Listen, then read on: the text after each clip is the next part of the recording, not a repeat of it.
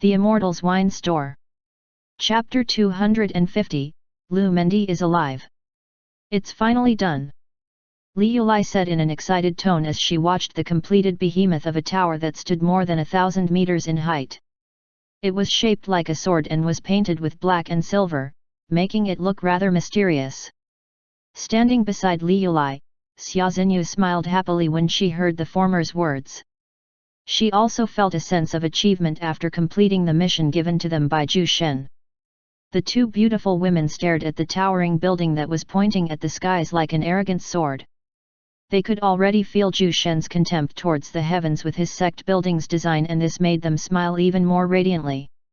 Xia Xinyu and Li Yulai unconsciously hugged each other because of the intense emotions they were feeling, and it seemed as if they had already forgotten their misgivings towards each other after the completion of the sect building. Let's go tell him about this. He would be happy to see his own sect building. Xia Xinyu said with an infatuated smile as she thought about how Zhu Shen would react to this. Li Yulai chuckled when she saw the look on her face, but she still nodded her head in response. All right, but I'll go see my father first. I'll bring him to the store so that he can formally apologize to Lord Zhu Shen, she said. Xia Xinyu nodded her head absent-mindedly. She was still immersed in her own thoughts that she did not even hear that Li Yulai was laughing sweetly as she walked away from the scene. Inside Zhu Shen's wine store, the fifth princess and the fourth prince were already back at work, and they were now serving the customers like how a waiter and a waitress should. The customers that they were serving were so overwhelmed by the professionalism of the two young individuals. They did not have the arrogance of a noble or the haughty attitudes of their big brothers, so everyone was happy to get the help of the two siblings. Your Highness, we meet again.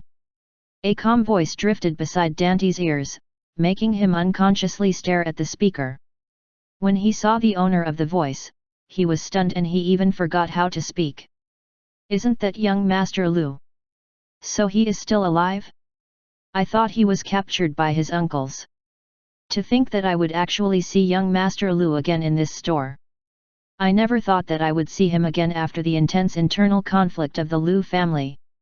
The customers were surprised to see Lu Mendi inside the store after going missing for many days. The Lu family experienced a terrible internal conflict that divided them into two factions. One faction supported Lu Mendi's uncles and the other faction supported him and his father. However, Lu Mendi's father met a pitiful end and was killed in action. Because of this, the faction that supported Lu Mendi was weakened, so they chose to hide temporarily to avoid the vicious plots of Lu Mendi's uncles. Young Master Lu. Prince Dante speechlessly stared at the refined-looking young man who wore a light smile on his face. Princess Sylvia was also surprised to see Lu Mendi standing in front of her without a missing limb. Are you crazy? Why did you come here? Your uncles would immediately know that you are here. Lu Mendi chuckled when he saw the expressions on their faces. That's why I'm here. They were able to track my movements, so I had no choice but to go here and seek refuge. I hope you don't mind my intrusion, he said shamelessly. You. The fourth prince uttered, but he then shook his head with a stiff smile on his face. He understood the miserable plight of this young man, so he could really bring himself to scold him. We don't mind, but do you think young Miss Thea feels the same? Just go and buy wine before she kicks you out of the store. Anyway, your uncles would never dare to act inside the store with her observing everything. Princess Sylvia whispered cheekily to Lu Mendi. The fourth prince was just a meter away from them, so he could still hear her words. He could only shake his head with a wry smile when he heard the suggestion of her sister. This girl hasn't changed at all. Lu Mendi laughed after hearing her words, but he still nodded his head at the fifth princess and said, Your Highness is truly smart and brilliant. In that case, I would like to order 2 Abels Blanc. Princess Sylvia smiled from ear to ear when she heard his compliments. All right. Just find a table for yourself, or you can also sit beside that group right there, she said as she pointed at a random group of customers. Sure. Lu Mendi smiled at her. I'll go get your order. Don't forget to pay or you'll be punished by young Miss Thea. Princess Sylvia warned with an exaggerated look before she went to get his order.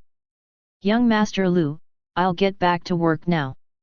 Just find me if you need my help. Prince Dante said before walking away. Lu Mendi watched the two siblings with a smile as he uttered softly. So I still have friends, hey. He then shook his head as he walked towards where Princess Sylvia had pointed earlier. In a different corner of the store, Zhu Shen took a sidelong glance at Lu Mendi's figure and whispered to himself. He actually broke through again. It appears that something compelled him to break through. Well, I don't care how did it, but I am beginning to like this kid even more. Maybe I should invite him to my sex opening ceremony. The small girl in his embrace wriggled as she opened her sleepy eyes. She then stretched her limbs and took a glance at her empty milk bottle. She pouted and poked Zhu Shen as she said. Stinky human, why is this empty? I remember that this was still full an hour ago. Meow.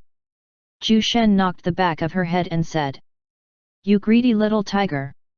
You were drinking it when you were asleep. Lies. Meow. Lies. Ice made a ferocious face at Zhu Shen, but the latter merely stared at her with a calm look. Chapter 251, Incinerate, 1. Lu Mendi glanced at the cup of wine in his hands and saw a vague reflection of himself on the liquid that gleamed with a golden color. His eyebrows were closely knitted together, showing his problematic expression. How can I still be so handsome even in my current state? He tried to ease himself up by complimenting his own image, but the anxiety and sadness in his heart did not diminish.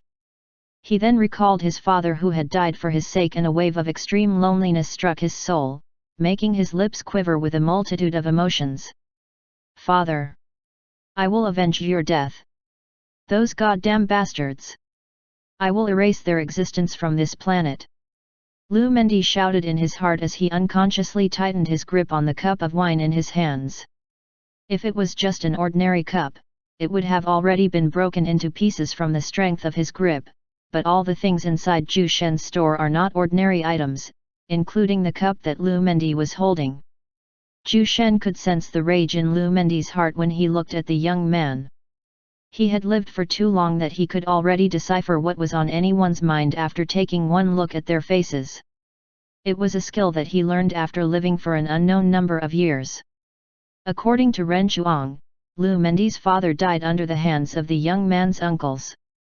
I could understand his rage since this situation is not all too unfamiliar to me. In fact, I even caused quite a scene back then. Zhu Shen muttered silently with a blank look.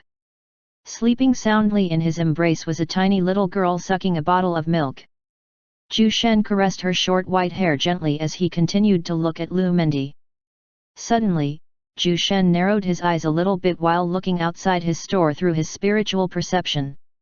Outside, he saw more than a dozen individuals wearing the robes of the Lu family. Their faces were filled with fear as they looked at the store in front of them. Patriarch, someone told us that young Ma, that bastard Lu Mendi, is inside the store, but do we really have to go inside the store to capture him? One of the individuals spoke to the man leading them.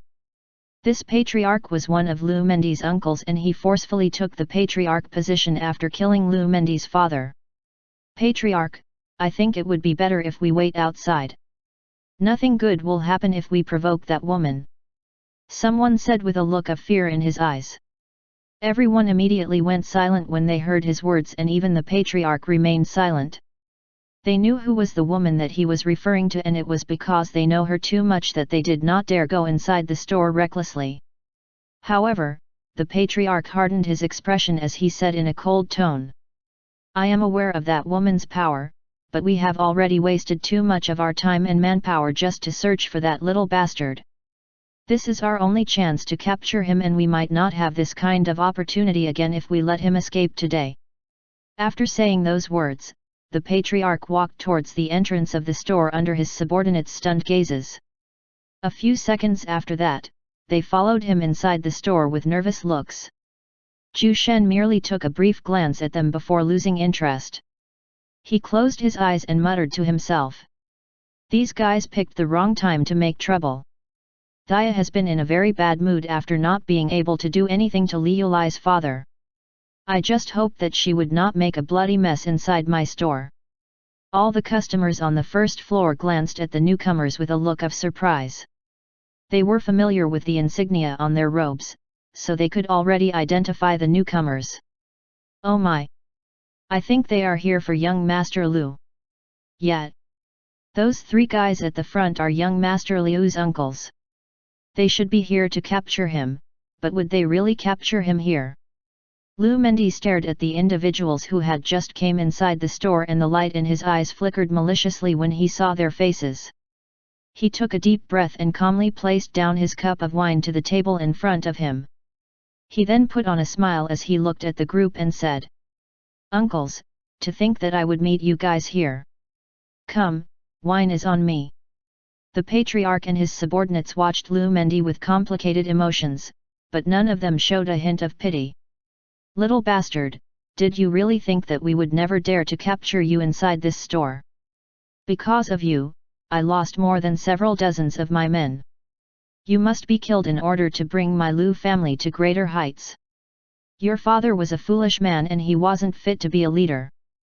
The both of you are just the same," the patriarch said with anger. Everyone watched the scene unfold with interest. None of them were worried since they knew that there was an existence overlooking the whole store with her sharp gaze. Lu Mendi's eyes narrowed when he heard those words. He clenched his fists so tightly that veins protruded on his arms. Everyone inside the store could see Lu Mendi's figure shivering lightly as he looked at the group. They had no idea if it was due to fear or resentment, but even with his eyes closed, Zhu Shen knew what Lu Mendi was feeling right now. Rage. Lu Mendi suddenly laughed, making everyone confused. "Ha ha ha! A fool will always be a fool. I overestimated you too much, but now, I have nothing to worry about.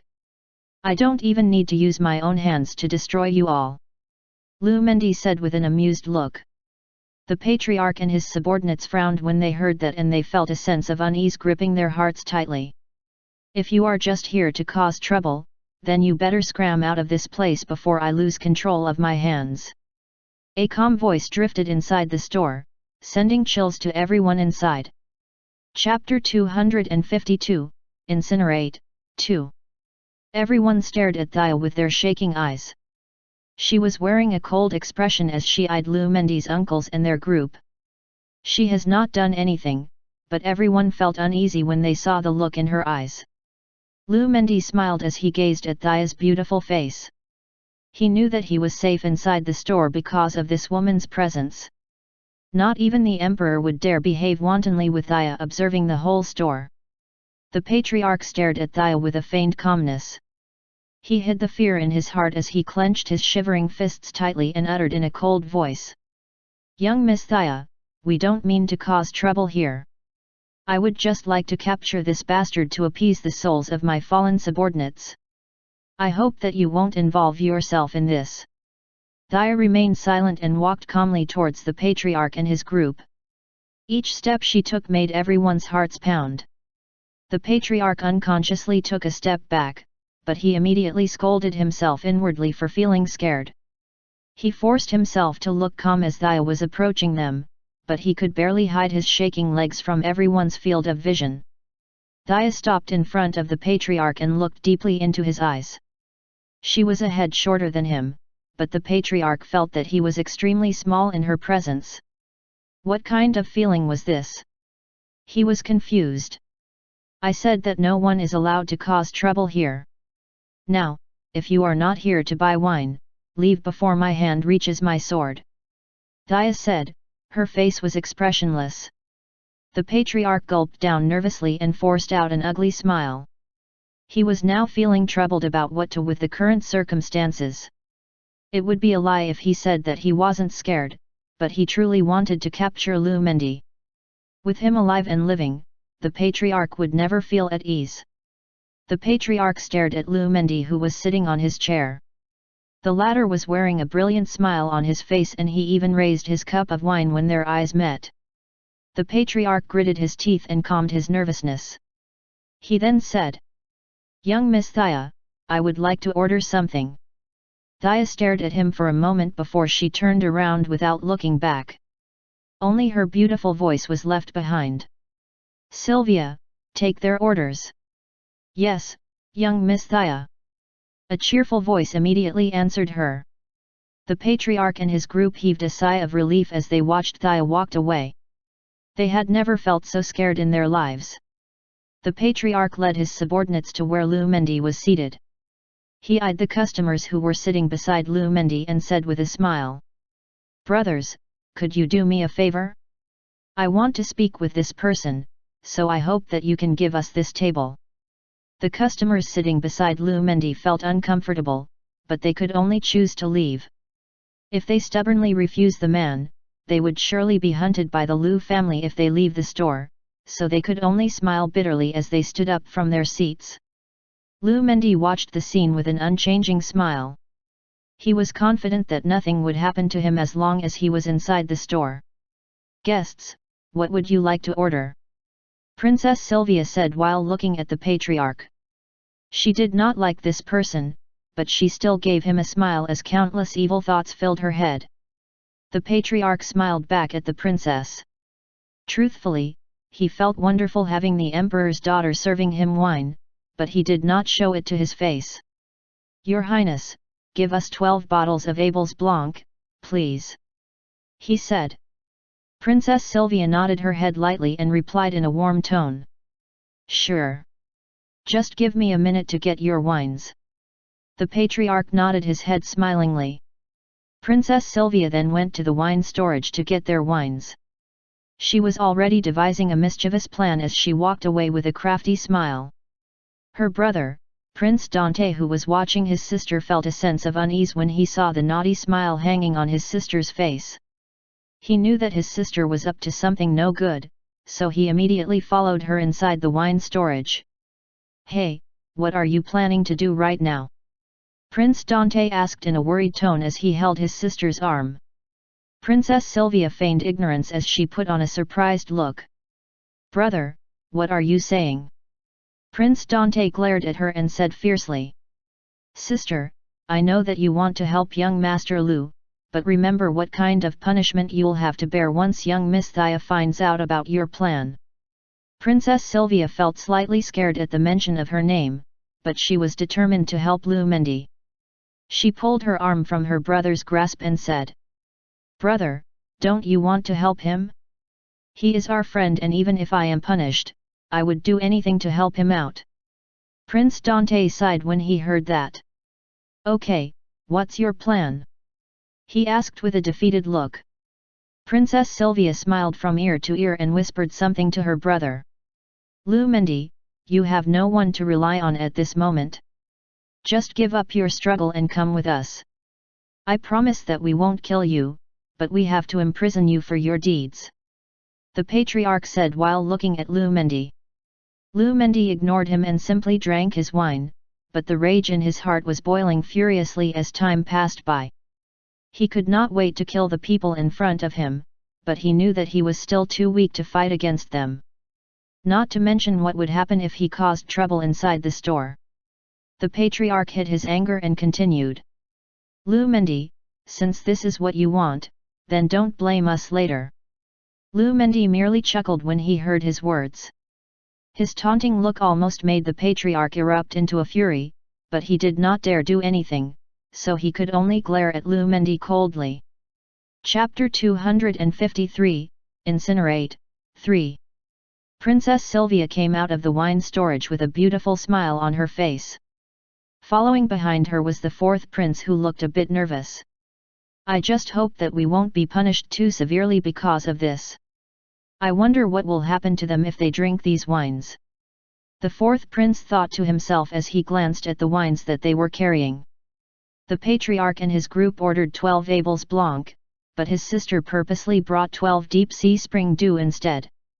He was not sure what would happen to them if they consume everything. "I remember Wine Master Ju saying that one would go kaboom if their strength is not enough to handle the wine's energy." The fourth prince shivered at the thought of it, but he still decided to go along with his sister's plan. This was the least thing he could do for Lu Mendi as his friend. "Guests, here's your order." Princess Sylvia smiled warmly as she placed the bottles of deep sea spring dew on the patriarch's table. The corners of her mouth were tilted so highly that her smile almost looked very suspicious, but the patriarch did not think too much about it since his focus was entirely on Lu Mendi. "Thanks, Your Highness." The patriarch smiled at Princess Sylvia. "No problem. Just call me if you need anything else," Princess Sylvia said. The patriarch was slightly overwhelmed by her smile and attitude that he failed to see the unnatural look on the fourth prince's face. Princess Sylvia and the fourth prince glanced at Lu Mendi, who was seated with the patriarch's group. Their gazes were full of hidden meaning, but Lu Mendi was uncertain about what they had in their minds. The pair of siblings then walked away with different expressions on their faces. One wore a crafty smile, while the other looked slightly worried. Looking at their departing figures, the patriarch was all smiles. He then stared at Lu Mendi while taking one bottle of wine to himself. "Lu Mendi, you can't stay here forever. The store will close before nightfall, and it is when your little life will be in our hands." The patriarch chuckled with a cruel look on his face. His subordinates also gazed at Lu Mendi with unmasked ferocity. Looking at their expressions, Lu Mendi merely smiled nonchalantly as he shrugged his shoulders. "I think I can remember you saying the same words a few days ago, but what happened? I was still able to escape unharmed, and I was even able to kill a few worthless trashes along the way." He chuckled mockingly while staring at the patriarch. Lu Mendi's words made the patriarch boil with rage. His veins protruded and he could not wait to strangle Lu Mendi. However, he held himself back and closed his to calm his raging nerves. After calming himself down, the patriarch gazed solemnly at Lu Mendi and coldly said, "If I ever manage to capture you tonight, I hope that you would be able to maintain that smile on your face." Lu Mendi put on a scared look as he said with a sarcastic tone, "So scary. Haha." The patriarch's face twitched, but he still managed to force out a cruel smile. He then pulled out the cork on his wine bottle. This. Isn't this? Did the princess take the wrong wines for us?" The patriarch stared at the bottle of wine in his hands with a bewildered expression. He knew that the wine bottle in his hands did not contain Abel's Blanc, instead, inside was the most expensive wine in the store, the Deep Sea Spring Dew. He checked the rest of the wine bottles and he found out that everything was all the same. Is the princess still unable to recognize the difference between the two wines after working here for more than a month, or did she just make a mistake? The patriarch felt slightly suspicious about this, but he put the matter at the back of his head and just filled his cup with the Deep Sea Spring Dew. He was already a 7th-rank Emperor Realm expert, so there is no problem about consuming an entire bottle of Deep Sea Spring Dew. His subordinates weren't weak either and they should be able to handle the wine's energy, so he was not worried about it. The patriarch smiled lightly as he stared at the golden liquid in his cup. The smell was beyond fragrant and he could even sense his true essence palpitating wildly after that one sniff. "What a treasure indeed!" he exclaimed silently before he held the cup towards his lips. Gulp! Gulp! Gulp! After seeing their boss drinking his share of wine, the others immediately followed suit. They filled their cups with the shimmering golden liquid while staring at it with fascinated eyes. Lu Mendi frowned when he saw the golden liquid inside their cups. He knew that there was only one wine with that kind of color in the store, the Deep Sea Spring Dew. Didn't they order 12 Abel's Blanc? How come? I see. Princess Sylvia, that cunning girl. Lu Mendi's eyes narrowed as he held himself from laughing. He was certain that Princess Sylvia was planning something mischievous. The latter was known as a naughty little kid since she was young, and even Lu Mendi himself was among those who fell from her plots. Thinking about this, Lu Mendi stared at Princess Sylvia with the corner of his eyes and he instantly discovered the cunning smile plastered on her beautiful face. The patriarch closed his eyes in delight as he savored the wine in his cup.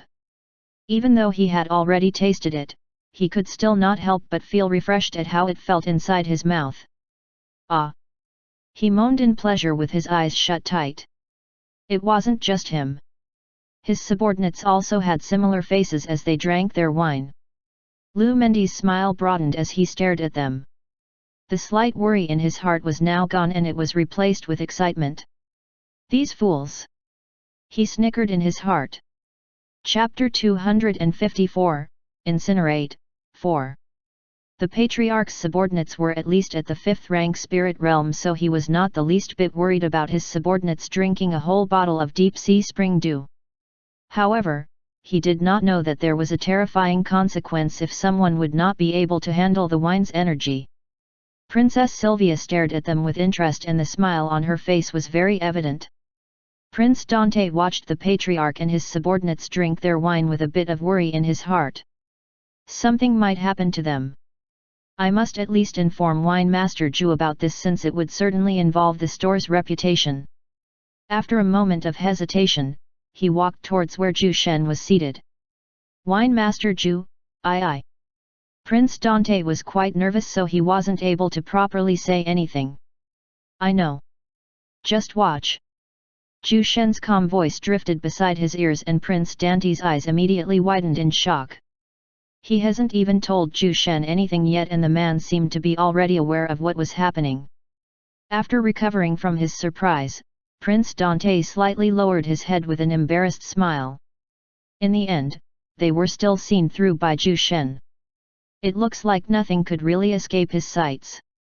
Zhu Shen glanced calmly at Lu Mendi before shifting his gaze to the Patriarch and his subordinates. Two of them will. His lips slightly arched upwards, but it soon vanished. I'll just let the little girl have a bit of fun, Zhu Shen thought to himself.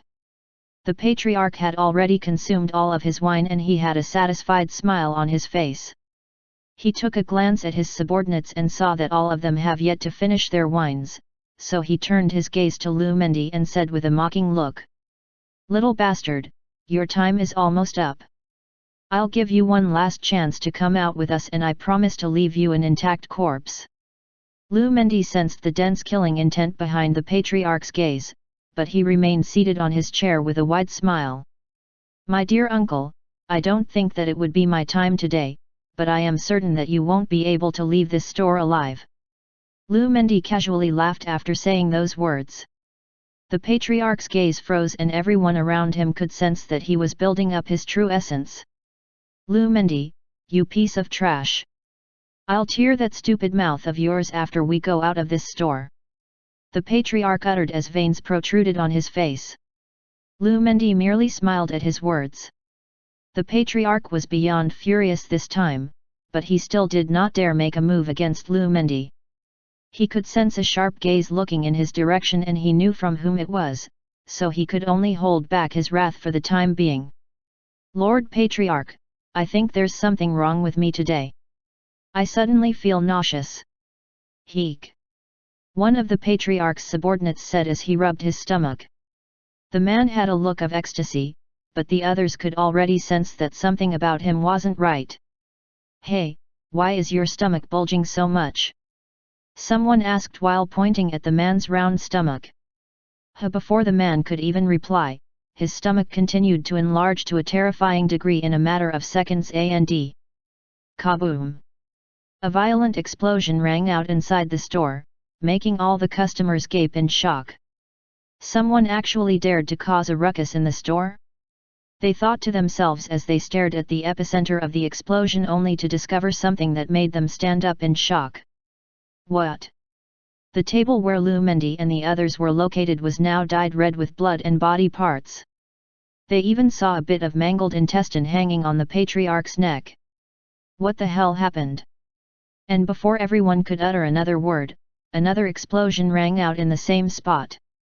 Kaboom! This time, everyone saw what happened. The body of one of the Patriarch's subordinates exploded like a watermelon being smashed by a metal bat. Blood, broken bones and mangled human flesh flew, but luckily, an invisible barrier trapped everything in place before it could even hit the customers. However, some of the customers still felt disgusted at the gruesome sight. Princess Sylvia's eyes widened in shock, but there wasn't any fear in her eyes. In fact, She had a look of excitement after witnessing this scene.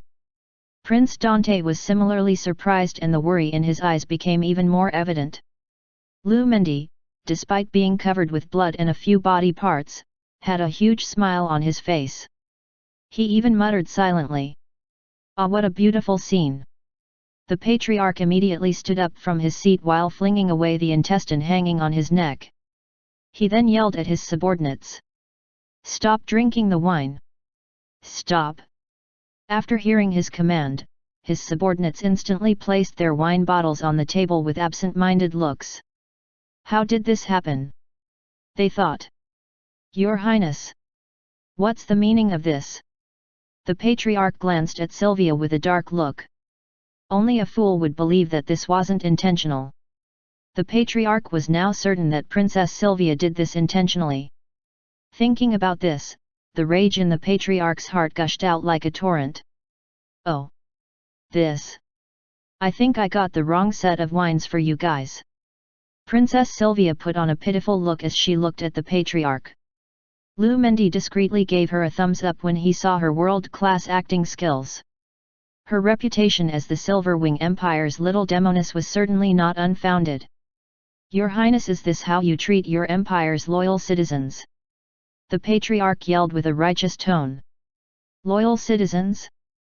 Someone who could kill his own brother for the sake of taking the Lu family's patriarch position actually dares to speak about loyalty with me? You're quite funny. Princess Sylvia said mockingly. The patriarch exhaled a breath of warm air as he stared at Sylvia's taunting gaze. He held the hilt of his sword, but one of his subordinates instantly held his shoulders before he could even make another move. Looking at this scene, Princess Sylvia revealed a disdainful smile. Chapter 255, Incinerate, 5. The patriarch slapped his subordinate's hand away and glared fiercely at Princess Sylvia. The flames of rage in his heart burned intensely that it consumed his sense of reasoning. He had come here with a high and mighty attitude to show everyone that he is the rightful patriarch of the Lu family, but after coming inside the store, he wasn't treated the way he expected to be. The patriarch slowly pulled out his sword, his eyes red with fury. Seeing their boss like this, his remaining subordinates immediately held the handle of their weapons while looking warily at their surroundings. They did not want this to happen, but they no longer have a choice. They chose to serve this man, so they could only follow his lead. Princess Sylvia put on a scared look as she sprinted behind the fourth prince.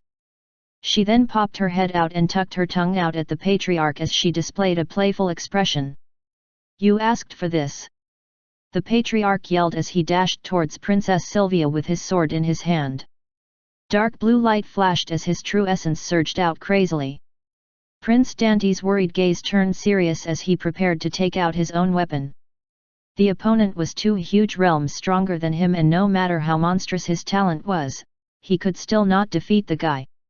Everyone held their breaths as they watched the patriarch slash down his sword towards Prince Dante and Princess Sylvia. Bong!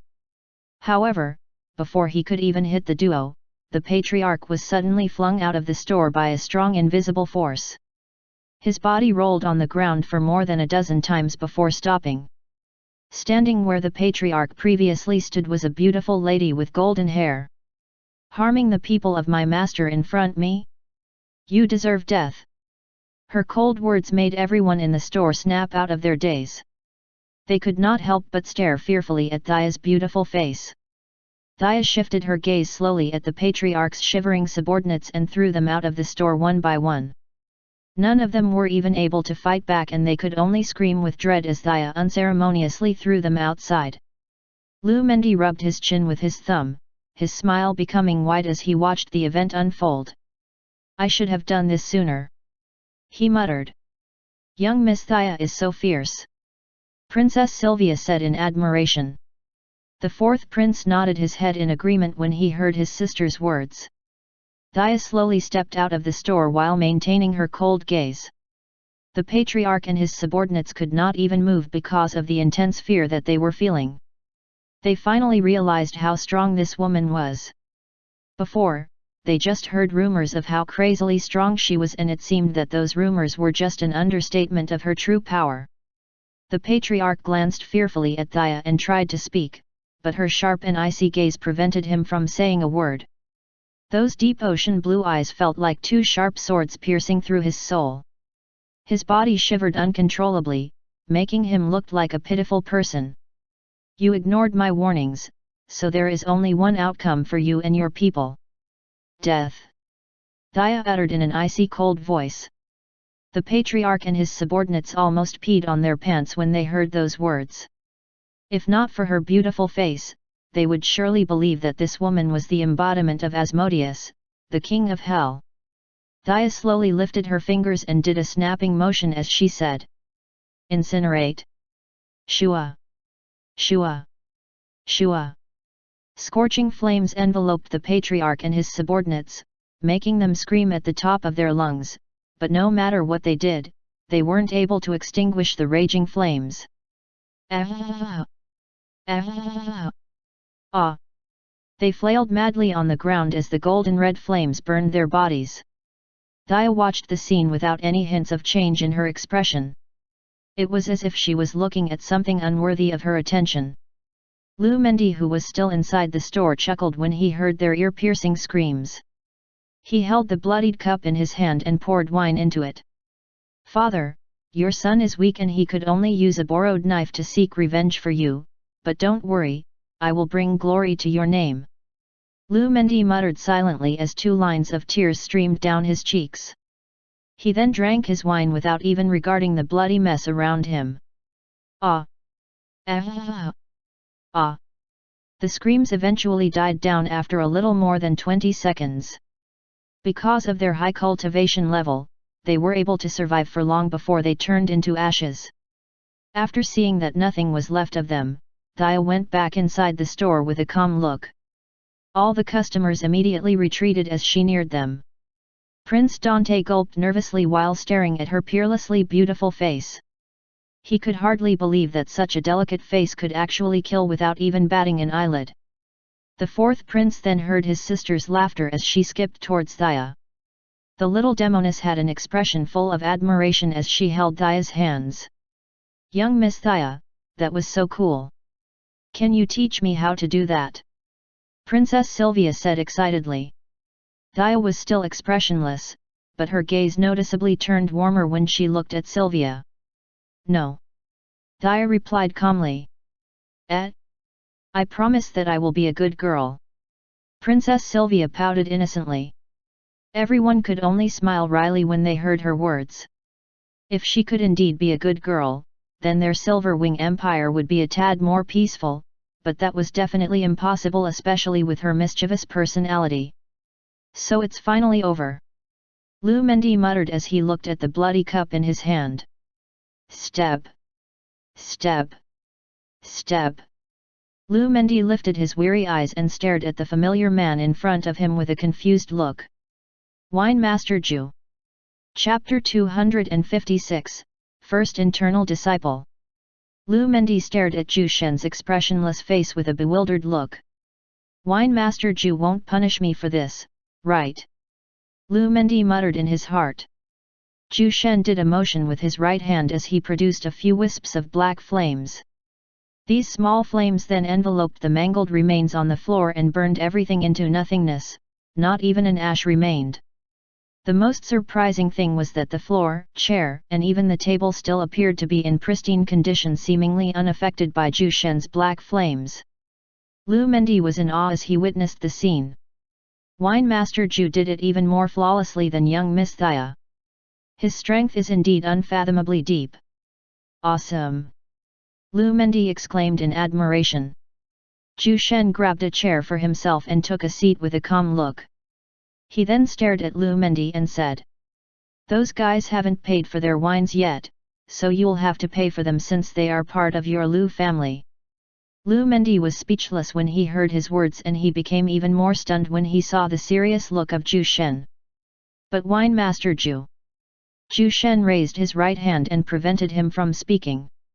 "If you don't pay, I can't promise that Thaya won't grill you as well," he said in a cold tone which immediately sent chills down Lu Mendi's spine. Lu Mendi chuckled dryly as he fiercely nodded his head. "Of course. Of course. Who said that I wouldn't pay for it? It's just a few true crystals anyway. Ha ha ha. Lu Mendi's heart almost bled as he spoke those words. I can't pay this amount right now, but the Lu family should be able to pay it for me. Now that those uncles of mine are dead, their faction would surely lose support and I will be able to gain control of the entire Lu family. Lu Mendi said to himself. Zhu Shen stretched his right hand with an open palm as he looked at Lu Mendi. Pay up, he said. Lu Mendi's face instantly froze. This. You don't have enough true crystals? Zhu Shen asked in a calm tone, but Lu Mendi could sense that the temperature around them had suddenly dropped. No. I mean I have, but my true crystals are still in the Lu family. I can pay everything, but I have to go back to the Lu family first to get them. Lu Mendi said with a wry smile. So you want me to wait for you? Or are you planning to run away without paying? Zhu Shen's eerily calm voice made Lu Mendi swallow back the words he was about to say. Oh shit! I'm finished. He lamented in his heart. Since you can't pay, then you might as well work here in my store to pay up for everything. Not just for the wines, but for this whole event. You know what I mean, right? Zhu Shen said as he patted Lu Mendi's shoulder. Lu Mendi's shoulder almost caved in from this casual pat, making him internally cry in pain. Ouch! He definitely did that on purpose. Ow! That hurt! With a tear-stained face, Lu Mendi immediately nodded his head. I will. Wine Master Zhu, could you get your hands from my shoulder now? He said with a forced smile. Oh, my bad. Zhu Shen said carelessly as he pulled his hand back. Lu Mendi sighed in relief, but he was still crying inwardly because of the intense pain he was feeling after that casual shoulder pat. Make sure that you can also attend the opening of my sect. I will make an exception and accept you as the first internal disciple of my section. Zhu Shen said before he walked away, leaving behind the stunned Lu Mendi with mouth agape. Did Wine Master Zhu just say that he wants me to join his sect? Lu Mendi muttered silently with a blank look, but his expression turned into excitement after a few seconds. Ha ha ha! I accept your offer, Wine Master Zhu. I will be part of your sect and become the first internal disciple. Ha ha ha! Lu Mendi said as he stood up from his seat. He laughed like a madman, making the customers glance his way, but when they heard his words, they immediately became surprised. Wine Master Zhu actually invited young Master Lu Mendi personally. What a great honor it was! Whoa! Way to go, young Master Lu! Don't forget us when that time comes. The opening of Wine Master Zhu's sect is one of the most awaited events in the whole profound Dragon continent. Some young elites from the Alliance might even apply during the opening ceremony. What a great opportunity it is for young Master Lu to become the first internal disciple. Amazing! Everybody cheered for Lu Mendi, making the latter overwhelmed with intense emotions. He clenched his fists tightly and said in his heart. This is just the start of my journey. Wine Master Zhu, I won't forget this great opportunity. I will forever remember this. Zhu Shen went back to his seat, grabbed the sleeping little girl on top of the table. He then laid her gently on his lap and rubbed her hair affectionately. Just wait a bit more, little tiger. With her eyes still shut tight, the corner of Ice's lips curved upwards, forming a happy smile that could melt anyone's hearts. She seemed to be immersed in a beautiful dream. Zhu Shen smiled gently as he stroked her short snowy white hair, but his smile instantly froze when he felt a warm liquid on his lap. A line of drool can be seen at the corner of the little girl's lips. Stinking human! Give me our milk! I want the big one! Give me our! She muttered with her eyes closed. Zhu Shen chuckled lightly when he heard her words. This little glutton! Chapter 257, Vitality Extending Dan. A huge and imposing sword with the tip of its blade almost piercing through the skies stood tall and unwavering in front of a huge crowd of people. Everyone gazed at this towering sword-shaped building in awe and amazement. This sword tower! I still can't believe that Wine Master Zhu would create his sect building like this. Emperor Elik, who was riding a savage beast mount, smiled wryly as he looked at the tower in front of him. Behind him were his father and the 4 guardians of the Silver Wing Empire. They were also looking at the sword tower with astonished gazes. Elik, I've invited some distinguished individuals from the Alliance to show up in the sect opening ceremony. Some of them even showed signs that they wanted to enlist their descendants into Wine Master Zhu's sect. I'm not surprised about this, since Wine Master Zhu's strength is already known by almost everyone on the Profound Dragon continent, especially after how he easily defeated Alliance head Situ. I also heard that Alliance head Situ still hasn't recovered to his peak state and is only putting up a front in front of his subordinates. The Emperor's father chuckled as he spoke. Emperor Elik laughed lightly upon hearing his father's words. Suddenly, their laughter halted as 2 figures appeared in front of their group like a gust of wind. Swoosh! Swoosh! Emperor Elik frowned and he immediately held the hilt of his sword, but when he saw the faces of the 2 newcomers, his face relaxed into a brilliant smile. Young Miss Ya? Young Miss Li Yulai? Are you guys here to escort us? Emperor Elik asked with a smile. Xia Xinyu remained silent and she merely glanced at the Emperor's group with a calm expression. Seeing the nonchalant look of the woman beside her, Li Yulai smiled apologetically at the Emperor and his group. Your Majesty, I have indeed come with Miss Xia to escort you to the Sword Tower under Sect Master Zhu's orders. It would be better if you leave your mounts here. Don't worry about them, someone will bring them safely to a stable nearby. Emperor Elik immediately leaped off of his mount upon hearing Li Yulai's words. He then strode towards the 2 ladies and said smilingly. It has been a while since I last saw you both. How have you been? Xia Xinyu thought for a moment and answered in a calm tone. Everything is great, Your Majesty. I'm more than happy now that I've finally reunited with my father after being away with him for so long. I'm also excited about the opening ceremony of Sect Master Zhu's section. Li Yulai replied courteously. Emperor Elik smiled at Li Yulai before shifting his gaze to Xia Xinyu. The ladies of the Ice Cloud Sword sect are still the same as always. Sulun. She's also like this, the Emperor thought to himself. Let's not stay here for long. Sect Master Zhu is already waiting for you guys at the Sword Tower. We should get going. Li Yulai said in a polite manner. She then pulled Xia Xinyu as they led the Emperor's group. Emperor Elik nodded his head and followed the 2 ladies. Master, everything is already in place. Do you want me to double-check everything before we start the ceremony? Kenyet asked his master with a hint of excitement in his tone. He was looking forward to this event and he could barely contain his excitement. The once lone mercenary who looked like a middle-aged man was now gone. His rough facial features had now turned much fairer and smooth, making him look like a dashing nobleman in his early 20s. Lu Sulin chuckled lightly when she saw the look on her junior apprentice brother's face. Zhu Shen glanced at him and replied in a calm tone. No need for that. You've already checked everything yesterday for more than 10 times, so I don't think that there would be any problem at all. Kenya scratched the back of his head at his master's words while smiling in embarrassment.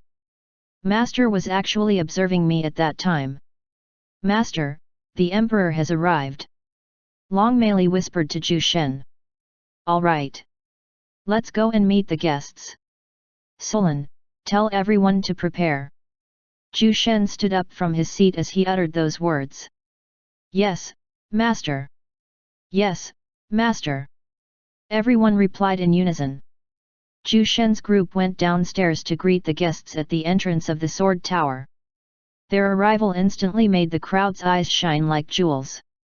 Zhu Shen stepped forward and glanced at the crowd with his usual indifferent expression as he said. Everyone, I thank all of you for coming here. Some of you have waited for very long, so I have a little gift to everyone who is here. A gift? Anything from Wine Master Ju shouldn't be too shabby. I wonder what it is. I'm glad I came here. Now, I can get something from Wine Master Ju for free. Ha ha ha. Everyone was excited about Ju Shen's gift, but they were also wondering what could this gift be. Looking at the crowd's excited faces, Ju Shen chuckled in his heart. He then waved his right hand and hundreds of small bottles hovered above his head. Everyone stared at the hundreds of small bottles dancing above Ju Shen, wondering what was inside these bottles. Wine Master Ju, what is inside those bottles? Someone could not hold back his curiosity anymore and asked. Ju Shen placed his hands behind his back and glanced at the small bottles above him as he replied indifferently. These are immortal pills I made during my free time. They are called Vitality Extending Dan. A pill that could extend one's lifespan by 5 years. Mortals could also use them without any side effects. Inside the small bottles are indeed the Vitality Extending Dan. Although this pill could only extend one's lifespan by 5 years, this effect should not be underestimated. A cultivator might have a longer lifespan than normal humans, but even they could not escape the passing of time. And as their cultivation improves, their fear of death intensifies as their doom grew nearer. And so a pill that could extend one's life was very rare that even the peak alchemists of the profound dragon continent would find it hard to concoct them. Everyone's eyes widened when they heard Ju Shen's nonchalant words. Even the emperor's father, who was just there to spectate things, could not help but rub his ears after hearing what was inside those bottles. Chapter 258, Recruitment. Ju Shen smirked as he looked at the bright faces of everyone around him. He had already expected this kind of reaction from everyone. After all, a pill that could extend one's lifespan was also rare even in the primordial god realm. Ju Shen gently waved his hand, distributing the pills to everyone. Kenya stared at his master with twinkling eyes as he whispered. Master, how about us? He did not expect this gift-giving scene, and he was even more surprised about the fact that his master casually giving away more than several hundreds of such precious pills. Ju Shen ignored Kenya and focused his attention on the guests around him. Everyone had excited smiles on their faces as they gripped the small pill bottle in their hands as if it was a sacred object. Their reverence towards Ju Shen also increased exponentially after receiving his gift. Perhaps only Ju Shen could give them something so precious without even batting an eyelid. Everyone, you don't have to hold back in front of me. You can consume the pill now and you don't have to worry about your safety as well. I guarantee that no one will harm you here in my territory. Ju Shen spoke the last sentence calmly, but all the people felt the threat hidden within those words. Ha ha ha. Thank you for your generous gift, Sect Master Ju Shen. Emperor Elik nodded his head at Ju Shen with a smile before he opened the bottle in his hands. Without hesitation, he popped the pill in his mouth and closed his eyes as he savored the changes happening inside his body. Nobody could see what was happening inside the emperor's body, but they could sense that his aura was becoming even sturdier. After seeing the pill's effects, no one hesitated anymore. They hastily gulped down the pill in their hands, afraid that someone would snatch it away from them. There were also a few people who secretly hid their pills. These people looked so young and it was obvious that they wanted to give their share to the older generation in their families. The emperor opened his eyes and exhaled a breath of happiness. He then glanced at his old man and saw the surprised look on the latter's face. He chuckled and said, "Old man, stop looking silly." The old man glared at the emperor and smacked the back of his son's head. Ju Shen moved his gaze around and when he saw that everyone's attention was on him, he smiled and slowly said, "Everyone here with me will be witnesses of the opening of the Heavenly Sword Tower." Heavenly Sword Tower. Everyone muttered the name in their hearts. They knew that this sect would be known by everyone in the profound dragon continent and maybe even the demons in the Crimson Fiend continent would someday fear it. Everybody clapped their hands and cheered after Ju Shen's announcement. It wasn't a long drawn-out speech, but just a simple announcement of the opening of his sect. However, everybody present at the scene felt the confidence in Ju Shen's voice. It was as if he was telling them that no one could stop him and his section. My heavenly sword tower will also hold its first entrance examination tomorrow. Everyone is free to apply regardless of their status. Whether you are a noble or a slave, as long as you have the talent to become a sword cultivator, you are free to come here. Zhu Shen said while glancing at the young cultivators present. Tomorrow? In that case, I will sleep here so that I will be the first one to apply. Ha ha ha. Good idea.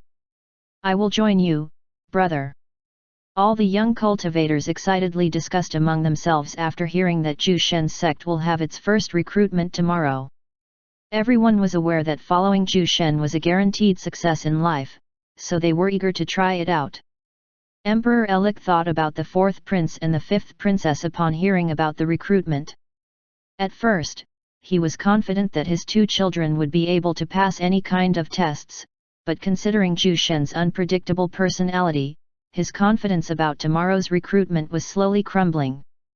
I just hope those two will pass, Emperor Elik prayed in his heart. Defender Duanmu saw the look of worry on the emperor's face, and although it was almost unnoticeable, he was able to immediately detect it. He had been friends with the emperor for many years and he could already read his expression with just a simple look. Your Majesty, I heard that Sect Master Zhu gave young Master Lu Mendi of the Lu family a special opportunity to become the first disciple of his heavenly sword tower. Defender Duanmu whispered to the emperor. The emperor's eyes lit up. He understood what the old guardian was trying to tell him. Sylvia and Dante's talent is on par or even greater than Lu Mendi's, so it should not be a problem for them to get accepted. Just that, how did that kid Lu Mendi manage to get Sect Master Zhu's attention? Emperor Elik was a bit curious about what Zhu Shen saw on Lu Mendi.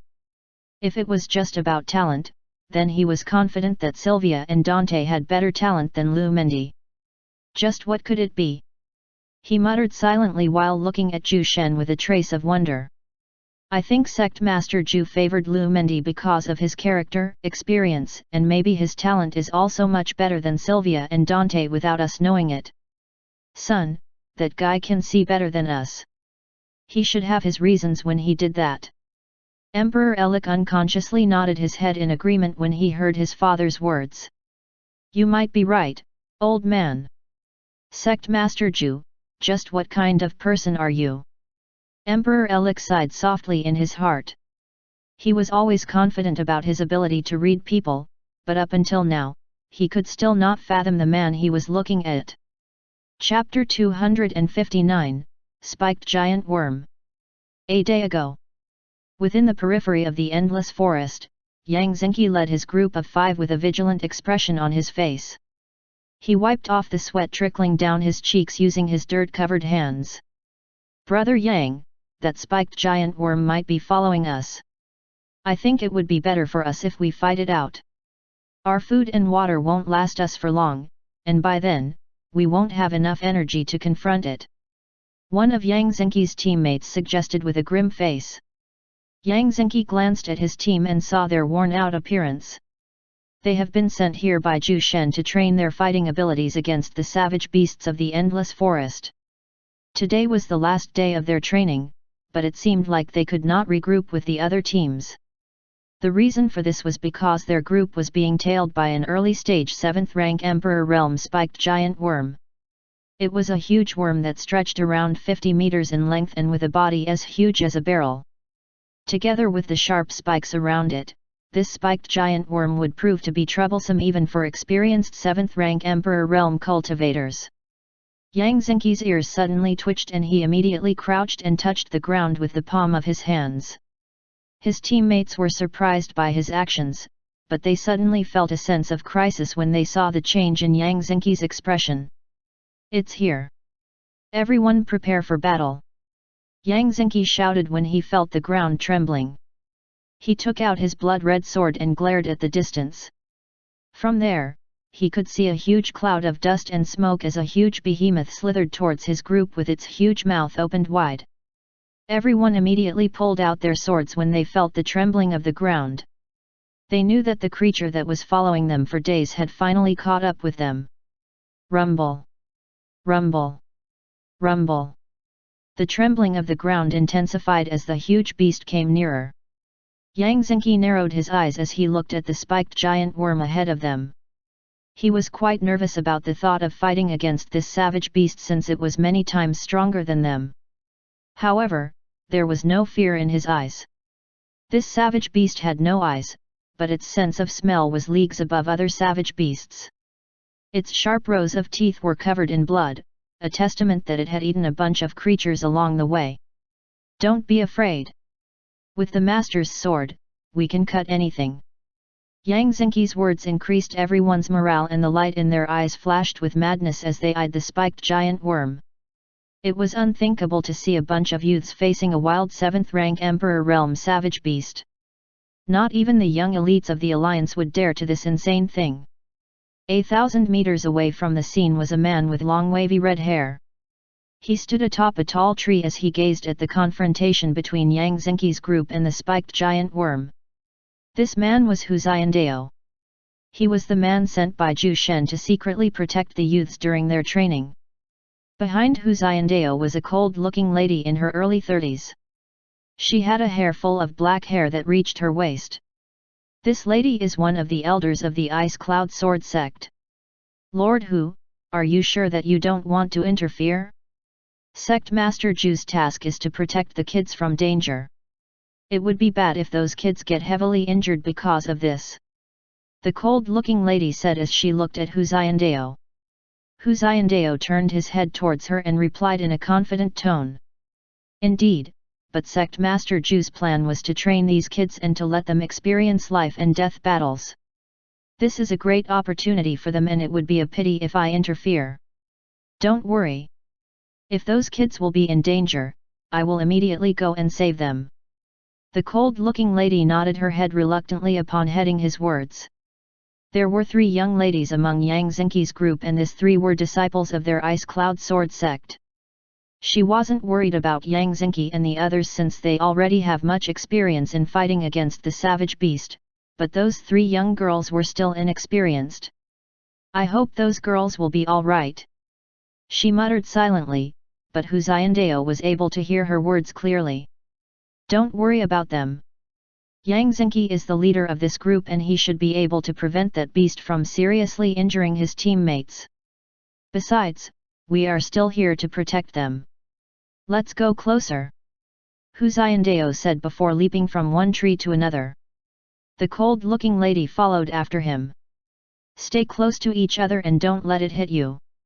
Yang Zhenqi shouted as he dashed towards the spiked giant worm. He was actually planning to attack it head-on. Brother Yang! Be careful! The spiked giant worm could sense a small human running towards it, so it immediately aimed its sharpened fangs towards this crazy human. Yang Zhenqi abruptly jumped into the air when he saw that the beast's movement. He then brandished the sword in his hands as he shouted. Earth-slicing sword spectrum! An arc of bloody light shot out of his sword and streaked towards the spiked giant worm. The savage beast felt threatened when it sensed Yang Zhenqi's attack. It hastily pulled itself backward, but it was still hit by Yang Zhenqi's slash. Puchi! Roar! The spiked giant worm emitted a pained cry after it was hit. However, Yang Zhenqi and the others saw its open wounds speedily closing up. It's recovering. This savage beast actually has a high regenerative ability. One of them cried out after witnessing the scene. Yang Zhenqi glared at the spiked giant worm and muttered to himself. TCH. This will be difficult. Chapter 260, Journey Back Home. The spiked giant worm pounced towards Yang Zhenqi with great momentum. Its abrupt movement caused the surrounding air to fluctuate wildly. Apart from Yang Zhenqi, the rest of the group appeared to be shaken by the beast's terrible power. Yang Zhenqi felt an extreme sense of danger, but he remained calm as he watched the incoming beast. He steadied his sword and shouted at the top of his lungs. All of you, snap out of it and focus your attacks when it opens its mouth. Everyone regained their senses when they heard Yang Zhenqi's wake-up call. After regaining clarity, all of them immediately prepared to strike as they waited for the spiked giant worm to open its mouth. It might be able to instantly regenerate its external wounds, but I don't believe that it would be able to heal its internal injuries that fast. This is our only chance to land a fatal blow. This was Yang Zinqi's thoughts as he stared intently at the huge worm in front of him. The spiked giant worm suddenly opened its huge mouth, intending to take a bite on a few of the foolish humans that dared to walk in its territory.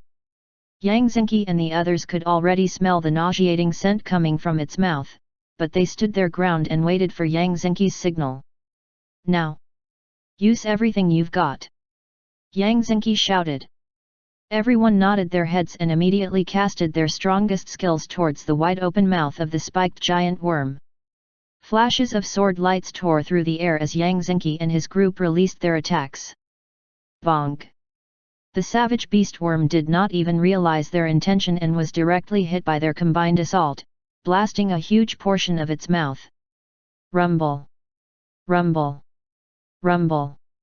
The huge worm writhed in agony as buckets of blood flowed down like a fountain from its huge open wound. Yang Zinqi narrowed his eyes and warned his group in a grim tone. Step back! It might use its remaining power to attack us. Everyone immediately followed his command when they heard his words. The huge spiked giant worm continued to flail madly on the ground, but its movement was slowly weakening as it lost more of its blood. After more than a few minutes, the spiked giant worm's body finally ceased moving. Yang Zinqi and the others heaved a sigh of relief after seeing it. Wait here. I'll check if it is still alive.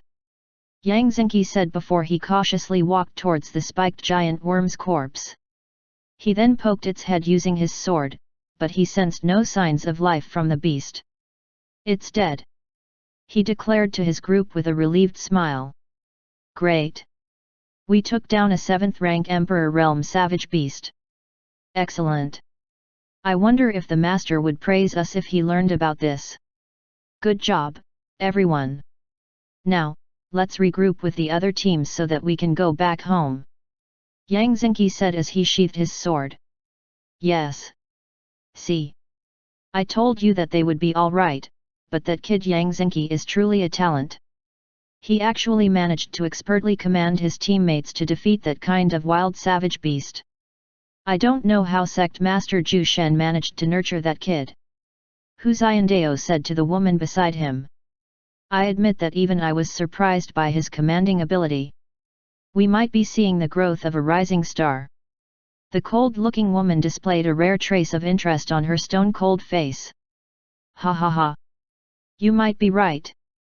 I'm looking forward to what these young kids will achieve under Sect Master Zhu Shen's guidance. Hu Xiandao said with a wide smile. The cold-looking woman beside him also smiled for a brief moment, but Hu Xiandao was too unlucky to see that beautiful scene. Yang Zinqi led his group towards the exit of the endless forest. They have already been here numerous times and they had even drawn out a map of the endless forest. Although it was still incomplete, they still managed to map out the outer ring of the endless forest after numerous explorations. The group stumbled upon a few other teams along the way and they walked out of the endless forest together. They also talked about their experiences during the training and everyone was awed when they heard that Yang Zinqi's team managed to kill a 7th-rank Emperor Realm savage beast. Whoa! That's my buddy! To think that your team was actually able to kill such a beast. And here I thought we were already great enough to kill a peak stage 6th-rank savage beast. Han Sen raised his thumbs while looking at Yang Zinqi. Yang Zinqi glanced at Han Sen and scratched his head with a smile. What a pity though! We could not even bring its corpse back with us. If only we had a spatial ring with us, then we might have been able to bring it and sell its corpse to the market. Yang Zinqi shook his head in regret. Han Sen also sighed after hearing his friend's words, but his eyes suddenly shone with excitement as he said. I wonder what the master will reward us when we come back. He he he. Han Sen chuckled merrily. Everyone was similarly excited at the thought of his words. Every time they came back from training, Zhu Shen would always give them some sort of reward, so they were eager to go back home. They waited for the other teams outside the endless forest and when everyone was back, they immediately darted towards the direction of the Silver Wing Empire. Behind these young elites were Hu Xiandao and the elders of the Ice Cloud Sword sect. All of them were looking at these kids with eyes filled with warmth. Let's go. Sect Master Zhu Shen is still waiting for us. He might even be surprised if he discovers the growth of those little brats. Ha ha ha. Hu Xiandao guffawed as he walked forward. The elders of the Ice Cloud Sword sect followed behind him with unchanging expressions on their faces. Chapter 261, Day of the Recruitment. It was the first recruitment day of Zhu Shen's Heavenly Sword Tower. The announcement of this recruitment was so abrupt, but the area around the tower was already packed with a huge number of young elites from all over the profound Dragon continent. The Silver Wing Empire became the focus of the whole continent because of this event, and those that initially wanted to attack it immediately ceased their movements. Who would dare to attack the empire that was under the protection of Zhu Shen? The Blue Fang Empire, who was about to show its claws, also recalled its troops after hearing about Zhu Shen's prowess. To think that I would actually meet an acquaintance here. It is good to see you here, Brother Zhu. Lu Mendi greeted when he saw a familiar face among the crowd. Zhu Ren turned his head around and was pleasantly surprised to see Lu Mendi. He then smiled back in response and said, "Oh, so it is young Master Lu." This Zhu Ren was one of the final 8 participants of the annual martial arts contest. His name became even more popular after his great display of skill in the art of spearmanship during the contest. "How have you been, Brother Zhu? I heard that a lot of sects invited you to join their ranks, but you refused all of them," Lu Mendi said, feeling a bit intrigued. Zhu Ren shook his head and replied, "None of those sects caught my eyes, and I just can't picture out myself following those so-called top sects. I want to practice my spearmanship to its peak, and my instincts are telling me that this is the place where I should be." Lu Mendi was a bit surprised by Zhu Ren's dream. Everyone knew how hard it was to train the spear, but this young man in front of him does not even look bothered about it. A feeling of admiration suddenly rose from his heart as he looked at Zhu Ren. "Haha! With your skills and talent, I am certain that you will gain the approval of the Heavenly Sword Tower. Come on! Let's go and find the others before the recruitment starts." Lu Mendi laughed as he walked forward. Zhu Ren did not even have the time to decline his offer, so he had no choice but to follow Lu Mendi. However, he also wanted to see the other participants in the martial arts contest. "Brother Zhu, I heard that young Master Baiming Chu will also apply here.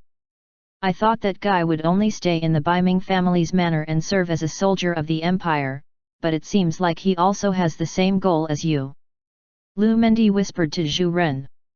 Zhu Ren's ears perked up when he heard him mention that name. Baiming Chu was also one of the final 8 participants of that contest, and everyone witnessed his wild way of fighting. He also managed to make that guy pull out his sword. Baiming Chu, a man who made Yang Zhenqi pull out his sword. Zhu Ren muttered under his breath. Lu Mendi nodded his head and thought about that crazily strong youth. Yang Zhenqi. He is training under Sect Master Zhu Shen. He should be here, right?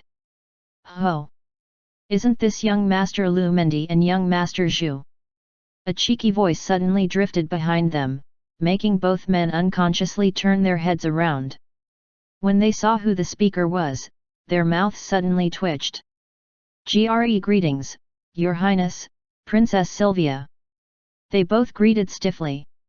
Sylvia pouted and pointed at the 2 men as she grumbled. "You both don't have to be formal with me. Especially you, Lu Mendi. Don't forget that you still owe me when I helped you that time at the store." Humph! Lu Mendi was tongue-tied when he heard her words. Zhu Ren was similarly speechless, but none of them dared to talk back to this little demoness. Standing behind Princess Sylvia was Prince Dante. He stepped forward and tried to ease up the atmosphere. "It's great to see you both here. Do you mind if we come with you?" Zhu Ren opened his mouth and wanted to decline his offer, but he closed it back up when he saw Sylvia glaring at him. Lu Mendi secretly sighed and nodded his head with a bit of reluctance in his heart. He was worried that this little girl might again do something that would endanger them. Thinking about it, Lu Mendi prayed to the gods that nothing bad would happen. Don't worry. I won't let this little girl wander around without permission. Prince Dante assured them when he saw the look on their faces. Princess Sylvia stuck her tongue out and harumphed. Let's go near the entrance of the tower. I saw the young elites of the alliance going that way. Prince Dante's words immediately made them interested. They have heard a lot of the alliance and it was said to be the foundation of the profound dragon continent. Many top cultivators and experts are among their ranks. The younger generation in the alliance is also trained with a generous amount of resources and time, making them a step ahead of their peers. Under the lead of Prince Dante, their small group went towards the entrance of the Heavenly Sword Tower. Along the way, they met some of their friends and acquaintances, making their small group much bigger. They also met Bai Ming Chu and the others from the Bai Ming family. We are finally here after that tiring training, Han Sen said as he looked at the imposing sword tower ahead of them. According to Lord Hu, today is the recruitment day of Master's Heavenly Sword Tower. Some of the guys we met at that contest might be here. Yang Xingqi said with glistening eyes. Han Sen and the others nodded their heads at his words. Come here, you brats. Don't let Sect Master Zhu Shen wait too long for you. Hu Xiandao shouted at them. Yes, Lord Hu. Yang Xingqi and the rest immediately ran towards Hu Xiandao. They were excited to see Zhu Shen once again. Chapter 262, First Test. Greetings, Master. Yang Xingqi and the others youths greeted respectfully. Xiao Hua and the young girls of the Ice Cloud Sword sect also greeted Zhu Shen with reverence. Zhu Shen sat lazily on his chair while stroking a sleeping chubby white cat in his arms. This group of young elites stared at the pair with great respect and worship. Some of them were able to witness the prowess shown by Zhu Shen and Ice when the Xue family rebelled. They no longer dared to look down on the fat snow-white cat lying peacefully in Zhu Shen's arms. Zhu Shen remained seated as he turned his gaze to the young cultivators in front of him. You've done a great job on surviving inside the endless forest. I've even heard that some groups managed to defeat strong savage beasts during your training inside the forest. As a reward, I am willing to accept all of you as disciples of my Heavenly Sword Tower. Of course, you are free to decline this offer. Zhu Shen's words made Yang Xingqi and the others excited and they hurriedly kneeled and prostrated as they said in unison. We are willing to become disciples of the Heavenly Sword Tower. Their heartfelt voices echoed inside the room like a clap of thunder, but Zhu Shen wasn't bothered by this. He gently lifted the chubby white cat in his arms and rose to his feet. I still have one reward for each of you other than becoming disciples of my Heavenly Sword Tower. Zhu Shen's words instantly made their eyes twinkle with excitement. Zhu Shen did not waste any more time and waved his right hand. Swoosh! Swoosh! Swoosh! Swoosh! Swoosh! Yang Xingqi and the others suddenly felt a small object on the palm of their hands, and they were startled when they discovered what the object was. A spatial ring. And the space inside should be at least 9 cubic meters. One of them eagerly shouted after checking the spatial ring in his hands. Wait! There are a few things inside. Han Sen said and took out a small book that was inside his space ring. Heaven Smiting Sword Technique. Han Sen's eyes almost popped out after reading the book's imposing name. This. Yang Xingqi and the others immediately took out the items inside their space rings after seeing the dumbfounded look of Han Sen. The corner of Zhu Shen's lips curved upwards upon seeing this scene. Inside your space rings are the items given to all inner disciples of the Heavenly Sword Tower. You should all wear your new robes after leaving this room. Zhu Shen said calmly. Yes, Master. Since my Heavenly Sword Tower is now officially established, all of you must call me Sect Master in the future. Zhu Shen added sternly. Yes, Sect Master. Everyone nodded their heads in understanding. Good. All of you can leave. Yang Xingqi, you stay. I still have a few things for you to do. Zhu Shen said to Yang Xingqi. Han Sen and the other disciples immediately left the room with excited faces. Even the girls who were usually reserved had similar expressions on their faces. Sect Master, what do you want me to do? Yang Xingqi asked with his head down. Zhu Shen walked towards the nearby window and gazed at the people crowding at the entrance of the sword tower as he said. Bring Lu Mendi inside the tower and give this to him. Swoosh! Yang Xingqi caught the space ring with one hand. I will get it done, Sect Master. He said in a respectful tone. Leave. Yang Xingqi bowed his head before he left the room. Lu Mendi. Wasn't he the guy who fought toe-to-toe with Bai Mingqiu? If not for his carelessness, the outcome of that fight might have been different. Yang Xingqi muttered to himself. Brother, they are starting the recruitment. Look. Princess Sylvia said as she pointed at a cold-looking woman standing at the entrance of the sword tower. Prince Dante and the rest of their group stared at the woman and walked towards her eagerly. Greetings. Allow me to introduce myself first before I begin the first round of the test. My name is Xia Xinyu, an elder of the Heavenly Sword Tower. Xia Xinyu introduced herself in a cold and calm tone. She immediately attracted everyone's attention after that short introduction. Xia Xinyu was pleased when she saw that everyone was now looking at her. Our Heavenly Sword Tower will only accept the best young elites among the younger generation. We care not about your background and we will accept everyone even if they are commoners or servants.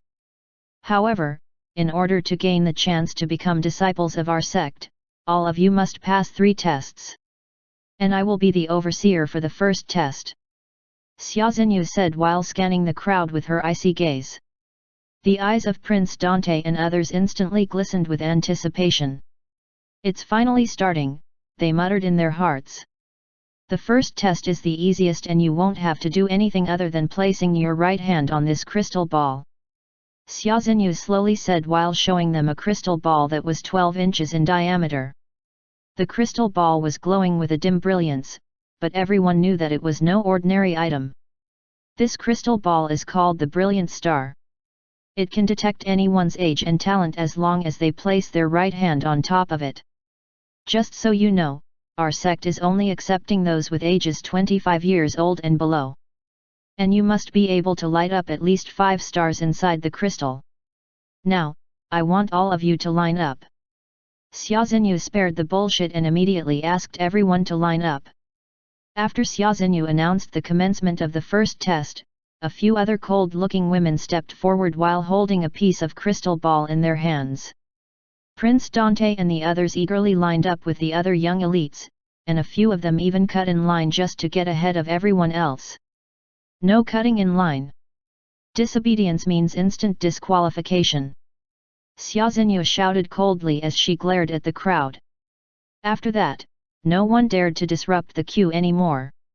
Chapter 263, End of the first test. This crystal ball looks the same as the one used to check our cultivation when we registered for the annual martial arts contest. The only difference is that this one can measure our talent, but is that really possible? Zhu Ren whispered softly. Come on, brother Zhu. Sect Master Zhu Shen is even capable of defeating Alliance Head Situ. It should not be a surprise if he has these kinds of items. Lu Mendi patted Zhu Ren's back forcefully as he uttered those words.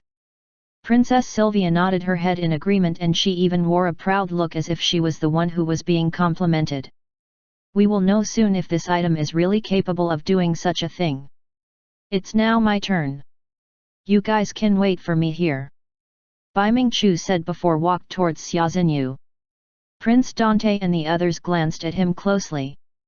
They were eager to know if the brilliant star was truly capable of measuring one's talent. After all, they haven't heard of anything capable of doing that. Bai Mingqiu paused in front of Xia Xinyu and stared at the crystal ball she was holding. Place your right hand on top of it. Xia Xinyu said in a calm tone. Bai Mingqiu no longer hesitated. He slowly placed his hand on the crystal ball and when his skin touched the surface of the crystal, he felt a warm sensation spreading through his palm. The dim brilliant star emitted a faint white light that glowed briefly. Bai Mingqiu. 20 years old. 7 stars. You passed the first test. Xia Xinyu announced with an unchanging expression. Bai Mingchu was absent-minded and he only recovered himself when he heard Xia Xinyu's words. He was glad that he passed the first test, but he was bewildered about the meaning of his 7-star talent. He walked back towards Prince Dante and the others with a calm look, but the curiosity in his heart intensified the more he thought about the result. Just what does it mean? He muttered under his breath. Congratulations, Brother Baiming. So far, you have the highest talent among all those that had themselves tested. Prince Dante said with a warm smile. He was genuinely happy that his friend passed the first test without any problem. All right. Now, it's my turn. I'll be back right away. Hee hee. Princess Sylvia grinned as she walked away. After less than a few minutes, she came back with a stiff smile. Why do you look unhappy when you passed the test? Lu Mendi asked, feeling quite confused at her expression. Princess Sylvia pouted as she replied. I thought I had a higher talent, but it seems like I'm just a 7-star talent like Brother Baiming. Prince Dante chuckled and the others chuckled secretly when they saw her distressed look, but they were also surprised when they heard that she was only a 7-star talent. Cough. Cough. Ahem. A faked cough suddenly interrupted their train of thoughts and they immediately turned their heads to glance at the newcomer. You. Yang Zhenqi. Lu Mendi pointed at Yang Zhenqi with a look of shock. So it's Brother Yang. What brings you here? Prince Dante pulled the shocked Lu Mendi and stared at Yang Zhenqi with interest. He was truly curious about this young man who managed to awe everyone with his savage way of fighting. Yang Zhenqi nodded his head at Prince Dante and replied in an indifferent tone. I'm here under the orders of Sect Master Zhu Shen. I have something to give to Lu Mendi. He sounded rude and arrogant, but none dared to voice out their displeasure. Not even the little demoness dared to show a hint of hostility on her face. To me. Lu Mendi pointed at himself with a perplexed look. Yang Zhenqi nodded and said. Take this space ring. Sect Master Zhu mentioned that you are now a disciple of the Heavenly Sword Tower. You don't have to join the assessment anymore and you can go inside the tower with me. Lu Mendi's eyes widened. Ha ha ha. To think that Sect Master Zhu was not joking with me at that time. How foolish of me to doubt him. Ha ha ha. Let's go. Lu Mendi burst into peals of laughter as he thought about it. Yang Zhenqi then glanced at Prince Dante and the rest and said. I know all of you will be accepted as disciples of the Heavenly Sword Tower, so I won't offer you guys any words of encouragement. You can go look for me after the assessment is over. After saying those words, he did not even wait for any reply before walking inside the Sword Tower. Good luck, all of you. I'll wait for you guys inside. Lu Mendi chuckled before following Yang Zhenqi. Bai Mingchu and the others stared at their figures speechlessly. That Yang Zhenqi guy still looks unapproachable as always. Prince Dante muttered. Everyone else nodded their heads at his words. His confidence in us is pressuring me. I just hope that all of us can truly pass all 3 tests. Zhu Ren added with a somber tone. I don't like that guy. Humph. I'll smack his face after I get inside the sword tower. Princess Sylvia harumphed. Bai Mingchu and the others merely smiled at her words. They knew that she was just spouting nonsense, but none of them said anything about it lest they incur this little demoness rage. The first assessment continued for a few more hours. There were thousands of applicants, but only several hundred remained after everyone was tested. Xia Xinyu surveyed the crowd with her cold eyes and announced. All of you passed the first round of the assessment and I congratulate you for that. Now, please go inside the sword tower and take a rest. We have already prepared your accommodations, so you have nothing to worry about. As for the second test, it will be held tomorrow morning, and latecomers are immediately disqualified. The words immediately disqualified resounded inside everyone's head like an eruption of a volcano. They silently told themselves to never be late for the second test tomorrow. Chapter 264, Truth about the Brilliant Star. Inside the only room on the topmost floor of the Sword Tower, Zhu Shen sat on his chair with a calm look on his face. Lying peacefully on his embrace was a little girl with short white hair. She had a wide smile on her face, a clear evidence that she was having a good dream. Behind the two of them was a tall young lady with long purple hair. She was looking at the man in front of her with respect and admiration. "I'm again one step closer to my goal," Zhu Shen muttered under his breath. His indifferent eyes flashed intensely for a moment. This wasn't the first time that Long Meili heard her master speak about this goal of his, but she always tactfully chose to remain silent during these moments. She knew that Zhu Shen had his reasons for suddenly establishing a sect after living an idle life inside his store. As Zhu Shen's subordinate, she would always remain at his side, ready to do his bidding. Knock. Knock. Knock. "Come inside," Zhu Shen said when he heard the knocking on the door. Creak. Zhu Shen stared calmly at Xia Xinyu, who had just stepped inside the room. The coldness that she showed to the young applicants earlier was gone and was now replaced with a warm and docile look. "Sect Master, the first assessment is now over. From the initial 13,689 applications, 758 of them passed. With all due respect, I think the standard is just too high for the applicants, and there might only be a little more than 100 after the final assessment. Do you still wish to continue with the same arrangement?" Xia Xinyu asked with concern. She was the one who tested the applicants' talents and she saw a lot that she deemed worthy of nurturing. However, most of them failed to reach the standards set by Zhu Shen. Zhu Shen's expression remained the same after hearing her words. It was as if he had already expected to hear those words. While gently rubbing the hair of the little girl in his arms, Zhu Shen replied with an indifferent tone. "Xinyu, only those that are accepted by the Brilliant Star possesses the fate and talent to surpass the 9th rank saint. However, how many of these talented young elites could attain such a level of cultivation in their lifetime? I can indeed help those with lesser talents to overcome that realm, but it would take many years and a lot of valuable resources to do this. I did not establish this sect just to create a massive army." Zhu Shen did not want to linger for too long in Nuar. That's why he only chose to accept the best young elites of the profound Dragon continent.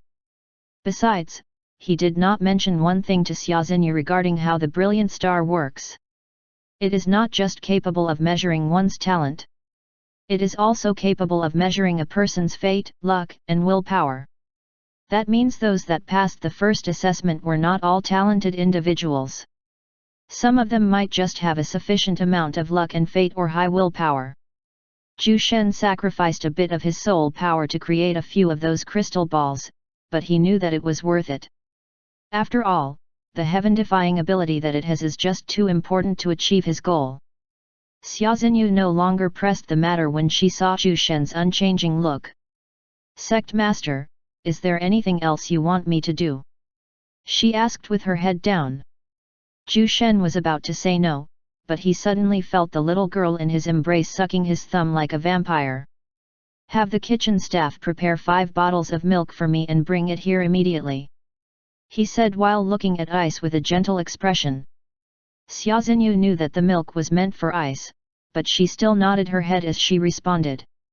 "Yes, Sect Master." The room lapsed into silence after that and Xia Xinyu took this as a sign to leave the room.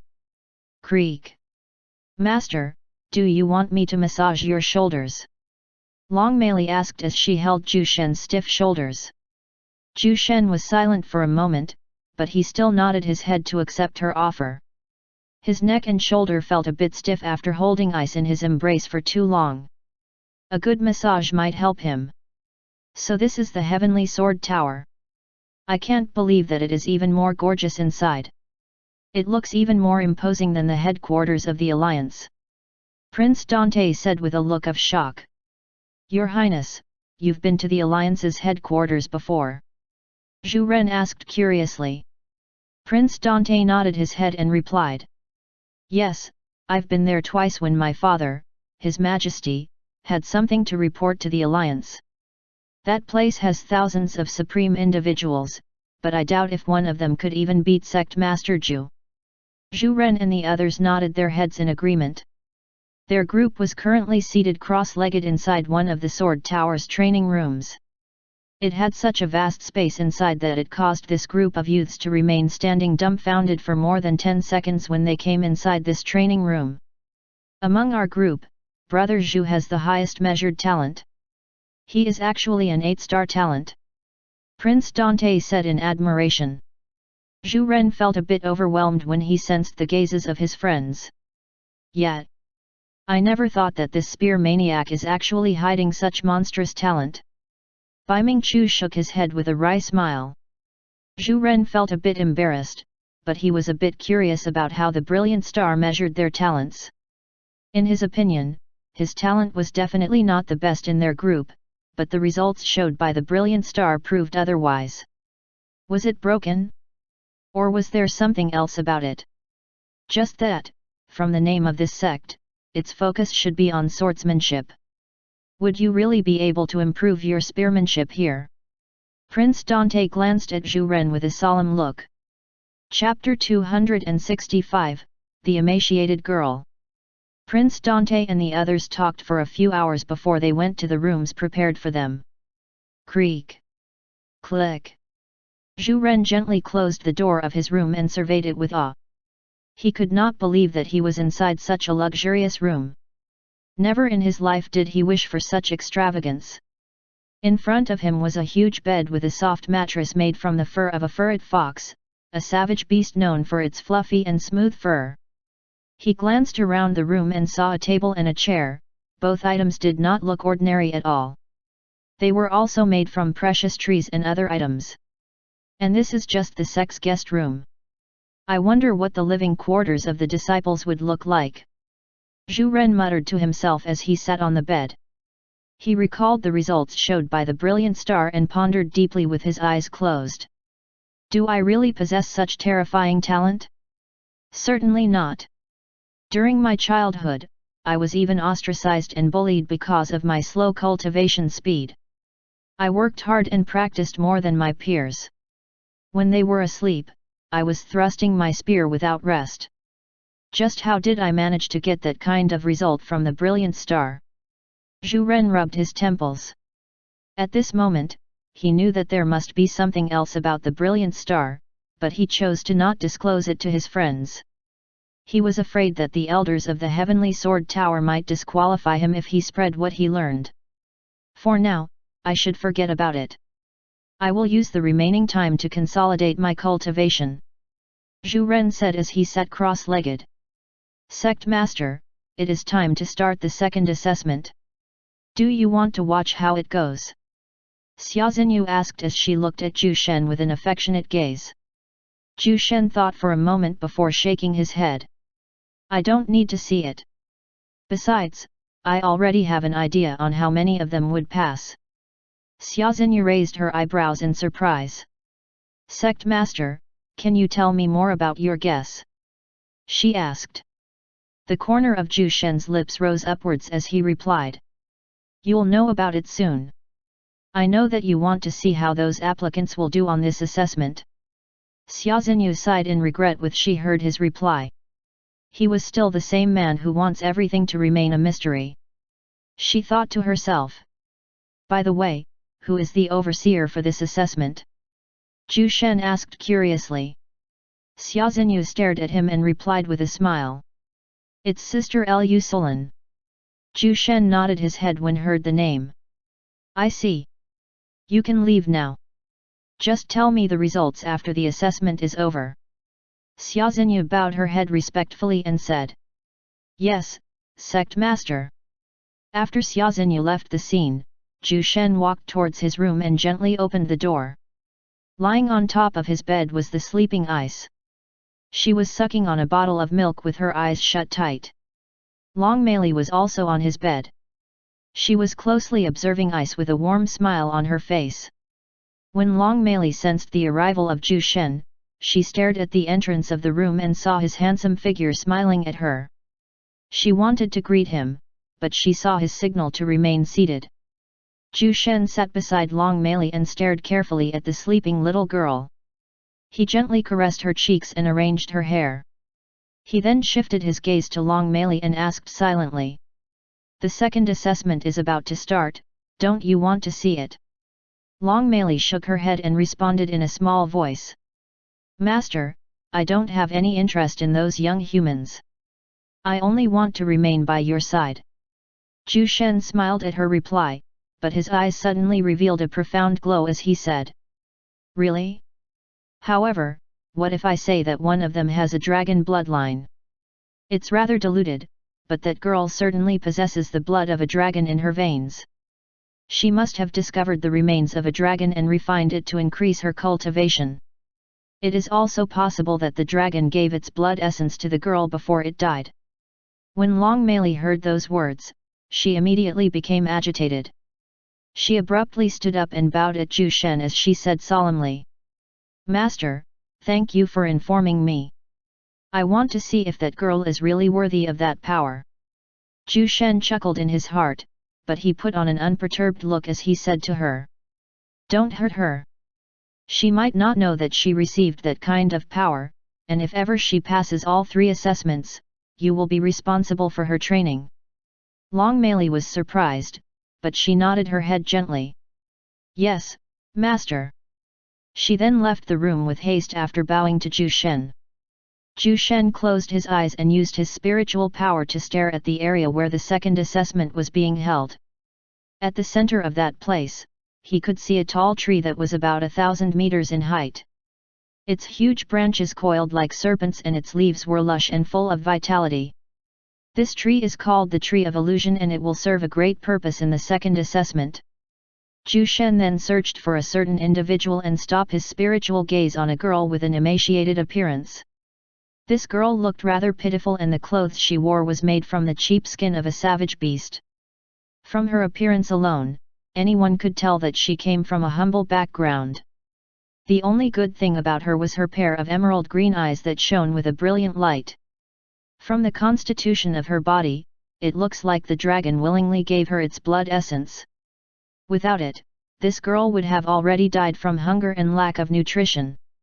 What a poor soul! Zhu Shen muttered softly. Chapter 266, The second assessment begins. Prince Dante and his friends stared at the tall tree ahead of them. It was so huge that they had to look up even when they were still quite a distance away from it. How did Sect Master Zhu Shen put this giant tree inside this place? Before we entered the room, I thought it was just another training area, but to think it would be this vast. Prince Dante said without hiding his astonishment. Brother, Sect Master Zhu should have used a higher level of space manipulation to create this place. I mean, this vast expanse of land is many times larger than his store's interior, so this place might have consumed a few of his resources. Even so, Sect Master Zhu's power is still as inestimable as always. Princess Sylvia smiled proudly as she said those words. Prince Dante and the others nodded their heads at her words. None of them could remain calm at the sight of this shocking scene. I wonder what the second assessment will be like. Bai Mingchu muttered curiously. No one knows, but it is definitely not so simple. Zhu Ren said in a serious tone. The group stopped beneath a huge tree where all the other applicants waited. Every one of them was looking curiously at the tree that was even larger than many giant savage beasts. They were wondering as to what kind of tree it was that it even made the renowned Sect Master Zhu Shen placed it inside his sword tower. This tree. Clap. Clap.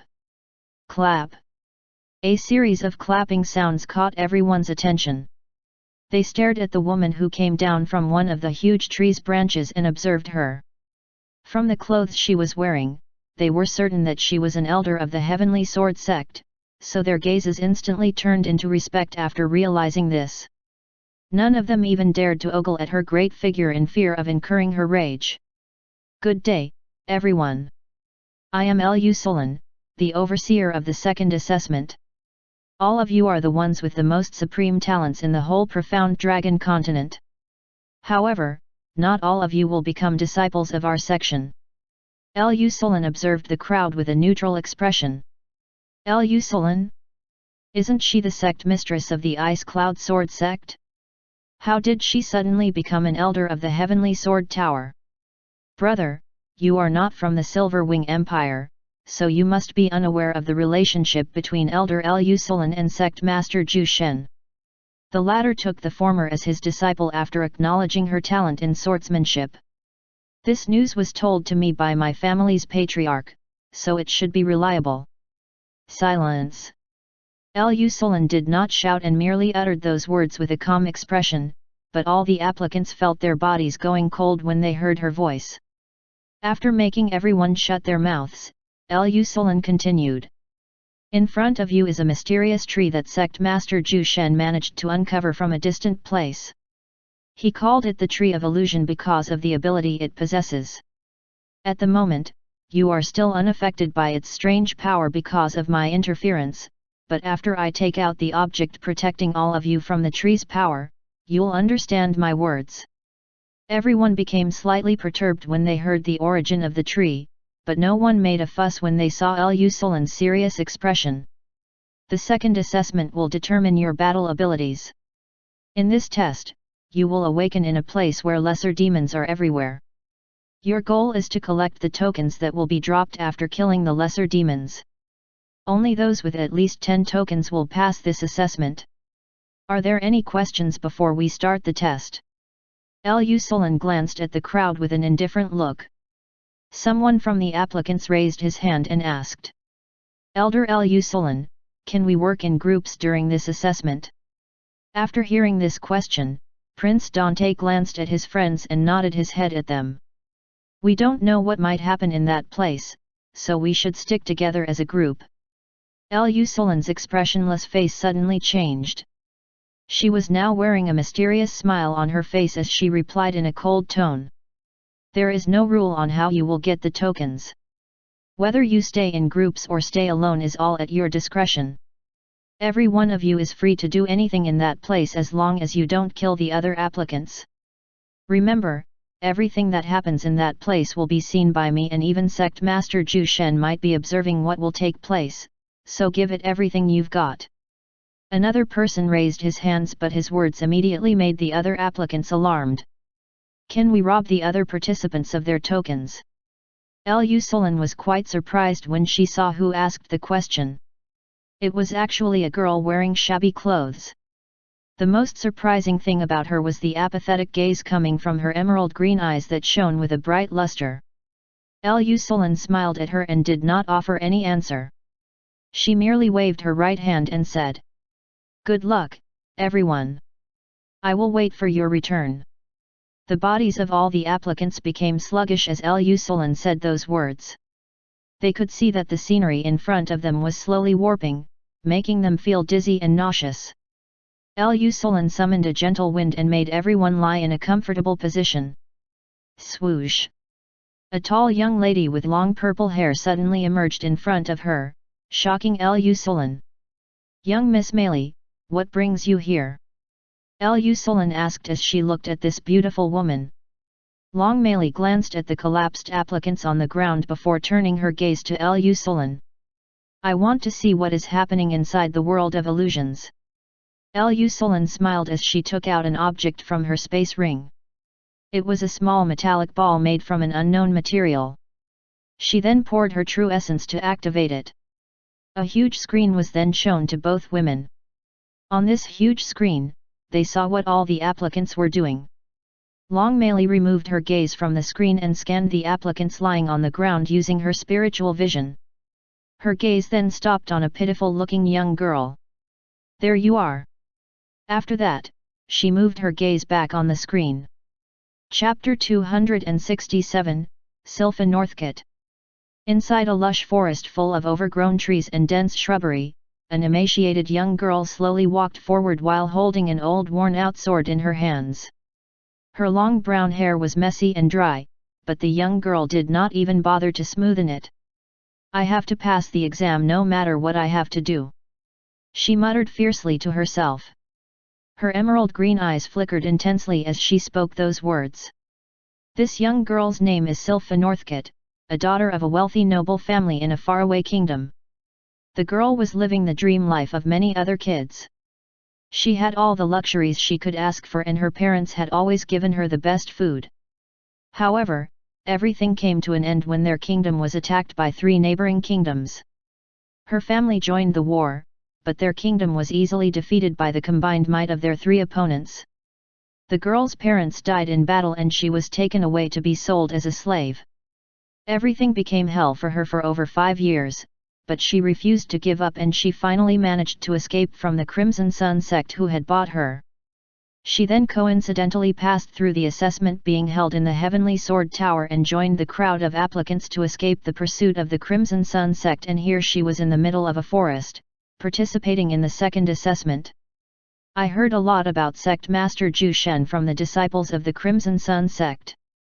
Even the sect master is afraid of Sect Master Zhu Shen. I just hope that I can pass all 3 assessments and become a disciple of the Heavenly Sword Tower, but would they really accept me if they learned about my identity? Sylpha muttered worriedly. They will. The elder yesterday said that they would accept anyone regardless of their status as long as they could pass all 3 assessments. I still have a chance. The young girl gripped her sword tightly before hastening forward with glistening eyes. Zhu Ren stared at his surroundings with a calm look and checked his body to see if he was injured. He then heaved a sigh of relief when he felt that nothing was wrong with his body. So we are separated inside this forest. I assume the other applicants are already starting to hunt those lesser demons. I should begin hunting as well, and I might even find the others along the way. Zhu Ren said as he pulled the spear behind his back. This spear was a gift from his deceased grandfather and this had been with him since he started learning about spearmanship. Zhu Ren dashed through the forest in a practiced manner. It was as if he had suddenly become a veteran hunter. The truth was that Zhu Ren's talent was not exactly great, but he had compensated for his lack of talent through sheer effort and willpower. He practiced his spear techniques with little rest and even trained himself in the outer parts of the endless forest. That was why he was able to run inside this forest with such familiarity. Zhu Ren stopped in his tracks and jumped on top of a huge tree's branch. He then stared at 2 strange creatures walking alertly down below. Those creatures had a humanoid figure except for their grotesque appearance. Their skin was dark purple and their muscles screaming with power. Are these the lesser demons?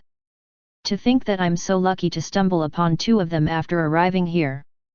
Zhu Ren muttered to himself excitedly. He stealthily pounced towards the defenseless backs of the creatures and aimed his spear towards their vital spots. Zhu Ren was now an early-stage 5th rank spirit realm cultivator and he even had the power to confront those at the mid-stage 5th rank spirit realm. Puchi! Puchi! The 2 creatures were not even able to emit a shriek before they died under Zhu Ren's surprise attack. Their bodies exploded into motes of white light and dropped 2 tokens on the ground. Clink! Clink! Zhu Ren grabbed the 2 tokens with a smile and said. Those guys are indeed lesser demons. I never thought that they would be so weak for a 5th rank spirit realm creature. Brother Biming and the others should be able to easily get these tokens with their strength. In that case, I have nothing to worry about. He then moved ahead with confidence.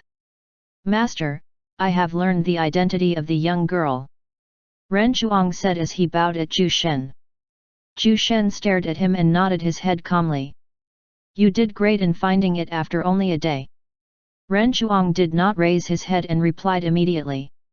Master, that girl came from a small kingdom and it was rather easy for me to uncover her identity. I see. Then tell me who this girl is. Zhu Shen said.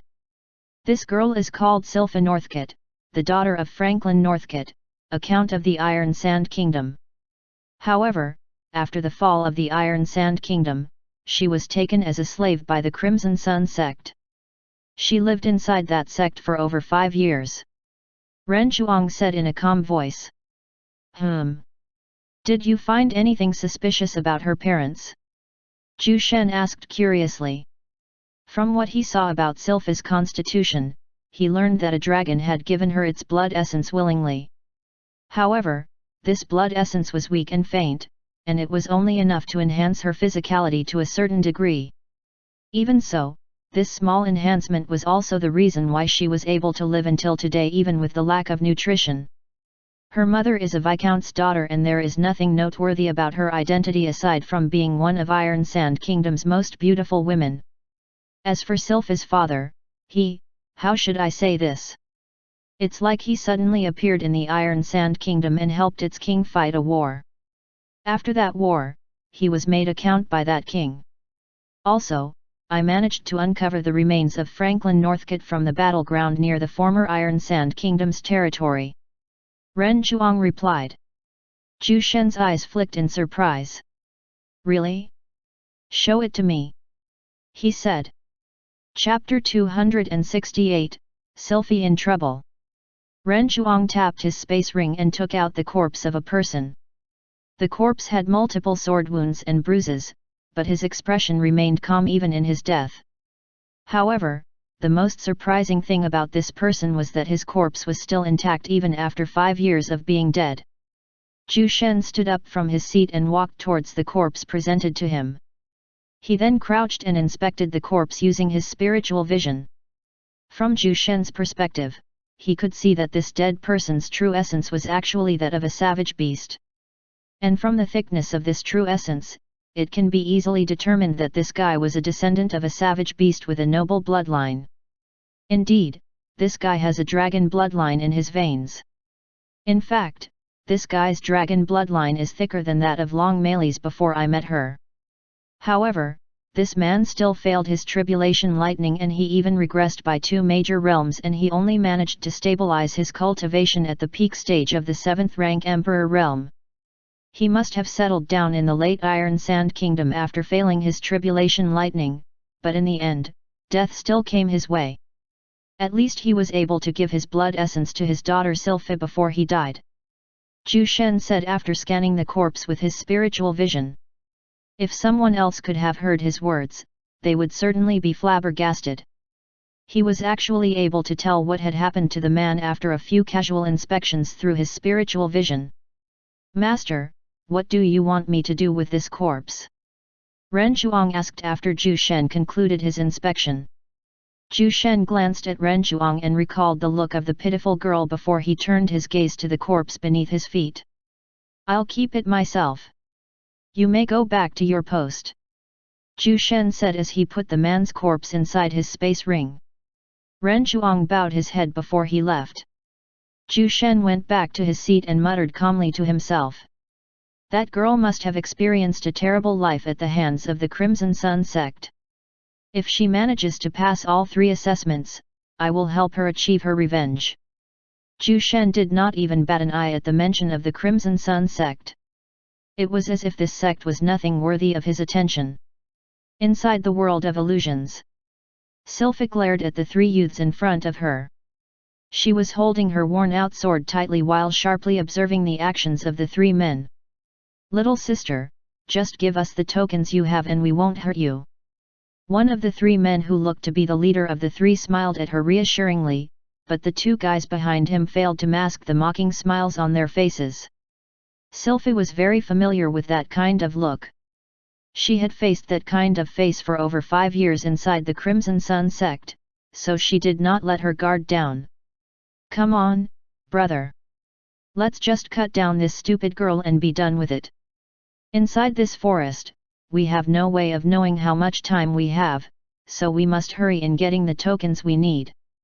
A thin man behind the leader said with impatience. This guy was a peak 4th rank Night Crusader realm cultivator. Their leader was a 5th rank Spirit realm expert and the remaining guy was also a peak 4th rank Night Crusader. If a battle broke out, Sylphie, who was only a mid-stage 4th rank Night Crusader, would face great trouble. She had no idea that all of them were inside a world of illusion, so she was very worried about getting seriously injured. Sylphie thought hard, but she could not find any solutions that could help her defeat these 3 men. The only option left for her was to escape from them, but could she really escape the pursuit of 3 cultivators who were stronger than her? In her current state, it was definitely not possible. The leader glared at his buddy and glanced at Sylphie with a dark smile. I apologize, little sister, but you forced us to do this. Get her. The two men behind the leader smiled evilly and immediately sprinted towards Sylphie with their weapons in their hands. Is it over for me? No. I have already come this far. I must not give up. This is nothing compared to what I experienced in the Crimson Sun sect. Sylphie shouted in her heart as she darted towards the two men who were moving speedily in her direction. She did not want to come back to that sect. They did many terrible things to her and she could not imagine what would happen to her if they managed to capture her. Although she was a slave of the Crimson Sun sect, Sylphie still had a bit of free time. She used all of her free time to practice the sword techniques that her father had taught her during her childhood. She also cultivated secretly at that time, and that was why she was able to reach her current realm despite the lack of resources. Facing these two men, Sylphie calmly parried their attacks using her superior sword techniques. Despite the difference in number and cultivation, she was able to fight the two men without being defeated. From this, it could be seen how much effort she had expended to practice her swordsmanship, but her talent also spoke volumes about her growth. Clang! Clang! Clang! Sylphie could not receive the attacks of the two men head-on, so she could only expertly parry their attacks, but if this continues, she would have to consume more stamina. I can't let this drag on. Not to mention that their leader is still here. Is it really over for me here? She cried out in her heart. Chapter 269, Unexpected Turn of Events. Sylphie already has various wounds all over her body, but the fighting intent in her eyes did not vanish. Instead, those emerald green eyes flickered with an even more intense glow as the battle continued. This little girl is insane. Just give up the damned tokens so we can leave you alone, shouted the thin man to Sylphie. He was growing irritated at her tenacious willpower. If not for Lusolin's warning about killing other applicants, he would have already used his killing techniques against this damnable woman. The leader watched the battle between his two buddies and Sylphie with surprise. He found it hard to believe that a little girl was actually able to hold her ground against his friends. Although those guys looked deplorable and dishonest, they still came from renowned families outside the Silver Wing Empire and they had access to valuable resources. The leader's name is John. His eyes flashed as he recalled his tough childhood. John could see himself in Sylphie and this made him smile. Troy, Hans. Let's go. Just leave her be. We don't have much time to dawdle around here. John shouted towards his friends as he walked towards Sylphie. Boss, come on. She's already spent. Just give us more time. Hans, the thin man pleaded to John, but he only received the latter's cold gaze. Sylphie could hardly stand to her feet, but she refused to collapse even in that state. This made John admire her even more. Sylphie was quite surprised that the two crooks actually stopped fighting her when she was already on the verge of being defeated. She stared at the leader who was walking towards her with a wary gaze. This guy was able to command her opponents to stop fighting her with just a few words. She wondered what this guy was up to. John put his right hand inside his pocket and took something out before he stretched his arm to Sylphie. The girl quickly lifted her sword when she saw John's strange actions, but this only made the man erupt into peals of laughter. Girl, I apologize for hurting you so much. We had no choice since this is part of the assessment. I admire your determination, so I will withdraw here with my buddies. Sylphie could not believe what she had heard and she was at loss for words. These dirty-looking men were actually quite honorable. Here. Take this as our compensation. John grabbed Sylphie's shaking hand and placed something on her palm. He then smiled kindly at her before he walked away. Girl, if you manage to pass all 3 assessments, just look for me when you need something.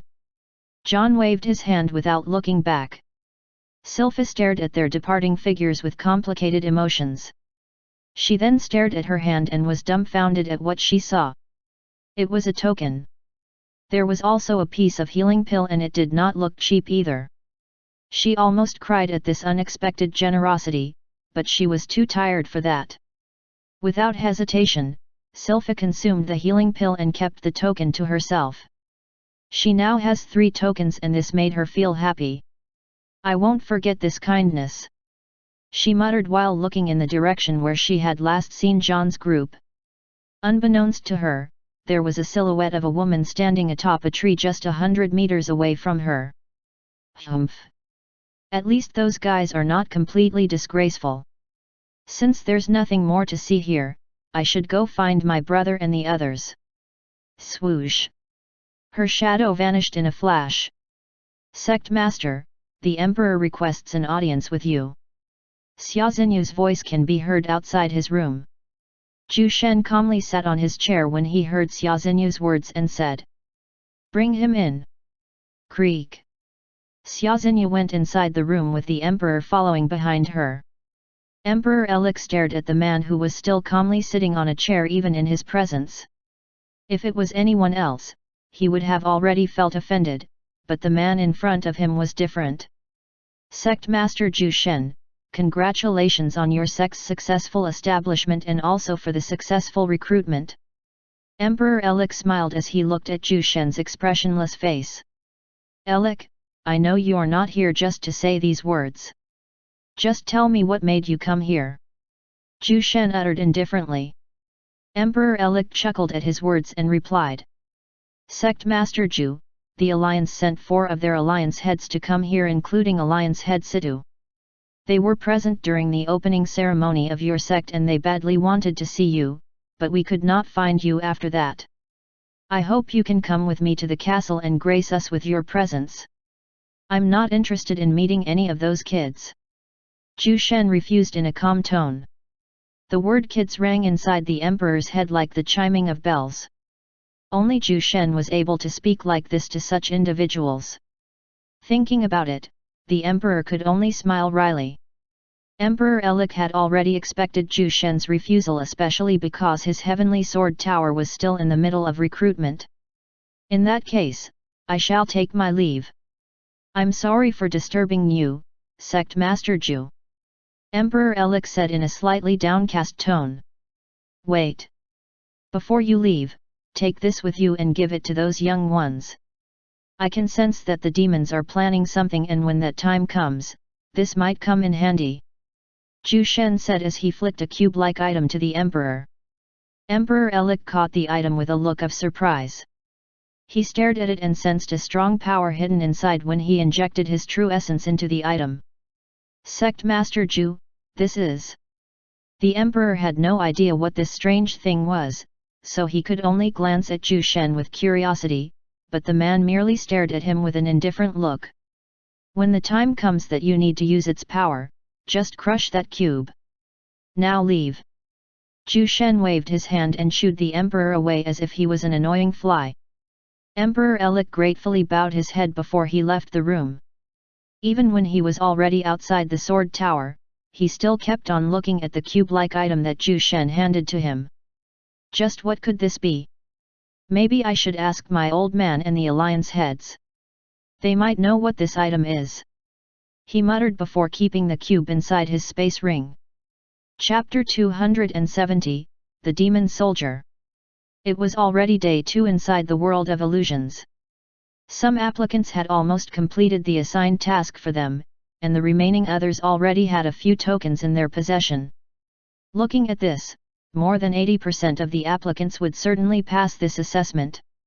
Lu Sulan and Long Meili were still watching the applicants with attentive gazes. The latter in particular was looking at Sylpha's screen with great interest. She found the girl's personality was up to her liking and she did not mind if she becomes her trainer. If this continues, most of them will pass the assessment. Lu Sulan broke the silence. Long Meili continued staring at Sylpha's screen, but she still replied in a calm tone. It does not matter. The master knows that not many would fail this assessment. However, he said that more than half of them will fail the final assessment. Lu Sulan raised her eyebrows in surprise. But isn't it the easiest assessment? Why would half of them fail? She asked while feeling a bit perplexed. Long Meili glanced at her and said in a cold voice. The master doesn't want rats inside his territory. Lu Solan's eyes flashed with understanding upon hearing those words. She then turned her gaze back on the screen in front of them. Sylpha kept the token that she had just gotten from the lesser demon that she had killed earlier. Her face was covered in grime and dirt, but there was a bright smile hanging on her face as she exclaimed. I only need 3 more to complete the assessment. But before that, I should clean myself first. This smell is killing me. Sylphie returned to the pond that she found early this morning and washed clean. When she saw her bedraggled appearance reflected on the pond, a burst of complicated emotions welled up inside her heart. Just a little bit more. Once I become a disciple of the Heavenly Sword Tower, I will train hard until I become strong enough to avenge my family and the Iron Sand Kingdom. Of course, the first on my list is still the Crimson Sun sect. Sylpha clenched her fists as she muttered to herself. The fury in her eyes blazed like a raging volcano. After scrubbing her body clean, she then washed her clothes and let them dry on the bonfire she made. She then carefully wrapped herself with the fur of a savage beast wolf that she hunted yesterday. Crackle! Crackle! The flame from the bonfire created a crackling sound that somehow alleviated Sylpha's emotional state. She could still remember how her father taught her to create her fire using the materials they found in the forest. It was a happy memory that would always remain in her heart. Suddenly, Sylpha's ears twitched. She could hear the sound of fighting from a distance away. From the movement of the ground, she calculated that it was approximately 1,000 meters away from her. This is strange. The lesser demons are not that strong to create this kind of commotion. Are some groups fighting among themselves? She muttered as she hastily put on her clothes. It was still a bit wet, but it did not hinder her movement, so she did not mind it. Sylpha dashed towards the direction of the commotion speedily. She was quite curious about what caused the sounds that she heard. Aside from that, she was also worried that John's group might be there. Although Sylpha was not attracted to John, she was still grateful for his help, and it would leave a bad taste in her mouth if she just left them there, so she had to check the place and see if John and the others are there. Shit! Why is there such a creature here? Is this also part of the assessment? Hans cursed as he stared at the demonic figure wreaking havoc ahead of them. John and Troy were similarly stunned as they watched the demon. This creature had dark purple skin with numerous veins protruding all over its body. The demonic creature was also covered with plain metal armor, and even its head was protected by a spiked helmet. Even from a distance, this evil creature was giving off a strong aura that made the surrounding applicants feel dread. Roar! It opened its mouth and emitted a shrill cry that echoed inside the forest. Prince Dante had also managed to find the rest of his group, and all of them were now staring at the demon with a serious look. Brother Biming, can you block its attack? Prince Dante suddenly asked as he gazed at Biming Chu. The latter was a bit surprised upon hearing the question, but he still answered with knitted eyebrows. I don't know. I can't estimate this guy's power, but it should be a peak stage 7th rank Emperor Realm creature. If my guess is correct, then I should be able to block 2 strikes from it. Prince Dante nodded his head. That's more than enough, but we need to gather the other applicants. We can't defeat that thing by ourselves. Brother Zhu, Brother Biming, go and tell the others to come in this direction. I'll buy some time for you guys, but you must hurry. Sister, you should go with them. Biming Chu and Zhu Ren nodded their heads when they heard his words, but Princess Sylvia was a bit worried about her brother. She could not allow him to fight that monster alone. Brother! But that thi! Prince Dante covered her lips with his hand and smiled at her. Trust me. That guy is not enough to kill me. Besides, I still have the protective item given to me by grandfather. Princess Sylvia was still worried, but when she saw the confident look of her brother, she could only nod her head unwillingly. You have to be careful. I'll beat you up if you get hurt. She threatened. Prince Dante chuckled at her words. He then glanced at Zhu Ren and Biming Chu. I'll leave my sister to both of you. Please protect her. The two men nodded their heads solemnly as they promised. You have my word. We won't let anyone touch her. Prince Dante felt reassured at their words. He then shouted. Go! Chapter 271, Bai Mingqiu playing tank. Prince Dante stared at the demonic figure with a calm look, but he wasn't truly confident about facing this creature. However, he knew that he had to do something about this guy. Swoosh! Prince Dante took out his sword and initiated an attack on the raging demon. The guy was still occupied with the other applicants, so he wanted to try landing a surprise attack on it. However, to his dismay, the demonic soldier immediately sensed the danger and turned to look in his direction with its blood-red eyes that glowed with intense malice. There was also mocking a smile hanging on its terrifying face. Shit! Prince Dante cursed in his heart when he saw the expression on the demon's face. He had underestimated this guy. The demon adjusted its muscular body and struck a quick blow towards the pouncing Dante. Its movements were fast for its huge figure that it surprised the prince. Prince Dante raised his sword upwards to block the incoming strike and bang! He was flung more than 100 meters away with just one blow. Cough! Cough! Prince Dante coughed up several mouthfuls of blood as he stood up with great difficulty. He then stared at his sword that now had multiple cracks on it. It was an earth weapon, but it actually almost got destroyed after taking a single quick punch from that thing. He then stared at the beast and saw the toying smile on its face. This sight angered him, but he could not do anything about it since it was outrageously stronger than him. This monster. Is it really part of the assessment? He muttered while rubbing his aching shoulder. Roar! Humans, you actually dared to venture inside my territory. And now you plan on leaving this place alive. Preposterous! The demonic soldier said in a deep baritone voice. Just the sound of its voice made everyone feel a chill running down their spine. Prince Dante was also a bit tensed when he heard it speak, but he knew that this was also an opportunity. Esteemed demon, we are unaware that this is your dwelling place and I apologize on behalf of everyone. I hope that you would be kind enough to allow us to leave. Prince Dante said as he looked at the demon soldier. Since this guy could talk, he must use this opportunity to buy as much time as possible until Zhu Ren and the others manage to gather all the applicants present to fight this thing. That's the only way he could think of in this situation. Ha ha ha! You, a pesky little worm, want to negotiate with me? Laughable! Extremely laughable! Ha ha ha! The demonic soldier cackled. Its annoyingly high-pitched laughter gave off a malicious aura that stunned everyone in place. Zhu Ren and the others were riling up the other applicants to join them, but not everyone was willing to fight with them. Brother Zhu, we managed to call a few dozen people, but are they enough to fight against that thing? Bai Mingqiu asked. Zhu Ren glanced at him with a serious look and replied. I have no idea, but His Highness is still there buying us time to get these people. We must trust him.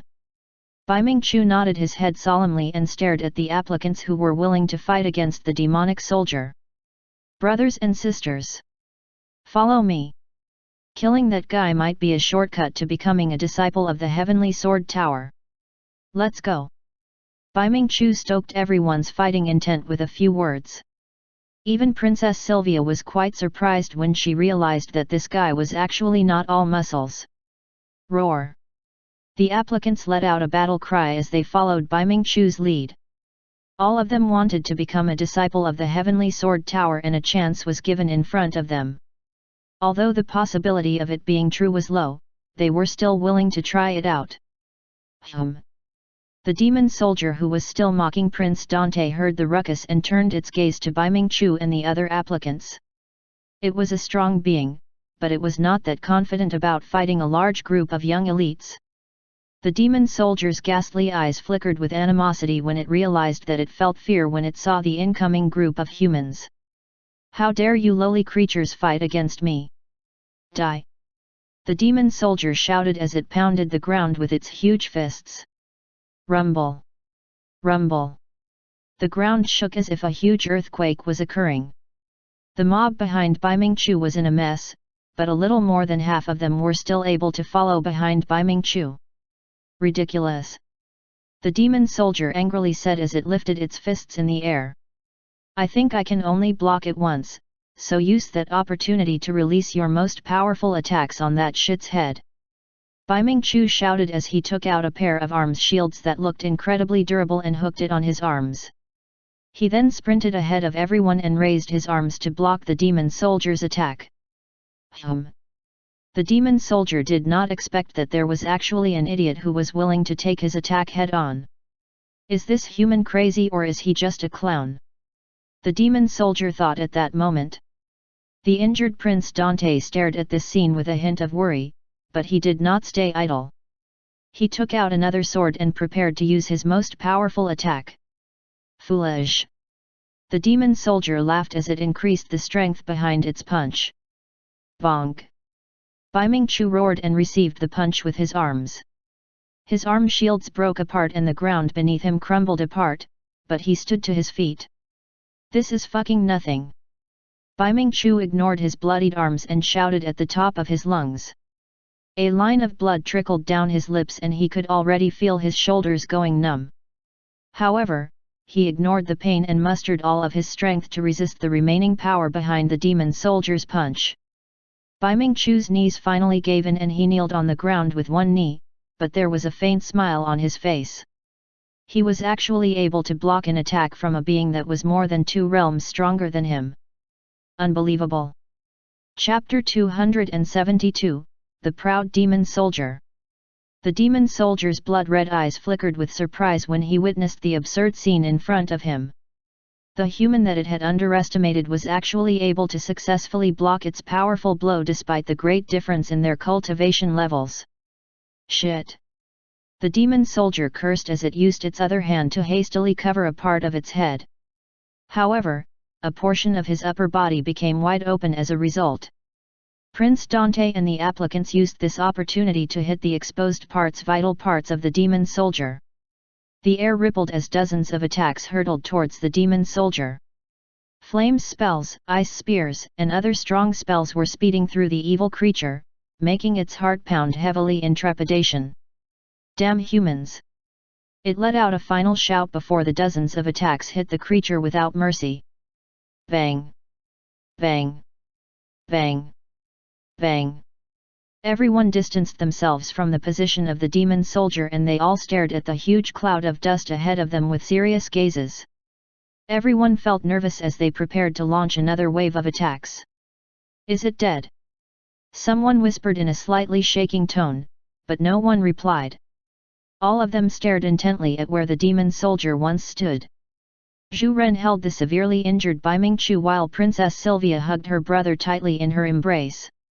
They were also looking in the direction of the demon soldier, hoping to see its body on the ground.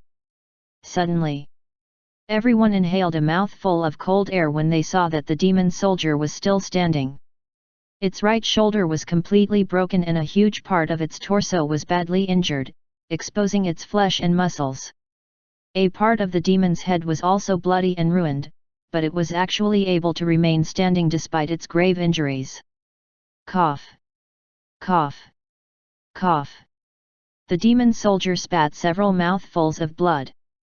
It then covered the exposed internal organs hanging on its mangled upper body. The demon soldier's body swayed a few times as it forced itself to remain standing. I have to escape here. The demon soldier thought at that moment.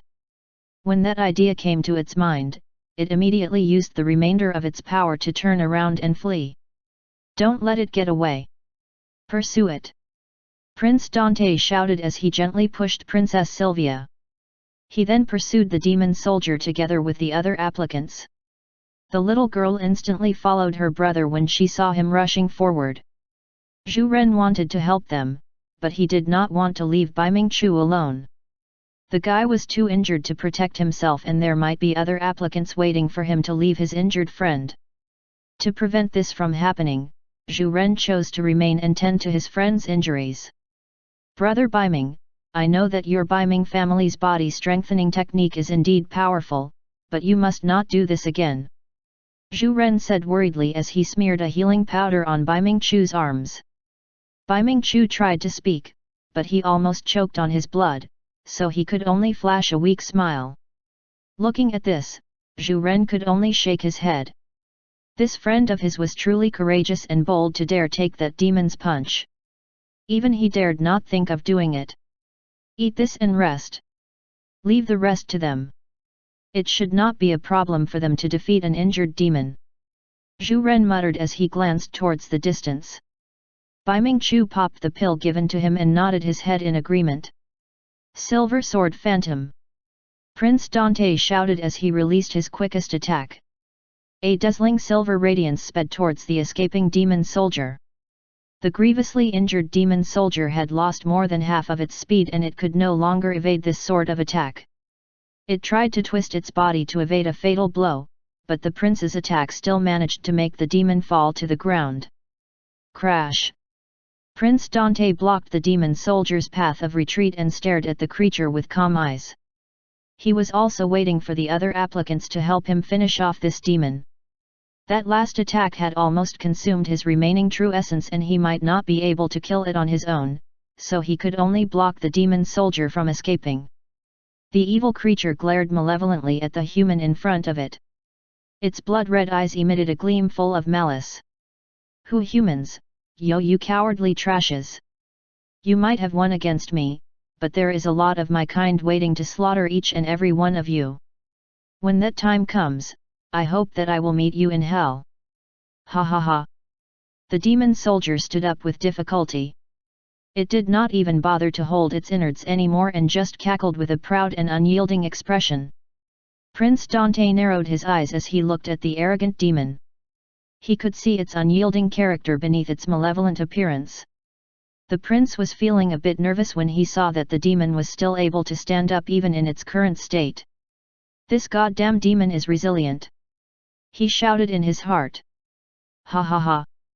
I like that look on your face, but I hate myself for being defeated by weaklings like you bunch.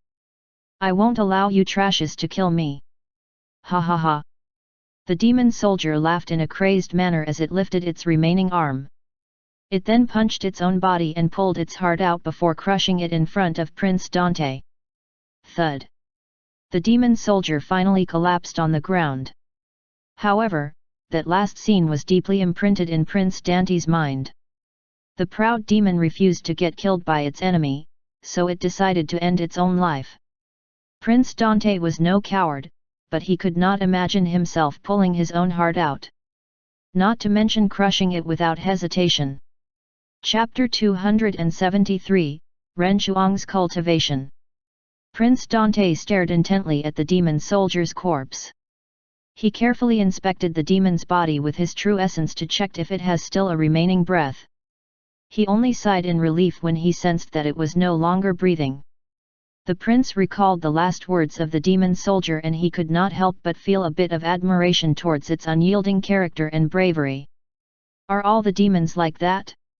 If that is the case, then we're going to be fucked up really bad. Prince Dante muttered to himself. Swoosh! Swoosh! Swoosh! A few applicants arrived at the scene and witnessed the collapsed body of the demon. They then gazed at the lone Prince Dante with a surprised look. Although the demon was already severely injured, it would be troublesome to defeat it. However, this man right here had actually beaten it alone. Friend, did you defeat this demon alone? Someone asked with a shocked tone. The other applicants stared at the prince with admiration. Prince Dante recovered from his stupor and glanced at the other applicants with a calm smile. Thanks to everyone's effort in weakening this demon, I finally managed to slay it. He uttered, but his words made them inhale a breath of cold air. None of them were capable of defeating such a creature even in its most sorry state. Don't be humble, friend. That thing is at least a peak 7th rank Emperor realm being. Killing it is a very tough task, but you've done it on your own. John, who was among the applicants, said as he flashed a thumbs up to the prince. Prince Dante smiled at his words. I will remember everyone who took part in this battle. When we come out of this place, I will invite you to my place for a drink, he said. John and the other applicants felt relieved for some reason. Even if killing this demon might not give them points, they were still happy to befriend this man in front of them. Some of them were able to recognize the prince's clothing, and they were happy to have befriended a prince of the Silver Wing Empire. Haha. Good. I won't decline this invitation. John smiled at the prince, while the other applicants also showed similar reactions. Among the crowd, a poorly dressed little girl stared at John with a relieved look. This girl is Sylphie, and she had just arrived at the scene. She was worried about John and his friends, so she immediately rushed towards this place when she sensed the disturbance. This guy is so strong. He actually defeated this demon alone? Who is he? Sylphie muttered silently as she stared at Prince Dante. She could see that his clothes were of great quality, so she was certain that he was of noble birth. Since they are safe, I should leave here and search for more tokens, she said after making sure that John and his two friends were not injured. Lusolin was slightly surprised when she saw how the applicants managed to defeat the demon soldier. She was the one who suggested placing a demon soldier in the world of illusion to test the applicants' heart and teamwork.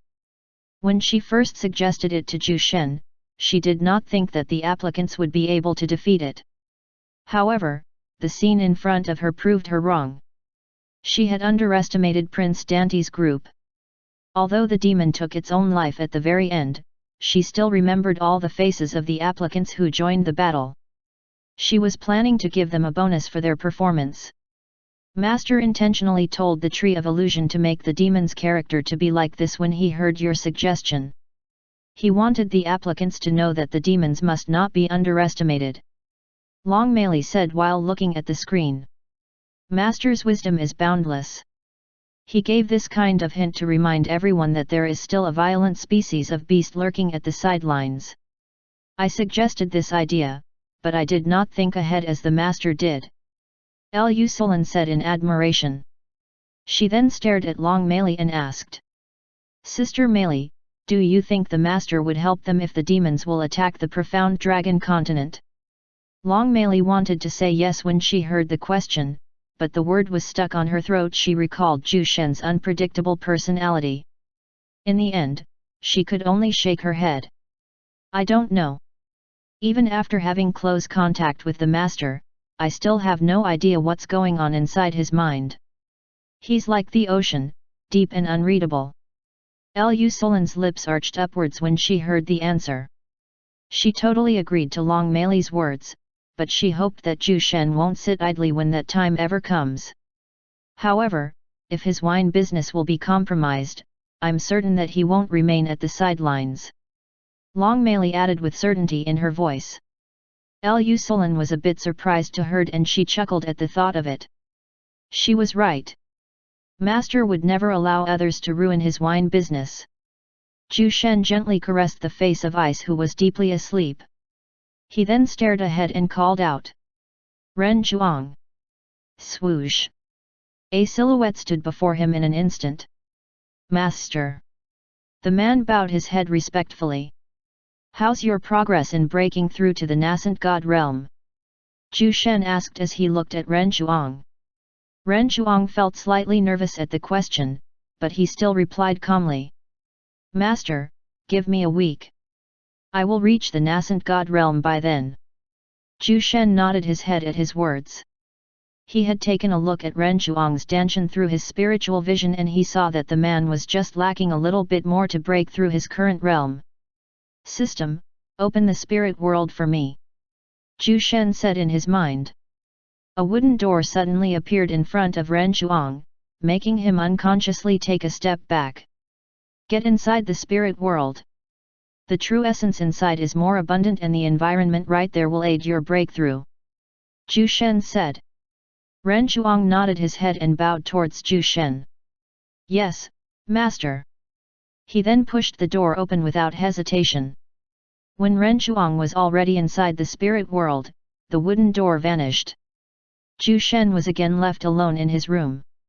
With Ren Chuang taking charge here, I will be more at ease when I go to the Divine Beast continent. Zhu Shen muttered to himself. Chapter 274, Second Assessment complete. After the death of the demon soldier, there were no longer any major events inside the world of illusion. The applicants continue to hunt for lesser demons, but some still chose to rob the other applicants using their superior strengths. However, the vast majority chose to stay in groups to maximize their hunting efficiency and also to prevent themselves from being robbed by others. Bai Mingchu, who was severely injured, was helped by his friends to collect his own share of tokens. To this gesture, he was grateful that they did not leave him behind. He was happy that his little bit of sacrifice was worth it. On the other hand, Sylphie remained hunting alone, so she took quite a bit more time to collect her remaining tokens. It's finally over. Lu Solin muttered as she checked the time. She then took out something and pressed it hard. The power of the Tree of Illusion was removed and the applicants slowly woke up one by one from that dream world. Everyone was still very confused as they propped themselves up. What had happened? They were perplexed about how they were taken out from the world of illusion. Some of the smarter applicants connected the dots and they were able to guess what might have happened to them during the last few days. After everyone woke up, Lu Solin clapped her hands to get their attention. Clap. The applicants turned their gazes towards her and waited for her to explain what happened. Lu Solin's expression remained calm when she saw everyone's bewildered faces. She then started talking. I know every one of you is curious about what had happened, so let me explain this to everyone. All of you were taken to the world of illusion with the help of this Tree of Illusion. In that world, you were tasked to look for tokens that can only be taken after killing a lesser demon. And to my surprise, more than 90% of you managed to pass this test. I will show the names of those who passed this assessment. As for those whose names aren't shown on the screen, you may leave this place. Lu Solin waved her hand and a huge screen appeared in front of everyone. There were 3 rows on the screen. The first one was labeled as names, the next was the number of tokens that the applicants have, and the last label was their final remark: pass, fail. Everyone stared intently at the screen and began searching for their names. The applicants who passed the assessment were jubilant, while the few who failed shook their heads in regret. I was so close to getting all the tokens. Too bad. One of them said with a sad expression. Wait, how come I passed the assessment? I'm 1 token short of the required amount, so why did I get a passing remark? One of the applicants asked in surprise when he saw his results. Yeah, me too. I'm 3 tokens short, but I also passed. Is this true? Another applicant voiced out his words with an excited tone. The other applicants were confused about the whole matter. How come those guys passed the assessment when they failed to get the required amount of tokens? I don't accept this. Why did they get a passing remark? A bulky young man said with displeasure written all over his face. Facing all their words, Lu Solin remained indifferent. She scanned her icy gaze through the crowd, making all those who were clamoring to shut their mouths. There is a bonus reward inside the world of illusion, and it is given to those killed the only demon soldier inside. Those who passed this assessment despite lacking in tokens participated in killing that demon soldier. Any more words? Lu Solin said in a cold tone. So that was it. Everyone was finally enlightened after Lu Solin explained the whole matter. As for those who voiced out their displeasure, they hid among the crowd in embarrassment. Ha ha ha. This father was right to join His Highness in killing that demon soldier. Great. God damn it. I should have joined those guys to kill that stupid demon. Prince Dante and his friends looked at each other with smiles on their faces. Brother Baiming, it is a good thing that we were transported into that world of illusion. If not, it might take you more than a month to recover from that injury. Zhu Ren said in relief. Bai Mingchu's shoulders turned cold when he heard his words. He was right. His injuries at that time were too severe that he even had a hard time walking. Don't do that kind of thing again, Brother Biming. Your Biming family's body strengthening technique might be powerful, but who knows what might happen in the future. You have to be extra careful. Prince Dante patted his friend's shoulder as he said those words. Princess Sylvia nodded her head in agreement, but she still glared at her brother. You're one to talk. You foolishly charged towards that demon soldier alone. I never thought you were that crazy. Humph. Prince Dante scratched the back of his head in embarrassment as he appeased the raging little demoness. Looking at this, Zhu Ren and Bai Mingchu chuckled heartily. Silence! Lu Sulan said in a cold tone. All the applicants immediately shifted their gazes to this beautiful elder, but they did not dare have any lecherous thoughts about her. Who would dare do that when the woman in front of them was the disciple of the renowned sect master Zhu Shen? Only a retard would provoke her. The third assessment will be held tomorrow morning. Make sure that none of you will be late. All of you may now go back to your rooms. Lu Sulan said before leaving the scene. The assessment passers excitedly talked with their new friends as they went back to their rooms. Long Meili, who was standing on top of the Tree of Illusions branch, stared at Sylpha's lone back with many thoughts in her head. Chapter 275, Mirror of Truth and Deceit. The next morning, everyone was excited about the third assessment. If they managed to pass this final test, they would become disciples of the Heavenly Sword Tower. What do you guys think would be tested in the final assessment? Bai Mingchu asked. He was truly curious about the final exam, especially after Lu Sulan spoke about it. Although she said that it was the easiest exam, Bai Mingchu was a bit skeptical about that. Who knows, maybe Lu Sulan might have said those words to fool them. Zhu Ren shook his head after a moment of contemplation. He also had no idea as to what would happen during the next assessment. However, he told himself to never fail it. No matter what will be tested, I'm certain that all of us will pass. Princess Sylvia muttered with certainty in her tone. Prince Dante smiled at her words, but he internally agreed with what his sister said. It wasn't because he was arrogant, but it was his trust towards everyone's talents. The venue for the final assessment was another huge room. However, there was nothing noteworthy about this room except for the door-like object at the center. This object emitted a deep aura, but the thing that made everyone wary was the feeling of being seen through every time they glance at this door. Prince Dante went closer towards it, his gaze carrying great curiosity. His sister and the other two followed behind him when they saw him walking towards this door. Upon coming at a close proximity to this door, Prince Dante exclaimed when he realized that he could actually see his reflection on it. Is this a mirror or a portal? He muttered in a daze. It looks like a portal, but it also looks like a mirror. What could this thing be? Bai Mingchu said as he glanced towards this door. It wasn't just them, all the remaining applicants came closer to this door and inspected it carefully. They wanted to find out what kind of object it was, since it might be related to the next assessment.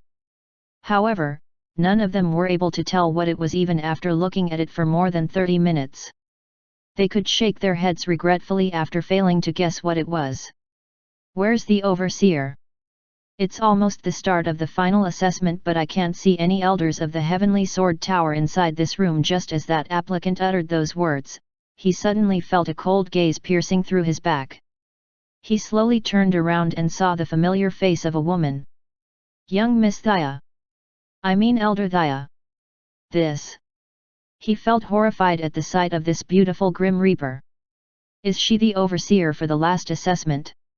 I thought that this would be the easiest one. Was Elder Lu Sulan messing with us yesterday? The applicant wanted to cry, but no tears came out.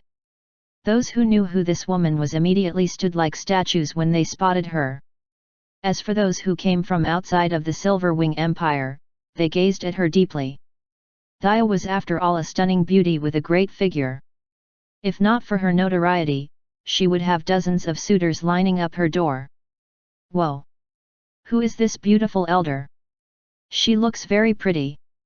An applicant exclaimed in admiration as he looked at Thaya's devastatingly beautiful face. Smack!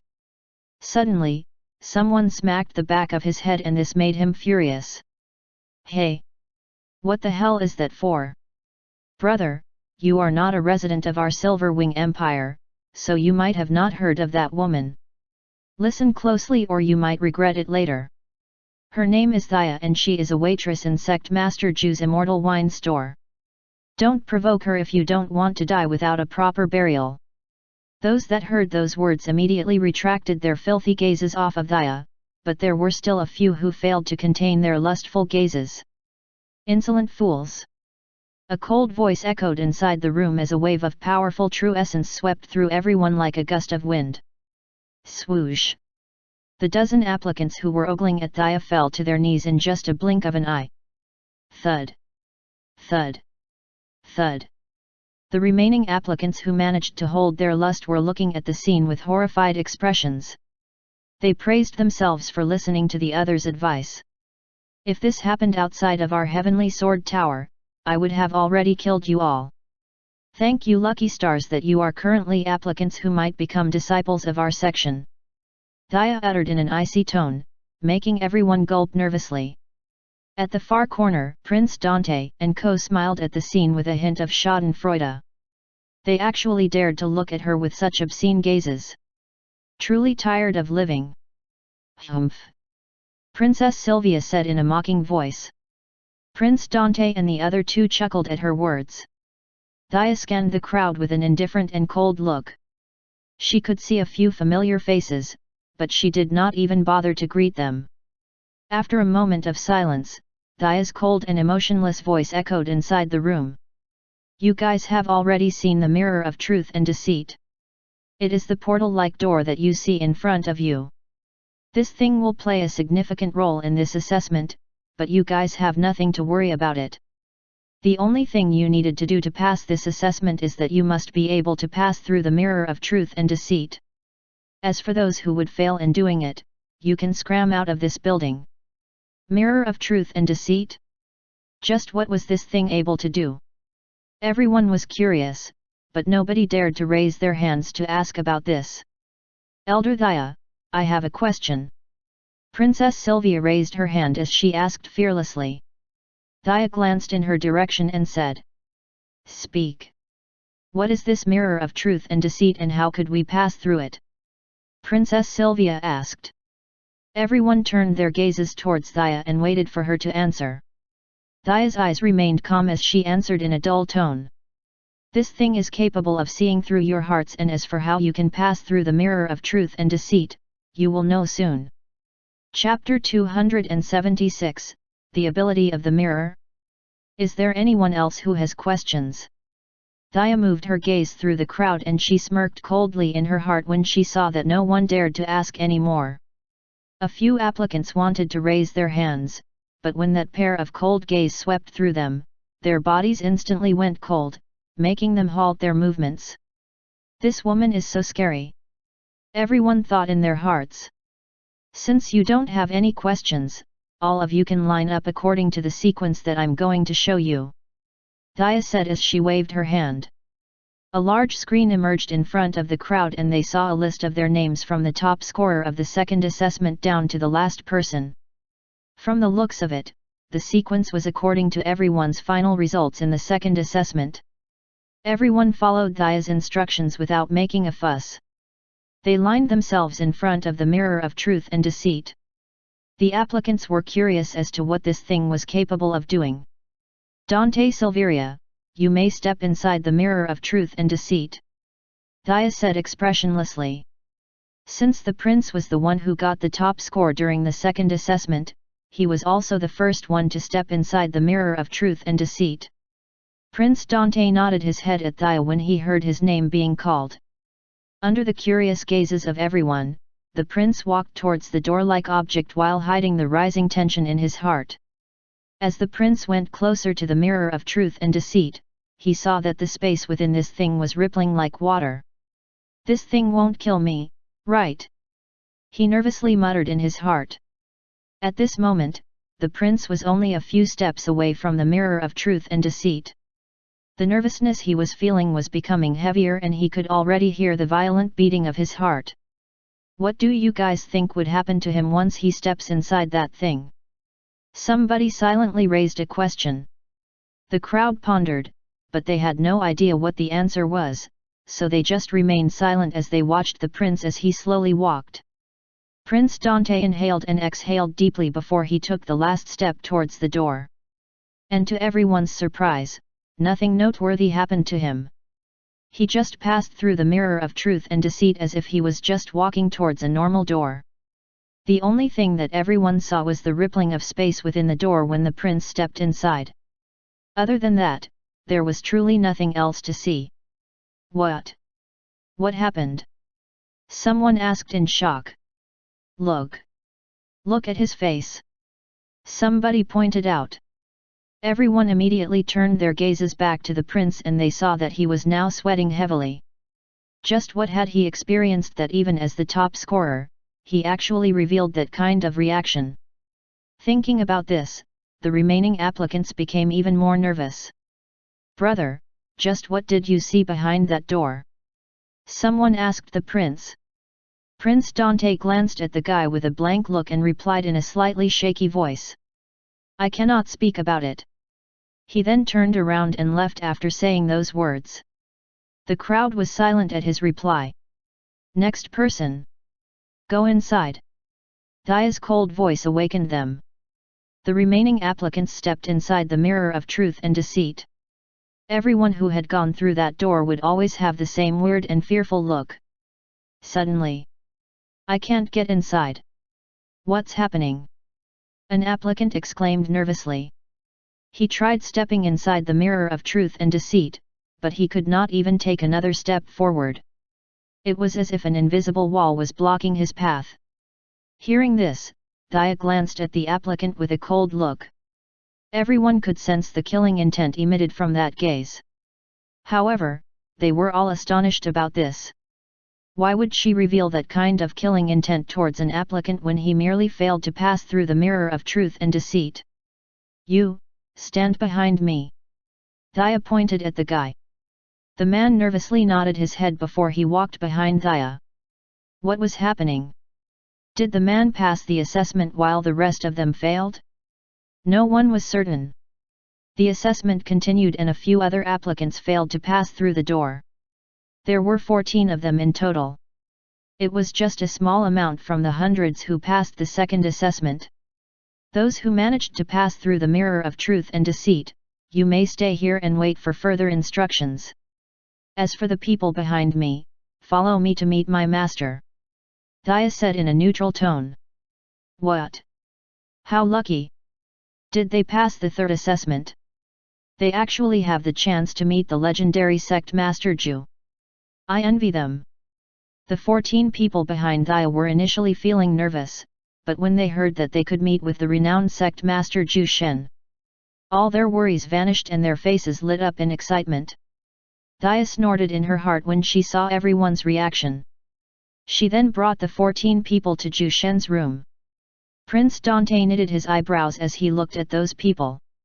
He knew nothing about them, and he was curious as to what was waiting for them. Brother, did we fail the exam? Why did Elder Daya bring those guys away? Princess Sylvia asked worriedly. Prince Dante smiled at his sister and patted her head. Don't worry. I think we are the ones who passed this assessment. Princess Sylvia's eyes lit up when she heard his words. Really? Of course. The prince nodded his head with great certainty. You sensed the killing intent earlier, right? I think there is something wrong with those people and that was why they were rejected by the mirror of truth and deceit. Furthermore, I already have a few guesses about what this thing is capable of doing. Prince Dante added in a calm tone. Chapter 277, Exhilaration. Ju Shen, who was standing by his window, suddenly moved his gaze to the door. With just his keen senses, he could already tell that a few people were walking towards this place. He then used his spiritual sight to check who these people were. When he saw that it was just Daya and a bunch of young cultivators, he removed his gaze from them and continued staring at the beautiful scenery outside of the window. Knock. Knock. Knock. Come in. Ju Shen calmly said. Creak. Thea opened the door after getting her master's approval. She then went in front of him and bowed in subservience. Master, I've brought them. Her tone was a tad warmer compared to how she had sounded earlier during the assessment. The 14 young cultivators glanced at this man with curiosity. They wanted to see what was special about him that even the whole of the profound dragon continent trembles at the mere mention of his name. However, aside from his devilishly handsome face, they did not even sense an ounce of strength coming from him. If not for the rumors and pieces of evidence about his strength, they would have believed that he was just an ordinary handsome wine seller. Greetings, Sect Master Ju Shen. They bowed respectfully as they greeted him. Ju Shen did not even glance at them and just silently watched the outside scenery, but upon seeing this, no one dared to make a fuss. Thea, you may leave. You know what to do with the other applicants. Ju Shen's calm voice drifted inside the room. Yes, Master. I shall take my leave now. Thea bowed her head and left. As she went out of the room, she did not even bother to look at the 14 young cultivators. In her eyes, they were already dead people. After Thea left the room, an awkward silence soon followed. Just as the young cultivators were about to go crazy, Ju Shen suddenly asked a question. Do you know why I called you guys here? The 14 cultivators were silent for a moment. Just then, one of them answered with uncertainty. We failed to enter the mirror of truth and deceit. The people who weren't called all managed to pass through that door. As for those of us here, we failed to do so. Ju Shen turned around and glanced at the young cultivators with an indifferent expression. He then walked towards his chair and sat calmly. You're smart, but I don't need rats in my section. Ju Shen uttered in a calm tone, but his words made these young cultivators sweat heavily. All of them came from different sects and families. Their goal was to become disciples of the Heavenly Sword Tower and bring back the valuable sword techniques and cultivation techniques owned by the Sword Tower to their respective families and sects. In short, they were spies. Se Sect Master Ju, what do you mean? Someone feigned innocence, but his shaking voice confirmed Ju Shen's words. The other young cultivators also became nervous. They involuntarily took a step back while preparing to flee at any moment. Since their identity was already exposed, they could no longer remain here. However, they could no longer move when Ju Shen's expressionless gaze shifted towards them. That's why I didn't establish a sect before. It is too troublesome. Ju Shen shook his head as he muttered to himself. Sect Master Ju. Don't kill me. I'm innocent. One of the cultivators shouted with a pitiful look. Too noisy. Ju Shen said as he did a snapping motion with his finger. Snap. Right after that moment, the bodies of the 14 individuals inside Ju Shen's room suddenly exploded. Bang. Bang. Bang. Bang. Blood, bones, and pieces of meat splashed, but they seemed to have been suspended in midair without even touching anything inside the room. Ju Shen flicked his finger and produced a small wisp of black flames before sending it towards the broken pieces of human remains. Crackle! Crackle! Crackling sounds echoed inside the room as the mangled human carcasses were burned in mere seconds. After less than 10 seconds, the crackling sounds vanished. The room went back to its previously tranquil state. Ju Shen scanned the spotlessly clean room with a poker face as he muttered. Now, my sect has a few hundred disciples to train. It's almost time to visit the Divine Beast continent. I can finally complete that mission. It has been a while since the system has given it. The room lapsed into silence after that. No one else would have known that 14 talented young cultivators died inside this room in just a snap of a finger. Thea headed back to where she left the other applicants. Upon arriving in that room, her presence immediately attracted everyone's attention. From now on, all of you here will be disciples of our Heavenly Sword Tower. Thea announced. Her words instantly made the crowd erupt into joyous cheers. Yes! Awesome! Wow! Silence! Dia shouted, immediately silencing everyone, but their eyes were still filled with excitement. After you leave this room, someone will give you guys your uniform and a few other things for your cultivation. You can also choose to go back to your respective families today, but you have to be here tomorrow. Remember, you are now disciples of the Heavenly Sword Tower. However, you will have to follow the rules of the sect or you will immediately be expelled. Dia said. Everyone nodded their heads seriously. No one even bothered to ask what had happened to the 14 individuals earlier. All of them were smart enough to not ask that question. Dismissed. Dia left the room after that announcement. Wow! I can't believe it. I've actually become a disciple of the Heavenly Sword Tower? Ha ha ha! Everyone was filled with glee and excitement as they cheered. Standing at the furthermost corner was the lone Sylphie. She also displayed an exhilarated look. With the Heavenly Sword Tower's backing, I can finally avenge my family and my kingdom. Crimson Sun Sect, just you wait. Sylphie's eyes flashed with murderous intent as she muttered coldly in her heart. Chapter 278, Yang Zenki's shocking reveal of power. Yang Zenki was responsible for the distribution of the new disciples' robes and cultivation resources. It was hard to do it alone, so he called a few other disciples to help him. Brother Yang, we are the first batch of disciples, so the new ones should call us senior brother. I like the sound of that. Ha ha ha. Han Sen smiled from ear to ear. He was excited to see the new members of their sect. Yang Zenki ignored the shameless fellow and continued to distribute a few boxes to his friends. Inside of these boxes were the robes and cultivation resources of the new disciples. Brother Han, are you sure about that? Some of the new disciples are quite strong and they might not be willing to call you their senior. Xiao Hua chuckled softly. Han Sen glanced at Xiao Hua, but he merely smiled at her words. He was confident that he had already surpassed all the other young experts in the Silver Wing Empire.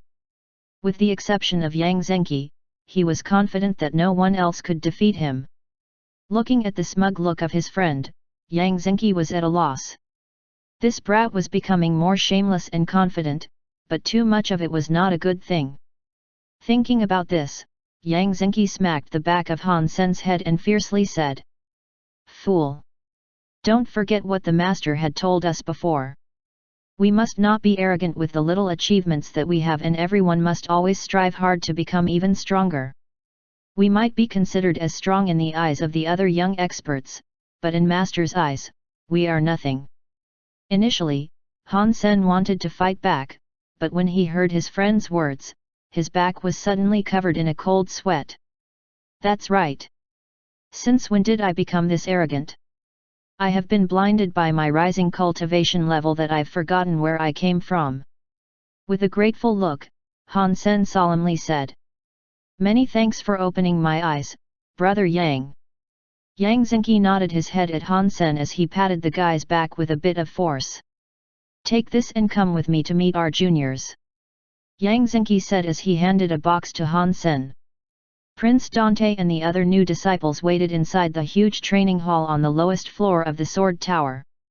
They have been here for more than an hour, but everyone waited calmly for their rewards. Even until now, I still can't believe that I actually passed all 3 assessments. I knew some of those who failed the assessments. They aren't weak at all. All the people who signed up for the recruitment are the best of the profound Dragon Continent, but only a few of us remained. I wonder what our future would be like after becoming disciples of the Heavenly Sword Tower. The new disciples eagerly chatted with their new friends. Everyone was still jubilant after they passed all 3 assessments. Just then, everyone suddenly sensed the arrival of a few people. They stopped talking and turned their gazes to the newcomers. Upon seeing the embroidered black robes of the newcomers, they became certain that these people were among the first batch of disciples that the Heavenly Sword Tower had accepted. At first, everyone was still calm, but when they noticed the aura of the man leading this group, the new disciples immediately stood to their feet. This guy! How the hell did he break through by this much? Bai Mingchu exclaimed when he sensed the aura of this familiar young man. Beside him, Prince Dante and the others were also stunned. Yang Xingqi smiled inwardly when he saw the dumbstruck gazes of the new disciples. He purposely released his aura to warn the new disciples that he as the senior must be respected. After their long training inside the endless forest, his cultivation level leapfrogged into the initial stage of the 6th rank king realm. How could this group of new disciples not be shocked to see such a young and talented individual? Greetings, my junior brothers and junior sisters. Congratulations on passing the 3 assessments and finally becoming disciples of our Heavenly Sword Tower. I won't say too much bullshit. Our task is to deliver these items to you guys, so please line up and receive your rewards. Yang Xingqi said as he scanned the crowd. He was no longer the weak servant boy that he once was. He had become someone with great status, and it would be a lie if he said that he wasn't proud of himself. However, he will never let this proudness get the better of him. Brother Yang, you could have introduced us as well. Han Sen whispered sorrowfully as he poked Yang Xingqi's back with his finger. Black lines could be seen on Yang Xingqi's forehead when he heard Han Sen's words. Xiao Hua giggled when she heard Han Sen. This guy was still the same. I will give you face and not smack you in front of the new disciples. Just start distributing the boxes to our juniors. Yang Xingqi said in a serious tone. Han Sen chuckled dryly when he saw the look on Yang Xingqi's face. He then put on a bright smile as he distributed the robes and cultivation resources of the new disciples. Looking at this, Yang Xingqi could only sigh as he shook his head. Brother Yang, you've become even stronger after merely leaving for more than a month. I don't know if I could still take one of your blows. Yang Xingqi shifted his gaze to Prince Dante, who had just arrived in front of him. Yang Xingqi remained calm at his words. You flatter me. I've merely done my best to cultivate. All the rest is thanks to the Moss teachings of Sect Master Zhu Shen. He wanted to say master, but he changed his words after thinking carefully. It would be more proper to call Zhu Shen as Sect Master while they were in the presence of others. They weren't Zhu Shen's personal disciples since they were only disciples of the Heavenly Sword Tower. It would be more accurate to call them Zhu Shen's sword servants, but the latter treated them as if they were his personal disciples. Even so, they were already satisfied with the status quo. Chapter 279, Invitation. Don't be too humble, Brother Yang. Your talent deserves to be praised. Bai Mingchu suddenly said. Yang Xingqi's indifferent face warmed up a little bit when he saw their friendly attitude. He wasn't close to this bunch, but they seemed to be treating him as a friend. I won't stay here for long since I still have to report back to Sect Master Zhu Shen. Yang Xingqi said. Prince Dante nodded his head when he heard Yang Xingqi's words, but he suddenly recalled something. Wait. Before you go, I would like to invite you to come with us to the Imperial Palace later. We will be holding a banquet to celebrate our success, and I do hope that you will be there, Brother Yang. The prince smiled as he invited Yang Xingqi. Yang Xingqi wanted to decline, but Han Sen abruptly stepped forward and said with a broad grin. All right. We accept your invitation. You don't mind a few of us coming with Brother Yang, right? Prince Dante turned his gaze to the smiling Han Sen. He could still remember this fierce fellow who tried to break through during his fight in the last annual martial arts contest. The prince could never forget such a barbaric fighter who fought like a madman. This guy was even crazier than Yang Xingqi. Brother Han, it's been a while. It looks like your cultivation. Prince Dante was speechless when he sensed the aura of Han Sen. Peak stage of the 5th rank spirit realm. Zhu Ren and the others finally discovered this as well when they saw the prince's unusual reaction. All of them could only stare at Han Sen and Yang Xingqi with utter astonishment. Just how did these two freaks manage to cultivate themselves this fast? Looking at their dumbfounded gazes, Han Sen laughed in his heart. Of course, he still put on a smiling expression outwardly. Ha ha ha. Yo. I knew that you guys would pass the assessments. Congratulations. A voice suddenly interrupted everyone's train of thoughts. They glanced at the source of the voice and saw the dashing Lu Mendi, who was wearing his sect robes. A blood-red sword can be seen behind his back. Brother Lu. Prince Dante and the others greeted. Lu Mendi smiled at them as he asked. You guys wouldn't mind if I join this banquet, right? Of course not. It would be more fun with Brother Lu around. I will also invite a few disciples of our sect to join the banquet. Prince Dante said. He will honor his promise to those who have helped them in fighting the demon soldier inside the world of illusion. Great. In that case, I won't hold myself back. Ha ha ha. Lu Mendi laughed heartily. Brother Lu, how is your Lu family faring? If you need help, our Baiming family will gladly support you. Baiming Chu patted his chest as he said those words. Lu Mendi's eyes flashed for a moment, but it soon reverted to normal. Everything is good. If I ever need help from the Baiming family, I hope that Brother Baiming won't forget his words. He forced out a smile. At the mention of his Lu family, Lu Mendi recalled his father. It was so painful, but he maintained his smiling facade. Cough. Prince Dante faked a cough to gather everyone's attention. All right, everyone. Let's go back to our new rooms and put on our sect robes. After that, we will go to the Imperial Palace and start the banquet. The prince changed the topic to avoid soiling the warm atmosphere. Right. Let's go. I want to see how I look in this sect robes.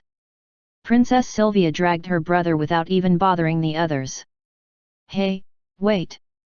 Prince Dante could only helplessly glance at the others as he was dragged by his younger sister. Looking at this scene, everyone laughed. Brother Yang, Brother Han, make sure that you both will be there. You too, Brother Lu. Zhu Ren said before he followed the brother and sister pair. Behind him was Baiming Chu, who was following him like a shadow. Han Sen turned his gaze to Yang Zinqi and said. Brother Yang, this is such a rare occasion. It does not happen often. I know that you don't want to waste your precious cultivation time, but cultivation will tire you out if you don't take a break. Yang Zinqi glared at him fiercely, making the latter shrink. You've already accepted his invitation. What else can I do? Yang Zinqi sighed as he shook his head. Good. Ha ha ha. Let's bring Sister Xiao and her friends with us. The banquet would look bland without them. Han Sen said as he glanced towards Xiao Hua. Smack. You just want to show off. Yang Zinqi smacked Han Sen's head without hesitation. Luckily, the new disciples were busy seeing that embarrassing scene. It's fine, Brother Yang. I also wanted to see what an imperial banquet would look like. I'll also bring some of my friends with me. Xiao Hua said with a sweet smile. Hearing Xiao Hua's confirmation, Yang Zinqi could only agree. Standing at the side, Lu Mendi secretly laughed when he saw this. Master, they have already distributed the new disciples' robes and cultivation resources. Do you have any more instructions for me? Long Meili asked with her head down. Zhu Shen leaned on his chair and replied in a calm tone. Observe that little girl Sylphie, and when the time is right, accept her as your disciple. With your guidance, this rough pearl would one day shine as bright like a diamond. Long Meili nodded her head and accepted the order. She was also captivated by the little girl's tenacious spirit and willpower. Even without Zhu Shen's words, she would still accept Sylphie as her student. I obey, Master. She said. Oh right. Before you go, tell the kitchen staff to make more bottles of milk and ask them to bring it here. Zhu Shen added. Master is pampering that little tiger too much, she muttered in her heart, but she still nodded her head at her master's words. I'll inform them immediately. Chapter 280, Ren Shuang's Breakthrough. Master, Yang Zhenqi and a few disciples went out of the sword tower together with a group of new disciples. The direction that they are headed to seems to be the imperial palace. Do you want me to send an elder to protect them in secret? Lu Sulan said as she bowed respectfully at Zhu Shen. She looked around Zhu Shen's entire room, but she failed to see the silhouette of Long Meili. This made Lu Sulan quite confused since Long Meili was always present no matter where Zhu Shen was. Yang Zhenqi is already strong enough to protect himself, but he might not be able to save the others if something unexpected happens. Ask Hu Xiandao to tail them in secret, but tell him that he must only act when the disciples are in a dire situation. Zhu Shen said after a moment of thought. He must not allow anything to happen to those kids. Lu Sulan acknowledged the order with a nod of her head. I'll inform him immediately. Master, where is Sister Meili? She could not help but ask. Zhu Shen stared at his disciple who had a face full of question marks. She is still inside the sword tower. I just sent her to do something. He replied. Hearing his answer, Lu Sulan knew that there was something more about it, but she chose not to ask more questions. I'll take my leave now, Master. Zhu Shen nodded his head at her and waved his hand impatiently. Lu Sulan's mouth twitched when she saw that, but she knew that her master was always like this, so she could only leave the room with a slightly downcast look. Zhu Shen closed his eyes and focused his attention on the events happening inside the spirit world. He sent Ren Shuang inside the spirit world to maximize his chances of stepping into the nascent god realm.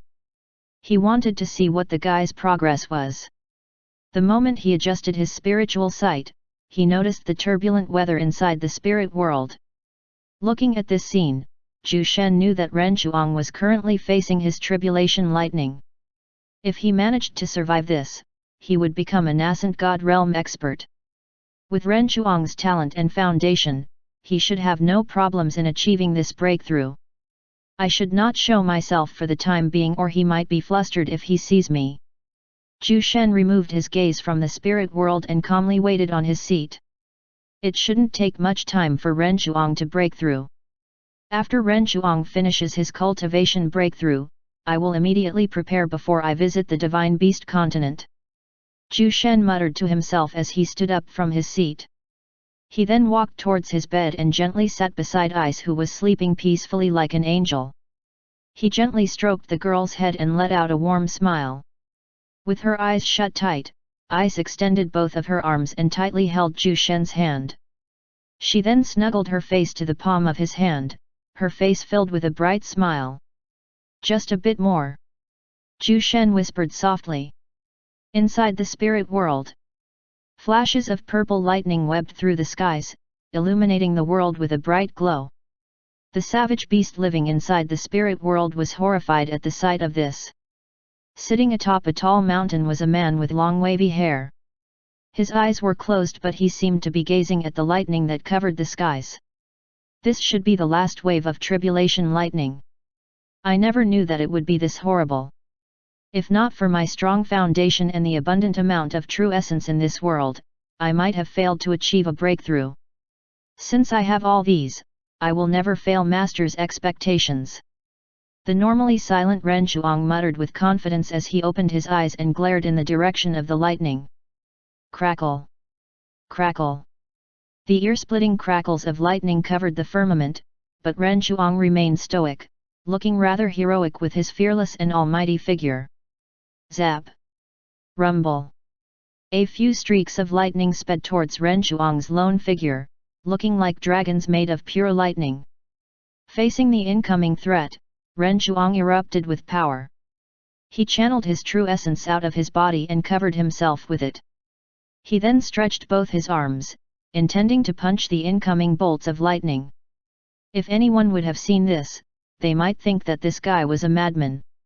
However, Ren Shuang's gaze was filled with inhuman calmness as if this was nothing in his eyes. Bang!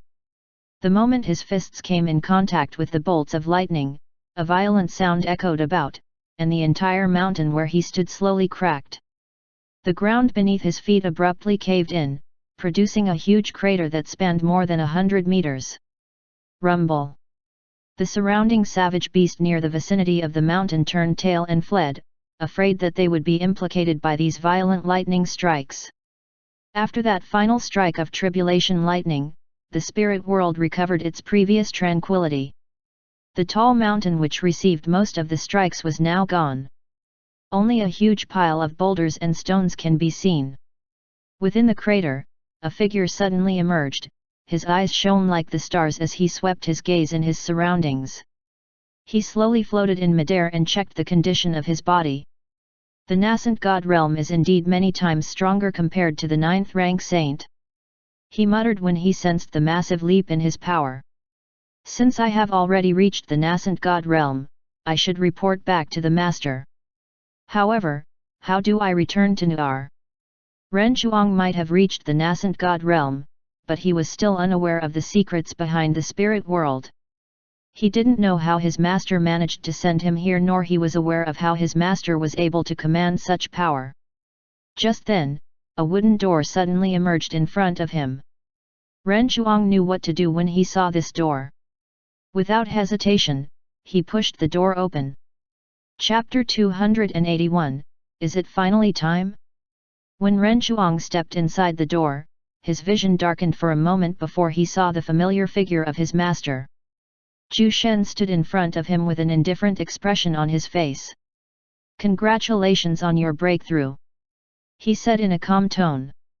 Ren Zhuang bowed his head and said with respect, "It is all thanks to the master's arrangements.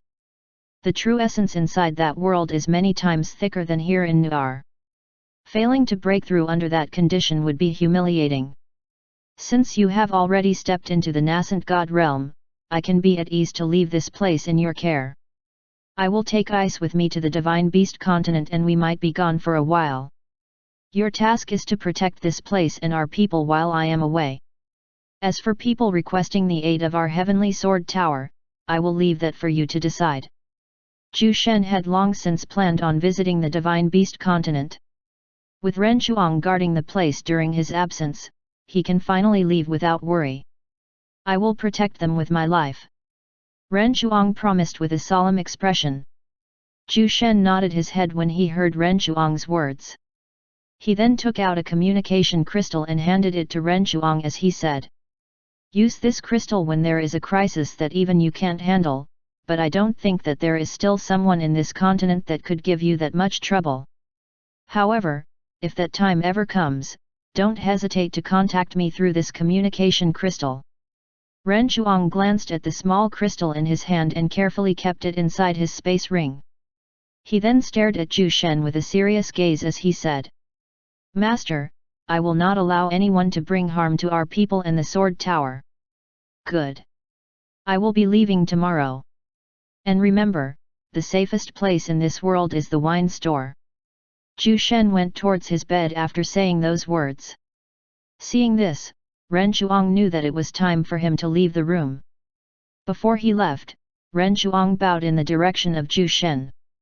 His mind was occupied with Zhu Shen's last words. "The safest place in this world is inside the wine store," Ren Zhuang muttered as he walked away. Zhu Shen patted the face of the little girl who was still sleeping soundly on the bed. This small act of him woke up the little girl. "St stinky human! Why did you wake up this Lord Tiger?" Ice raised her hands like a claw as she resentfully glared at Zhu Shen.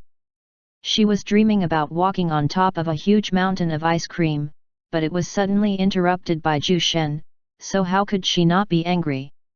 Zhu Shen calmly evaded her claw strikes as he replied in a soft voice.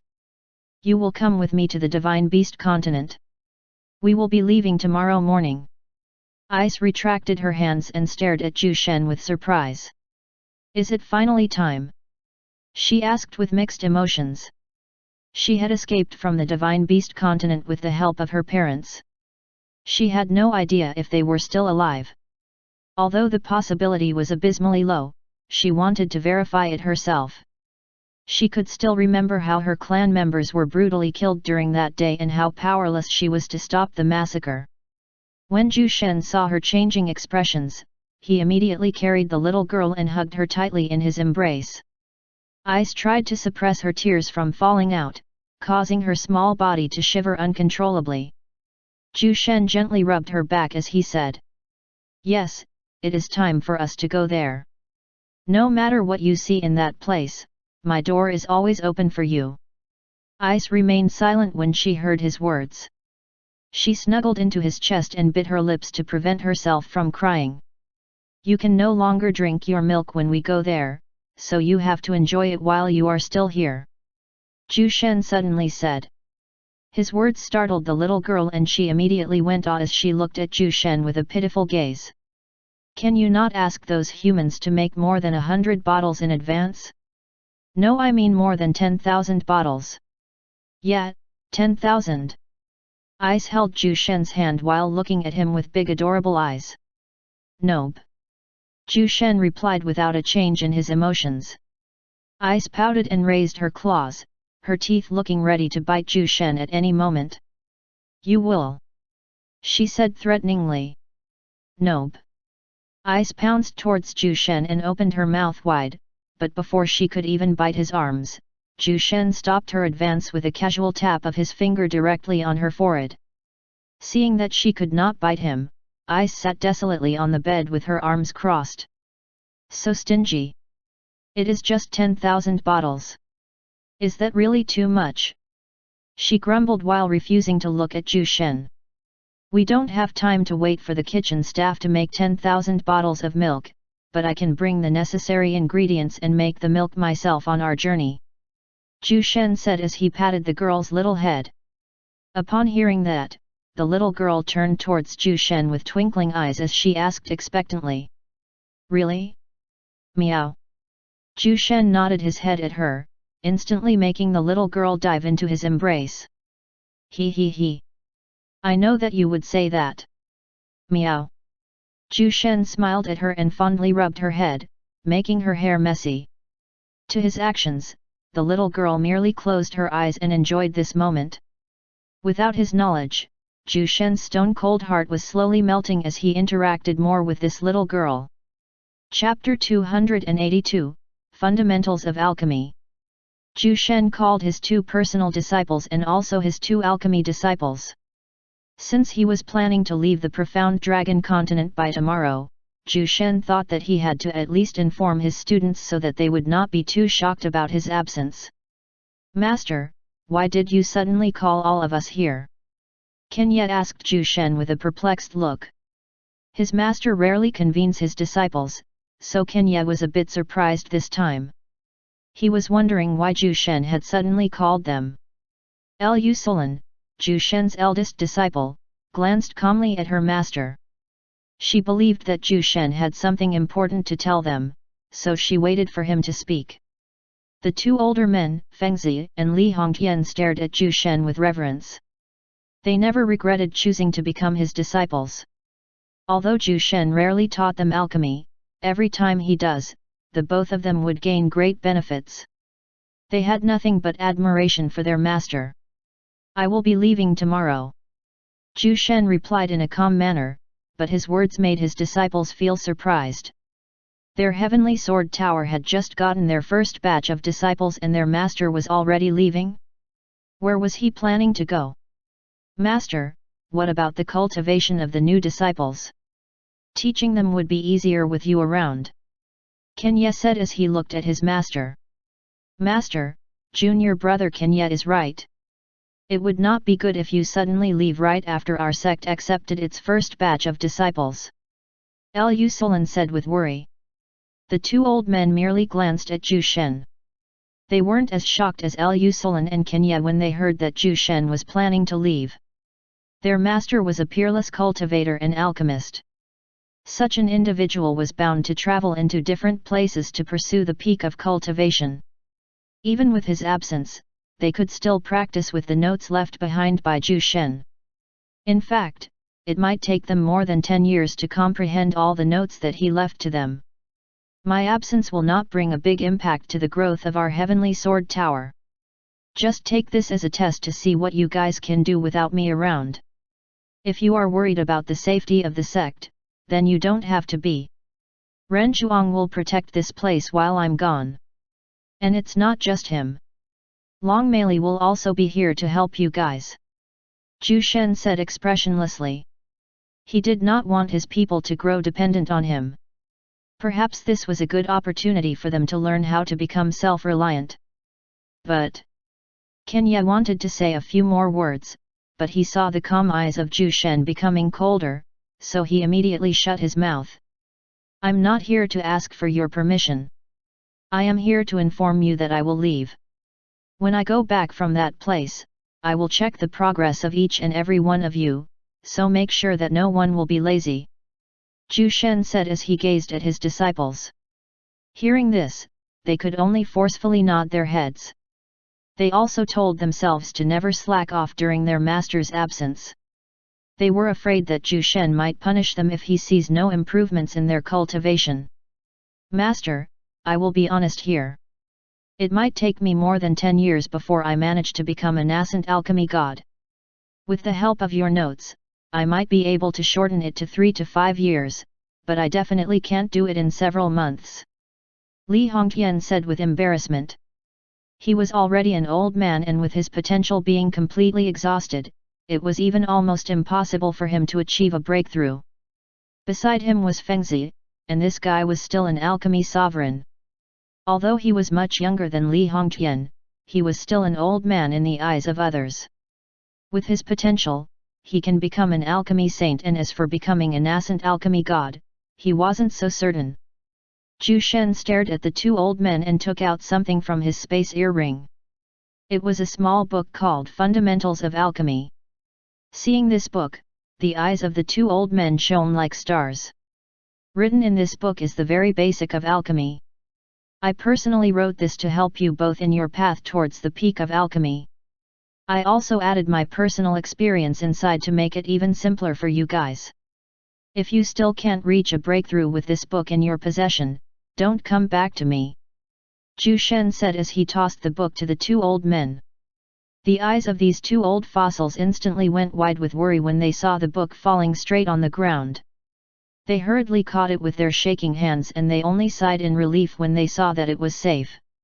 Master, I promise that we can improve significantly with the help of this book. Li Hongtian said excitedly. Good. Don't forget to make pills for the disciples of our section. Zhu Shen said. Yes, Master. The two old men replied in unison. As for the both of you, you will be responsible for observing the growth of the disciples. You have to make sure that none of them will waste our resources. Zhu Shen said as he glanced towards Lu Sulan and Kenyat. Yes, Master. They both nodded their heads respectively. Leave. Zhu Shen said as he sat down in his seat. His 4 disciples bowed their heads before they left the room. Ren Zhuang. Swoosh. Master. Ren Zhuang emerged like a shadow in front of Zhu Shen. Bring Thia here. Zhu Shen ordered. Ren Zhuang nodded his head before he vanished like smoke. I should bring Thia with me to the Divine Beast continent. I might not be able to babysit that little tiger alone. Chapter 283, Day of Departure. Greetings, Master. Thia bowed her head at Zhu Shen. She was suddenly taken by surprise when she heard that Zhu Shen had summoned her, since she was supposed to protect the store. Although she was also part of the Heavenly Sword Tower, Zhu Shen had specifically told her that she would remain as a waitress in his wine store, so she was a bit surprised when Zhu Shen made him come to the Sword Tower. Zhu Shen nodded his head at her. To this beautiful blonde woman, Zhu Shen did not know, but he always has this feeling of familiarity every time he looks at her. I don't recall meeting someone with this appearance during my past life. Perhaps the system gave her a completely different look, just like me, he thought to himself. Thia was slightly confused when she felt Zhu Shen's lingering gaze, but she did not feel any discomfort when she saw those clear golden pupils free of any emotions. Thia, I won't beat around the bush. I plan to bring you with me to the Divine Beast continent. We will be there for maybe a long time, so prepare yourself before we depart tomorrow. Zhu Shen said as he looked at her face.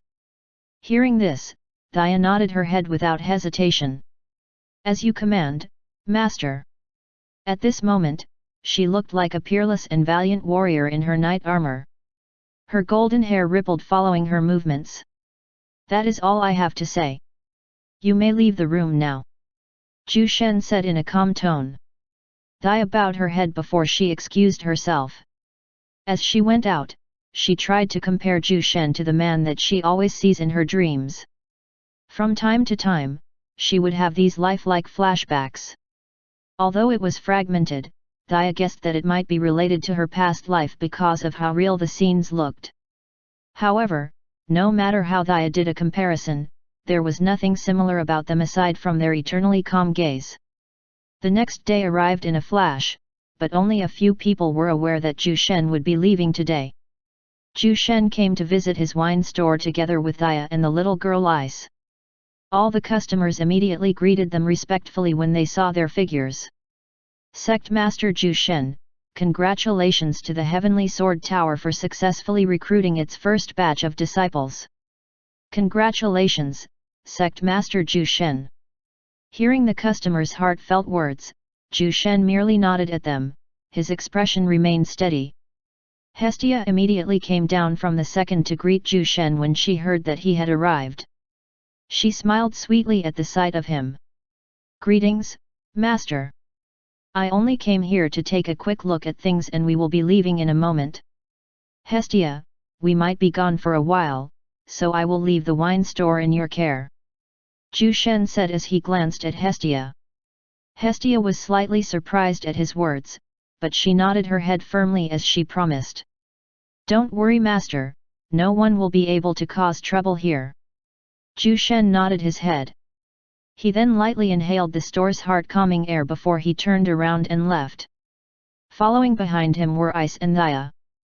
3 streaks of lights flew towards the skies under the admiring gazes of the customers.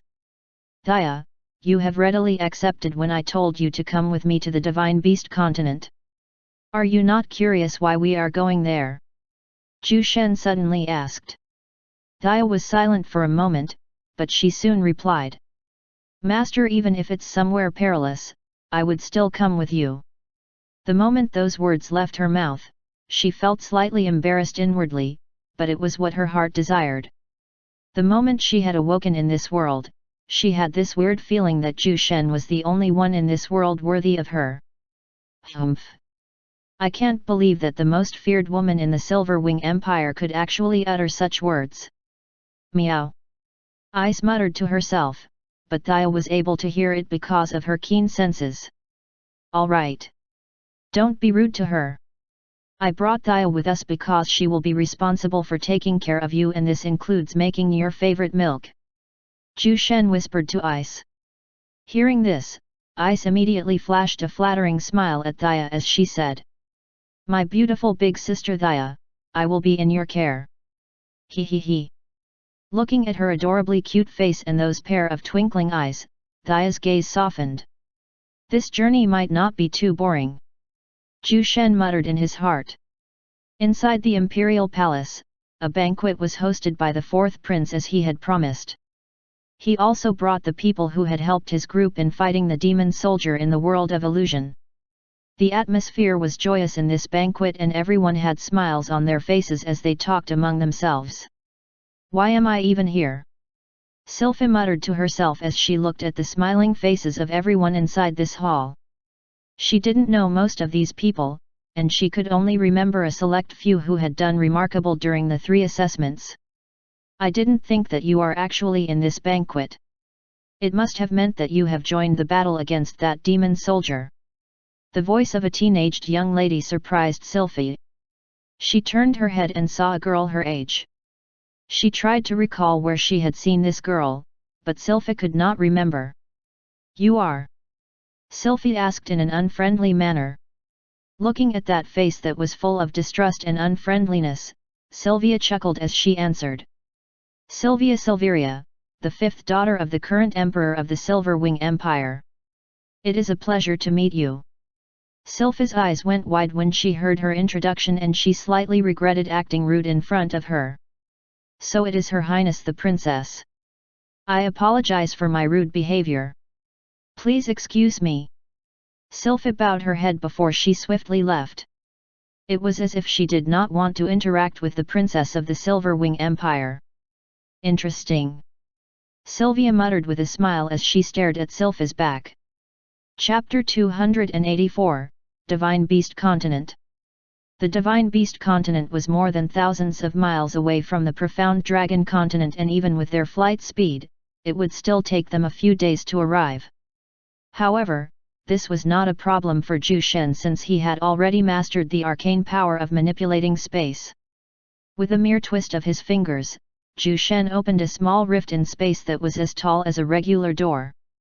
"Follow me," he said as he gestured for the two ladies to follow him. Without hesitation, Zhu Shen and the other two stepped inside the small rift in space. The moment they came out, they arrived in a completely different place. The true essence in the surroundings was way thicker compared to what it was in the Profound Dragon Continent.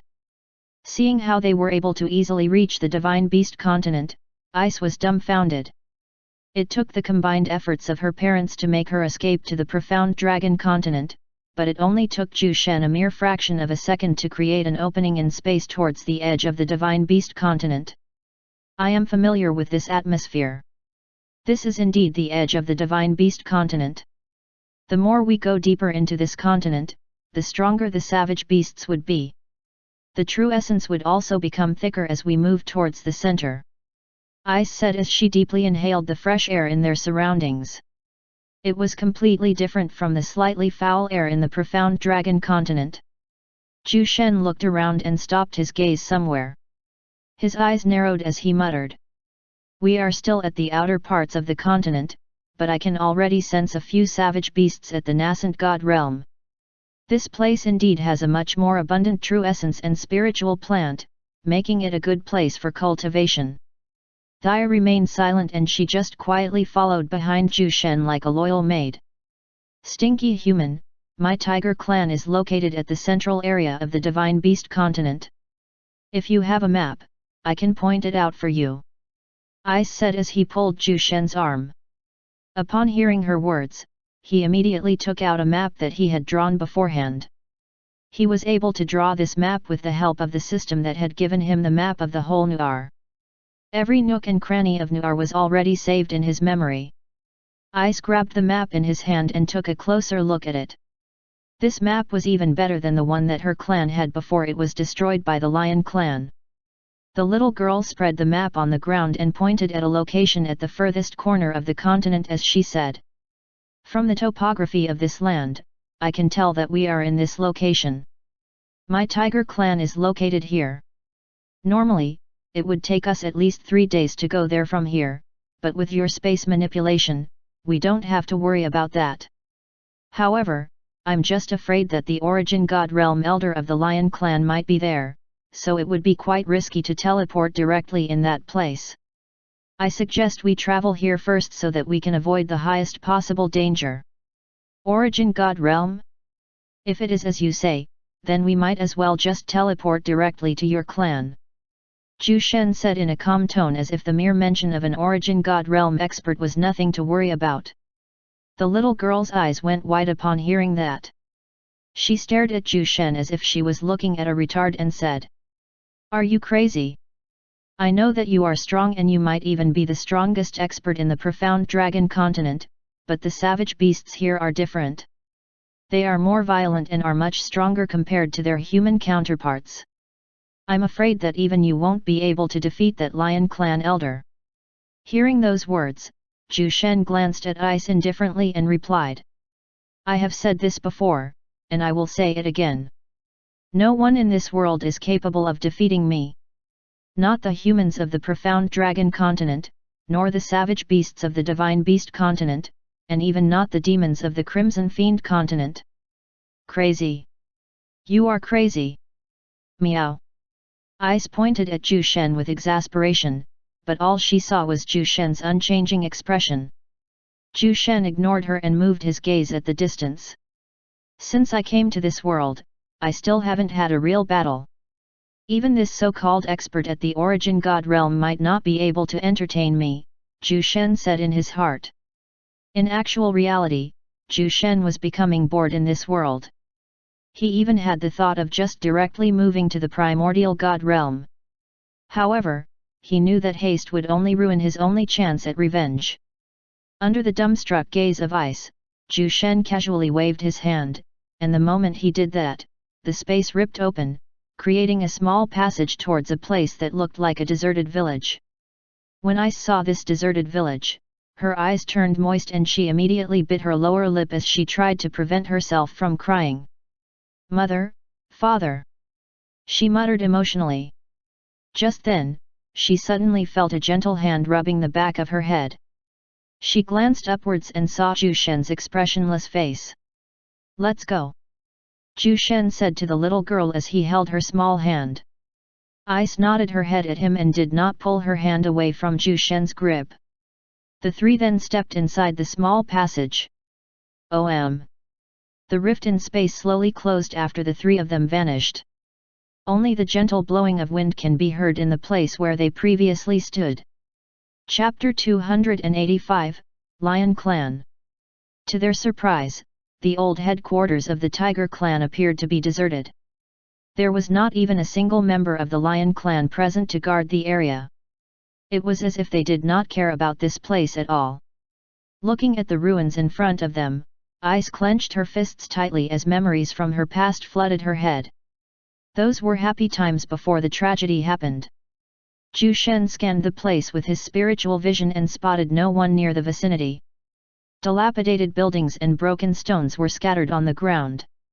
From the looks of it, everyone from the Tiger Clan had perished and not even a single bone remained of them. A war between two clans is common here in the Divine Beast continent. The stronger ones will prosper while the weaker ones are devoured. It was the nature of savage beasts to kill and consume their prey. "Mother, father! Are you guys still alive?" Ice's tears finally slid down to her cheeks. She was worried that her parents were already dead. Although the possibility of them being alive was close to zero, she wants to believe that they were still alive. However, the scene in front of her made her hopes almost shatter. Looking at the sobbing little girl, the neutral expression of Dia changed. She walked closer to her and hugged her tightly from behind. She offered no words of consolement, but the warmness of her body made Ice feel much better. Zhu Shen stared at the two ladies and remained silent. Even he wasn't certain whether Ice's parents were still alive. After all, it has been long since the Tiger Clan was attacked, and from the state of their headquarters, it looked as if no one was able to survive. Ding! The primordial blood of a savage thunder lion is detected by the system. This drop of primordial blood is currently located in the headquarters of the Lion Clan. It is suggested that the host must get this item as an ingredient for his wine recipe. The savage thunder lion is a primordial god beast of the ancient era, and its blood contains the secrets about manipulating lightning. "Host, you must collect this drop of blood." The mechanical voice of the system suddenly echoed inside Zhu Shen's head. Savage thunder lion?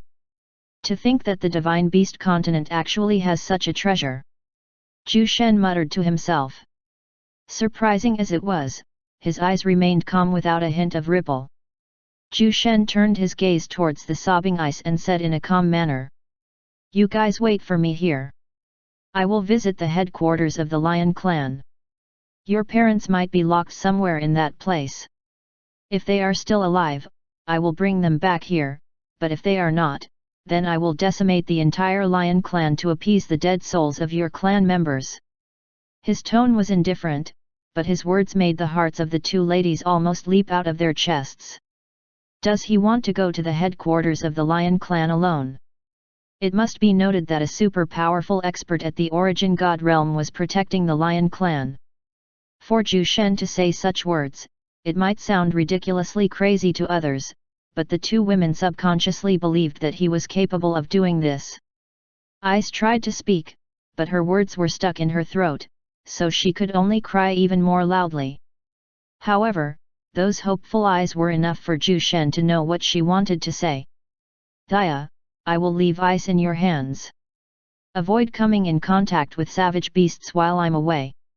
As for you, don't worry. I will come back." Zhu Shen said as he patted the heads of the two women. After saying those words, he waved his hand and ripped the space open. OM. His figure vanished and only the small crack in space was left behind. Looking at this, Ice and Thea prayed for the success of Zhu Shen. The headquarters of the Lion clan is located on top of a huge mountain. There were numerous caves dug in the mountain and each cave houses multiple members of the Lion clan. Today was just another peaceful day for these lions. The weather was great and their food was abundant. With the strength of their clan, no one dared to wage war against them, so the Lion clan was able to prosper without a problem. However, something unexpected happened today. A rift in space suddenly emerged right in the middle of their camp, making these proud lions feel quite surprised. After that, a tiny human came out from it, making these savage beasts feel even more dumbfounded. What was happening? Did this stupid human accidentally teleport to their headquarters using a teleportation array formation? If it was so, then it was a great problem for them. Who knows if this human would suddenly bring millions of his kind in their headquarters. Their Lion clan might be strong, but many of them would certainly perish if that happens. They had to kill this human. Because of their confusion and shock, this group of lions failed to notice that they still haven't checked the cultivation level of this human. However, why would they care about the power of such a weak and tiny creature? So this is the Lion clan. This supply of meat is enough for my heavenly sword tower for at least 3 years. Not bad. Zhu Shen muttered as he scanned the huge beasts moving in his direction. In his eyes, all he could see were giant pieces of meat. Some of the lions were already at the 9th rank Saint Realm and they were already able to speak, but they could not figure out what Zhu Shen meant about those words. Human. How did you come to this place? Did you not know that this is the territory of our Lion clan? A bigger and intimidating lion stepped forward and asked Zhu Shen in a beastly voice. Its loud voice echoed in all directions. This lion was actually a savage beast at the peak stage of the nascent god realm. Zhu Shen remained peacefully calm even though he was under the scrutinizing gazes of more than several hundred lions. Anyone else would have already peed their pants in terror if they were in his place. Another piece of fat and juicy meat. I'm liking this place even more. Zhu Shen muttered. Chapter 286, The Old Lion. The veins of the peak stage nascent god realm lion protruded when he heard Zhu Shen's words. He was more intelligent than the other lions, so he was able to understand what Zhu Shen meant. You insolent human! You dare barge into our home and even mock my proud Lion clan! Roar! The huge lion emitted a roar in the face of Zhu Shen as if he wanted to see him piss his pants in terror, but to the lion's dismay, Zhu Shen did not even take a step back nor did he flinch at this intimidation. The lion even failed to notice that his spittle had evaporated before it even touched Zhu Shen's face. With a calm and indifferent expression, Zhu Shen ignored the loud lion and walked straight towards the heart of the Lion clan's base. He went directly into the cave of their strongest clan member under the dumbfounded gazes of these savage beasts. You fucking piece of shit! Where do you think you are going? The huge lion morphed into a tall and hulking human and he angrily pointed at Zhu Shen with his slightly shaking arms. Zhu Shen's calm eyes emitted a cold glow and an ordinary-looking sword suddenly became visible in his hands. Shing! No one saw his movements, and the savage beasts only heard the sound of his sword being put back to its scabbard. Thud!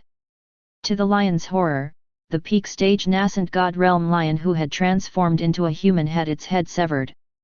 The angry expression on his face was still present when his decapitated head fell towards the ground.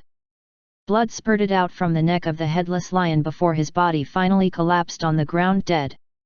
Everything happened in just a blink of an eye and not even a single lion present was able to witness how Zhu Shen had managed to kill this strong savage beast in just one stroke. Zhu Shen did not even stop walking when he killed that lion. It was as if killing this savage beast was no significant feat. All the lions trembled in fear as they watched this human as he slowly walked towards the cave of their strongest elder. None of them were foolish enough to provoke such a terrifying human who was capable of killing a peak-stage nascent god realm in less than a second. Zhu Shen suddenly stopped in front of a large cave. He stared straight towards it as if he could see through the interior of this dark cave. I know that you have witnessed how I killed that little lion. Do you want to come out on your own, or perhaps you want me to help you out? Zhu Shen's cold voice echoed like a death song in the ears of the lions. These savage beasts silently recalled when they had provoked such a maleficent character. Honored friend, I don't remember our lion clan provoking an esteemed person like yourself. Can you please enlighten this old man? An aged voice drifted from inside the cave as the silhouette of a person came out of it. This person was actually an old man, but the most intriguing thing about him was his muscular figure despite his old age. A little brat who is merely more than 1,000 years old dares to call himself an old man in front of me. Zhu Shen said as he glanced at the muscular old man. The murky eyes of the old man flickered with anger. He tried to hide the killing intent behind that gaze, but how could Zhu Shen fail to notice that with his unparalleled spiritual power? The old man scanned Zhu Shen's figure, but he could not even sense this human's power no matter how he looked at him. This finally made him feel a sense of threat, since it was the first time that he failed to distinguish his opponent's cultivation level. As an expert at the Origin God realm, he could see through anyone's strength with just a simple glance, but this human, he could not even sense his power. If he did not see how Zhu Shen had easily dispatched that peak stage nascent God realm lion, he would believe that Zhu Shen was just a fool. Now, he finally realized that this guy wasn't as simple as he seemed to be. Honored friend, if our lion clan has wronged you before, I will apologize on behalf of my clan. I would also offer an additional compensation as a token of my sincere apology. The old man forced out a smile as he uttered those words. After living for more than 1,000 years, he knew when to attack and when to retreat. At this moment, all his instincts were telling him to stay the fuck away from this human. Zhu Shen revealed an interested look when he heard the old man's words. Oh? Little brat, what can your clan offer to me? He asked in a calm tone as he used his spiritual sight to search for Ice's parents. And after merely 2 seconds, he discovered a small group of savage beasts tied up in the deepest part of the old man's cave. The old man almost snapped when Zhu Shen called him a little brat, but he held it in when he recalled this human's inestimable power. With a face full of smiles, the old man replied. Our clan has discovered an origin rank spiritual plant a few months back then. Although we still have not discovered its properties yet, we know that its worth is definitely astronomical. What do you think? As he said those words, the heart of the old man bled, but he had to do it to make this human go away from their lion clan. After he sensed that some tiger clan people were still alive, Zhu Shen retracted his spiritual sight and turned his gaze towards this old man. Origin rank spiritual plant. Not bad. I'm short on ingredients for my wine recipe. Little brat, go ahead and take it out for me. Zhu Shen said without batting an eye. He was slightly interested in this origin rank spiritual plant as it might be a good ingredient for his wine. The old man's body shook, but he controlled his anger from exploding. With a stiff smile, he replied. Please wait for me here, honored friend. Chapter 287, The Chained Tigers. That fucking bastard. Calm down. I have to calm down. That human's power. I can't see through him. I can only give him that spiritual plant to make him go away. Since my clan failed to learn about its usage and properties, I might as well give it to that guy to play with. If I manage to make those fucking tigers speak about the whereabouts of that glacial sovereign tiger, I might be able to awaken my savage thunder lion bloodline. By then, I will search for this guy and pay back this humiliation tenfold. The old man shouted in his heart as he went inside his cave of dwelling. The narrow space became wider and the light coming from the torches illuminated the dark cave. In the furthest corner of the cave was a group of tigers tied up in metallic chains. Their figures bedraggled and pitiful, but their flickering pairs of eyes glowed with extreme animosity when they sensed the arrival of the old man. The old man chuckled mockingly when he saw their expressions. He then ignored them and went straight towards a different corner. In that section of the cave were dozens of high-level spiritual plants. The old man stopped and crouched in front of a small spiritual plant with purple leaves. It emitted a gloomy aura when the old man touched it. This plant is still so stubborn. Even after I had wiped out its sentient soul, it is still able to recognize me. The old man muttered as he swiped his hands. The gloomy aura from the spiritual plant vanished after that swift motion of his hand.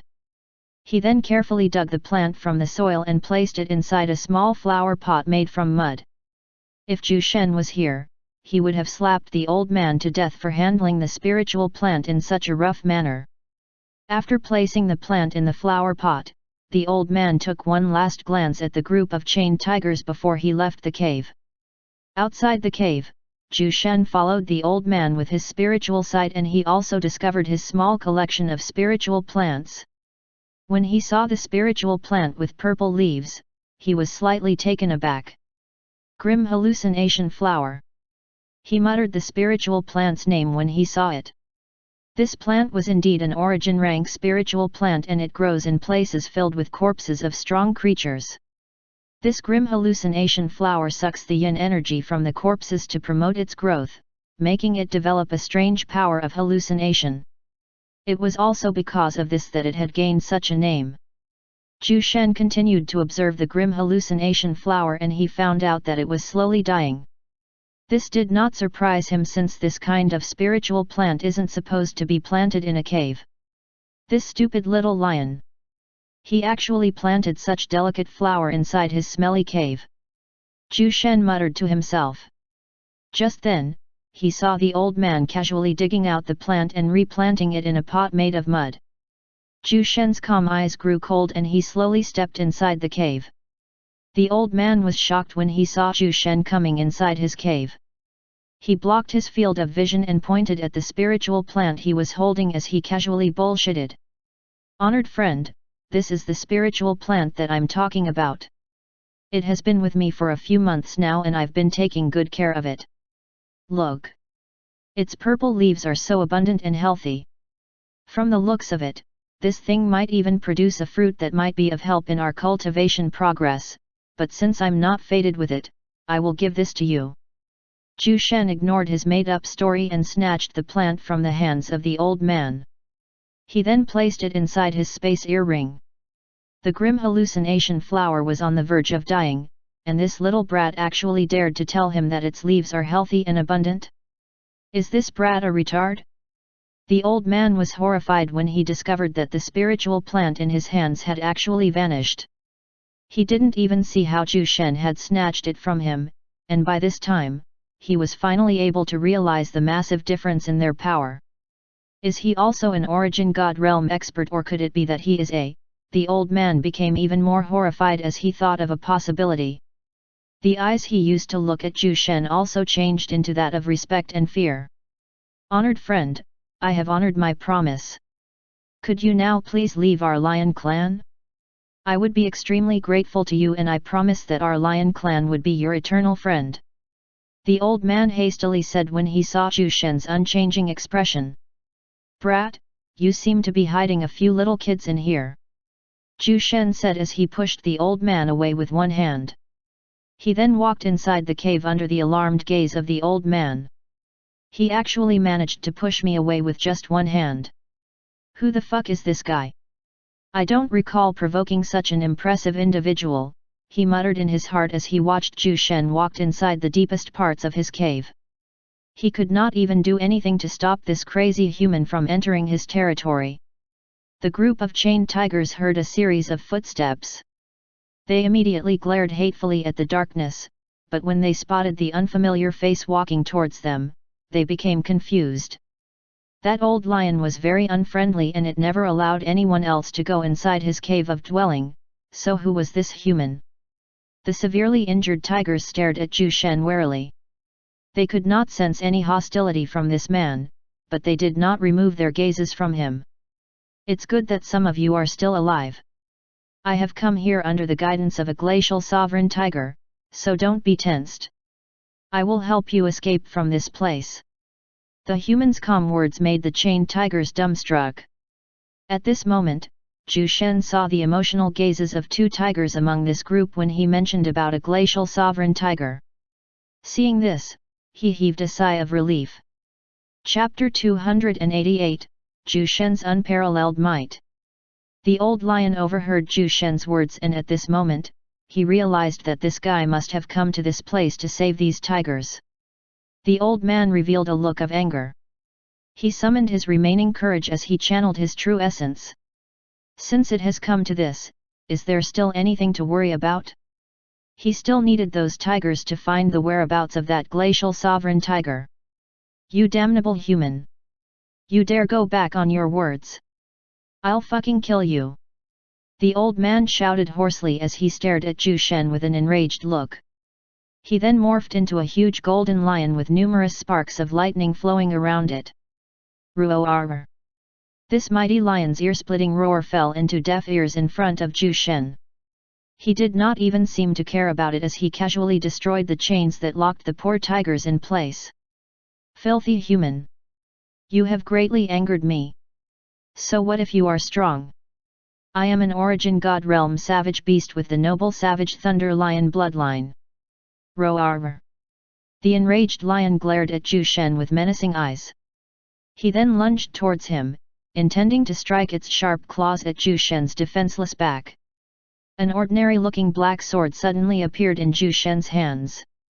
The plain-looking sword emitted a dazzling radiance as it slowly revealed its true appearance. Archaic patterns and the intertwining dragons can now be seen on this sword. This is Zhu Shen's baleful dragon sacred sword. A super powerful weapon that he got from the system after scamming it. Zhu Shen swiftly turned around and lifted his sword to block the claw of the lion. Clong! Sparks flew in midair as the lion's claw and Zhu Shen's sword clashed. The ground beneath their feet caved in after that one exchange. The old lion took a step back as it continued to stare warily at Zhu Shen. He could sense a strong draconic power coming from the sword in that human's hands.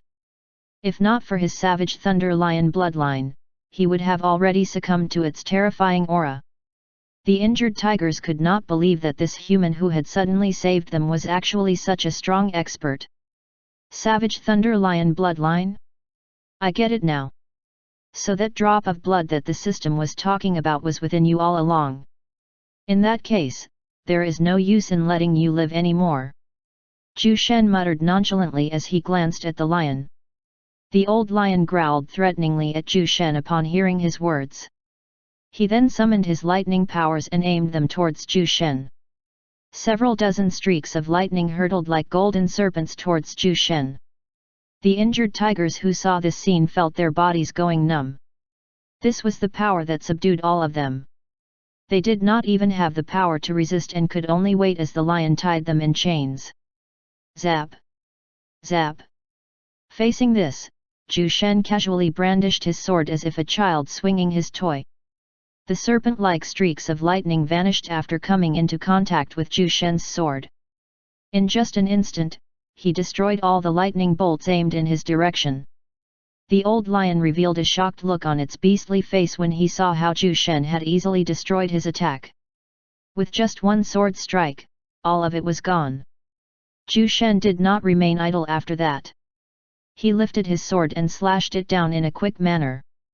This sword attack produced a keening sound as an invisible wave of violent air tore through space and lunged towards the dumbstruck old lion. Rumble! Rumble! The mountain where the headquarters of the Lion clan was located experienced a frightening earthquake after Zhu Shen released his strike. All the Lion clan members were startled and they could not help but stare at the base of the old lion. The old lion's cave of dwelling was now a total mess. The mouth of the cave was covered with huge boulders and rubbles, a telltale that it had experienced the most amount of damage. When the cloud of dust settled, all the lions finally saw the figure of Zhu Shen, who was holding a black heavy sword in his hands. Behind him was a group of injured tigers looking at his back with respect and admiration. This? What happened? A lion asked in panic after witnessing this scene. However, no one was in the mood to answer his question. Zhu Shen unsummoned his sword and walked towards a pile of rubble not far away from him. He gave it a kick, causing this small pile of rubble to turn into dust. After that, a severely injured lion finally came into everyone's view. Its huge head was covered in blood and there were multiple lacerations on its body. The bloodied old lion revealed a look of horror when he saw Zhu Shen looking at him with a calm expression. This was the first time he had revealed a look of despair after being unrivaled for more than 1,000 years. "Hu human, I admit that your strength is greater than mine and I don't regret dying in your hands, but please allow me to have one final request before you kill me." The old lion spoke in a calm tone as it stared at Zhu Shen. "Oh." Zhu Shen's expression remained unchanged, but he allowed the old lion to continue speaking. "You came here to save the remaining members of the Tiger clan, so you must have already planned to kill everyone in my Lion clan. The massacre of the Tiger clan has nothing to do with them and it is because of my greed that I ordered them to attack the Tiger clan. They are innocent, so please don't kill them." The old lion pleaded in a calm voice. The expressions of the tigers behind Zhu Shen changed, but they offered no words or suggestions. They remained silent as they waited for Zhu Shen to answer the old lion's final wish. Chapter 289, The Old Lion's Regret. Zhu Shen glanced at the old lion with an indifferent expression as he replied in an eerily calm voice. "When you planned to destroy the Tiger clan, you should have prepared yourself for the possible destruction of your Lion clan. Little brat, greed begets death." Zhu Shen snapped his fingers and pointed at the sky as he channeled his true essence. Countless wisps of black flames covered the sky, making it look like a huge dark cloud. The old lion's expression changed into that of regret and sorrow. He could still not believe that his proud Lion clan would one day face such a terrible enemy. Perhaps it was retribution for his greed. "My proud Lion clan. This useless one apologizes for implicating you all in this mess." The old lion shouted as he glanced at the lions with regret. His huge body shook as blood continuously leaked out from his deep wounds. "Oh wait! If I use this power, there would be nothing left of them. How could I get the savage thunder lion's blood this way?" Zhu Shen recalled the black flames and coughed dryly. Seeing this, the old lion thought that Zhu Shen felt its heartfelt words, so he immediately said, "Thank you, honored friend, for being lenient." Upon hearing that, Zhu Shen stared at the old lion as he was looking at an idiot. "What are you saying? I just remembered that if I use my flames on you little brats, not even an ash would remain, so how could I eat your tasty lion meat that way?" "Hey?" The old lion opened his mouth, but before he could even speak, he suddenly felt his consciousness slowly fading. Only Zhu Shen's expressionless face and his words lingered inside the old lion's head before he died in a blink of an eye. No one saw how Zhu Shen killed the old lion, but if an expert who trained his spiritual soul was here, he would have noticed the strong fluctuations of spiritual power in the body of Zhu Shen. At this moment, Zhu Shen turned his calm gaze to the remaining Lion clan members. He then attacked them using his spiritual power. Thousands of invisible bullets shot towards the lions within the mountain. They could not even utter a howl of despair before their bodies collapsed on the ground dead with no signs of life. The eyes of the tigers behind Zhu Shen flashed with fear when they saw how those strong enemies died in just a second. This mysterious human merely glanced at them and they all died just like that. Just who was this human? Wait here for a moment. I'll just retrieve a few things here. Zhu Shen said to the tigers as he walked towards the corpse of the old lion. He placed his hand on the old lion's head and injected his true essence inside the body of the lion. The beast's body slowly became dry as Zhu Shen sucked the remaining blood on its body. After doing that, he then refined its blood to get the pure savage thunder lion bloodline. Looking at this seemingly demonic sorcery, the tigers had the urge to run, but they forced themselves to remain at their spot. They knew that this human was their savior, but he was just too scary that they did not even dare to let out a fart.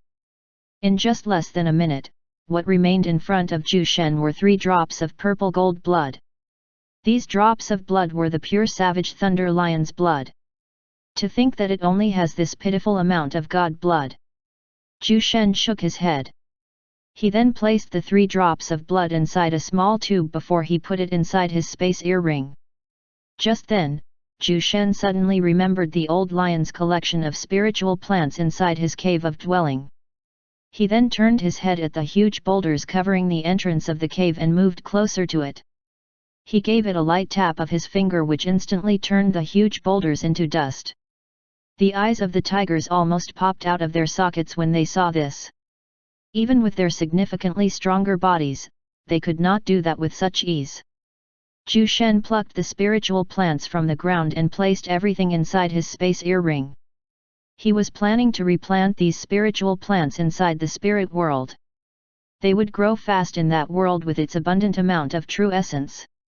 The only thing he was worried about was the grim hallucination flower. An idea suddenly came into his mind. If I put some of these lion corpses in one place and plant the grim hallucination flower there. Not bad. Zhu Shen muttered to himself as he stepped out of the cave. If only the lions could have heard that Zhu Shen was actually planning to use their corpses as fertilizer for a spiritual plant, it would have been fun to see their reactions. When the tigers saw Zhu Shen emerged from the cave, they immediately walked towards him and bowed their huge tiger heads with respect as they said, "Many thanks to the esteemed senior for saving us. We will never forget this." Zhu Shen scanned the tigers and discovered that all of them were actually at the nascent god realm. It would be a good idea to bring them to his heavenly sword tower. When that thought came into his mind, he immediately devised a plan on how he could convince this group of tigers to come with him. We already resigned ourselves to death, but Senior has given us a new lease in life, and because of this, we decided to come with Senior and serve you for the rest of our lives. A tiger stepped forward and said. Hearing this, Zhu Shen, who was still planning his next course of action, was pleasantly surprised. It looks like he no longer needed to convince them. We can talk about this after you guys meet that little girl. Zhu Shen said in a calm tone. 2 of the tigers revealed a look of excitement when they heard Zhu Shen's words. Zhu Shen did not wait for their reply as he waved his hand and opened a rift in space. OM. Chapter 290, Reunion. Big Sister Thea, do you think that stinky human would be able to defeat that origin god realm lion? I've seen that old man's power with my own eyes, and no one in our tiger clan was even able to put up a fight against him. That stinky human even dared to go alone in their headquarters. Truly tired of living. Ice asked the woman beside her. Although Zhu Shen was very strong and was someone with great ability, she was still worried about Zhu Shen this time. After all, she had witnessed what had happened to her tiger clan in the hands of the lion clan. Thea stared at the little girl with her calm eyes and replied in a firm tone. There is no one in this world who can defeat my master. Ice was speechless at her reply, but the absolute confidence that Thea displayed when she uttered those words was genuine. After not less than 2 hours, a rift in space suddenly emerged in front of the 2 women. Their eyes lit up when they saw it, and the both of them calmly waited for Zhu Shen to step out of the rift. Zhu Shen saw Ice and Thea scanning him from head to foot. They both sighed in relief when they saw no obvious injuries on his body, but before they could even speak, 8 people suddenly came out of the rift.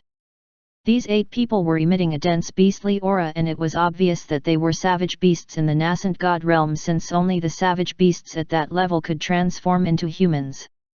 Thea calmly stared at this small group of people.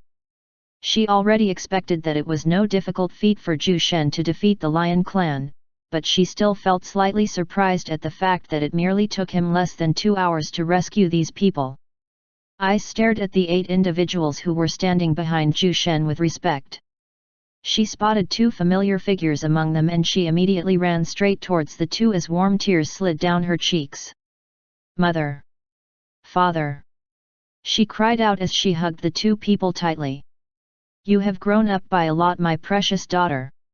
Look at your cheeks, they are so full now and chubby now. Ha ha! Ice's father said as he gently caressed his daughter's face. The smile on his face was wide as he looked at his daughter. "My little girl, it's good that you are fine," her mother said with a gentle smile. The family of three chatted after their reunion. Ju Shen also signaled for the rest to give space for Ice and her parents. "Esteemed senior, we can't thank you enough for saving us. We no longer have our possessions with us to repay this life-saving grace, so we can only offer the remainder of our lives to serve you." The 6 tigers bowed solemnly at Ju Shen. They were proud creatures and they would never submit easily to someone. Even the old lion of the lion clan failed to make them submit to him, but these tigers knew that Ju Shen was different. They were also convinced about his power and it was definitely a good idea for them to serve him, not just to repay his grace, but also because of the chance they saw within Ju Shen. Ju Shen took out a chair from his space earring and unceremoniously sat on it. He then leaned on the chair before he turned his gaze to the 6 tigers in front of him. With the 6 of them including Ice's parents, his heavenly sword tower will have 8 guardian beasts at the nascent god realm. Not even the alliance has that much number of experts at that level. Since you have already decided that, I have nothing else to say. Don't worry. You won't be miserable under my command. Ju Shen said in a calm voice. The 6 tigers were not surprised about Ju Shen's confirmation, but they still felt a bit excited at the thought of following this strong senior. Esteemed senior, thank you so much for accepting us. The tigers emotionally said as they bowed at Ju Shen. There is no need to thank me. And just call me sect master when we go back to the profound dragon continent. Ju Shen said indifferently. The tigers nodded their heads in acknowledgement. My precious daughter, how did you meet that esteemed senior? From his aura, I am certain that he is a human, but are the humans of the profound dragon continent really that strong? Ice's father Bailey Feng asked as he stared curiously at his daughter. He had been to the profound dragon continent a few times in his life, but during his visits, he was certain that there were no humans who were as strong as Ju Shen. Ice's mother Bailey Fei was similarly curious. They had seen how strong Ju Shen was and she was also interested in knowing how her daughter met this mysterious human. Ice put on a smug look as she told them about her story. Ju Shen, that stinky human is one of the strongest experts of the profound dragon continent. When I first met him, I thought that he was just an ordinary wine seller, but he was actually able to see through my identity with one glance. By then, I knew that he was not just a wine seller. He also healed my wounds and allowed me to stay inside his store to recuperate my wounds. During my stay in his store, I discovered that the wines he was selling were not as simple as they seemed to be. They were actually capable of enhancing one's true essence. What? You mean he could make a wine with similar effects to spiritual fruits? Bailey Feng exclaimed in surprise. Bailey Fei was also shocked to hear that and she could not help but gasp in surprise. Ice nodded her head. Indeed. However, the most mind-blowing thing of all is not the wines he sells, but his store. It is. The family of 3 chatted for a long time that they failed to notice that a few hours had passed by. However, no one bothered them since it has been a long time that they were separated. Dia walked behind Ju Shen and put her hands on his shoulder as she said. Master, let me massage your shoulders. Ju Shen did not decline the offer and allowed Dia to do as she pleased. He also closed his eyes as he sorted his mind. I already have the fragrant luminous clan and the blue fire lotus.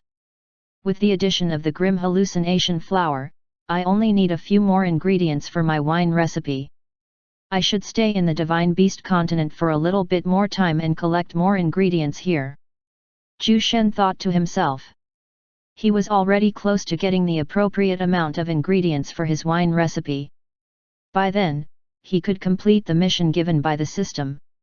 In the profound dragon continent, inside the heavenly sword tower, Long Meili was secretly observing Sylpha from afar. The banquet hosted by the 4th prince was still not over. More and more guests arrived at the imperial palace and a few people from the older generation even went to congratulate the new disciples of the heavenly sword tower. Why did that girl even come to this sort of gathering when she is not even planning to interact with people? Long Meili muttered to herself when she saw Sylpha standing on the terrace alone. Sylpha glanced at the joyous atmosphere inside the banquet hall and shook her head. I have been to this kind of gathering when I was still young, but I don't enjoy it anymore. It only makes me remember about my family. Maybe I should go back to the Heavenly Sword Tower. She muttered to herself as she went inside the banquet hall. She did not want to leave without informing the host. It would be disrespectful to do that, so she searched for the fourth prince.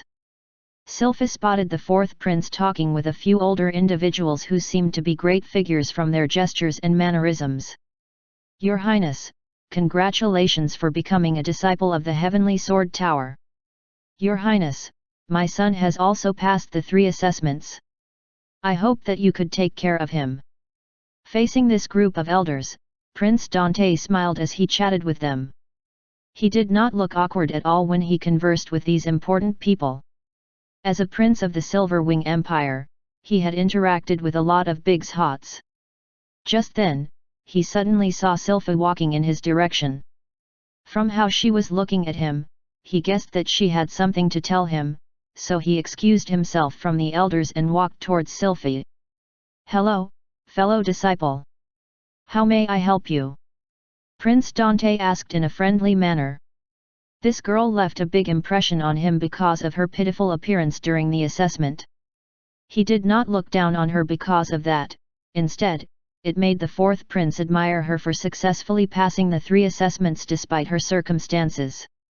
Sylpha was slightly embarrassed to tell the fourth prince that she wanted to leave the banquet when it had just started not long ago. I suddenly feel unwell, and I hope that you would not mind if I go back to the Heavenly Sword Tower to rest, she said as she looked at him. The fourth prince was slightly surprised to hear that, but he still nodded his head at her. Oh, no problem at all. Be careful on your way back to the Sword Tower. Sylpha nodded in understanding. Thanks. I will leave now. After that, she turned around without looking back. The fourth prince stared at her figure and he suddenly felt a foreboding sensation when Sylpha has walked out of the banquet hall. I think something bad will happen to her. I must now allow anything to happen to my fellow disciples. He muttered fiercely as he called a few people to come with him. Chapter 291, The Vile Jimenkong. The fourth prince managed to bring some of the new disciples with him to tail Sylpha. The feeling of nervousness did not vanish as he watched Sylpha walked out of the imperial palace. He rarely felt this kind of thing and it only happens when a very bad situation was about to happen, so he did not dare take this premonition lightly. I just hope that I'm just overthinking things. The fourth prince prayed in his heart. Brother, why did you want us to follow that girl here? Is something wrong? Princess Sylvia looked at her brother as she asked that question. Her brother was normally a calm person and he would never let her do anything without a reason, so why did he bring them here? Prince Dante glanced deeply at his sister and replied in a serious voice. I don't know, but I feel that something bad will happen to her. I know this sounds weird and I don't know how I can explain this to you guys, but just trust me on this. If I'm wrong, then that would be for the best. Princess Sylvia and the others no longer pursued the matter when they saw the somber expression of the fourth prince. They knew that he would not lie about matters like this. And with that in mind, they solemnly followed Sylpha while they checked the surroundings. Sylpha, who was still unaware that she was being tailed by her fellow sect disciples, continued on her way. As someone who had experienced many things in life, she was the careful type of person. She was looking warily at her surroundings as she went back to the Heavenly Sword Tower. However, at this moment, she had many things in her mind and it made her less vigilant. She did not even sense Prince Dante and the others following her from a distance. Finally, she sensed a thick killing intent which immediately made her jump out in shock. Shit! I was careless. She cursed in her heart as she took out the new sword that she got from the sect. It was blood red in color and it drew a crimson arc in the air as she brandished it. This was not an ordinary weapon and from the looks of it, this sword should be an earth weapon. Sylpha narrowed her eyes as she stared in a certain direction. That was the place where she had felt that icy killing intent. Show yourself. You think I would not notice you? Sylpha glared in front of her as she tightly held her sword. She already had an idea of who this person might be. There was only one group of people that came into her mind, the Crimson Sun sect. Prince Dante and the others thought that they were discovered when they heard Sylpha's words, but they did not immediately reveal themselves. Wait. She seems to be looking in a different direction and it doesn't look like she had found us. It looks like my guess was indeed right. Everyone, prepare for battle.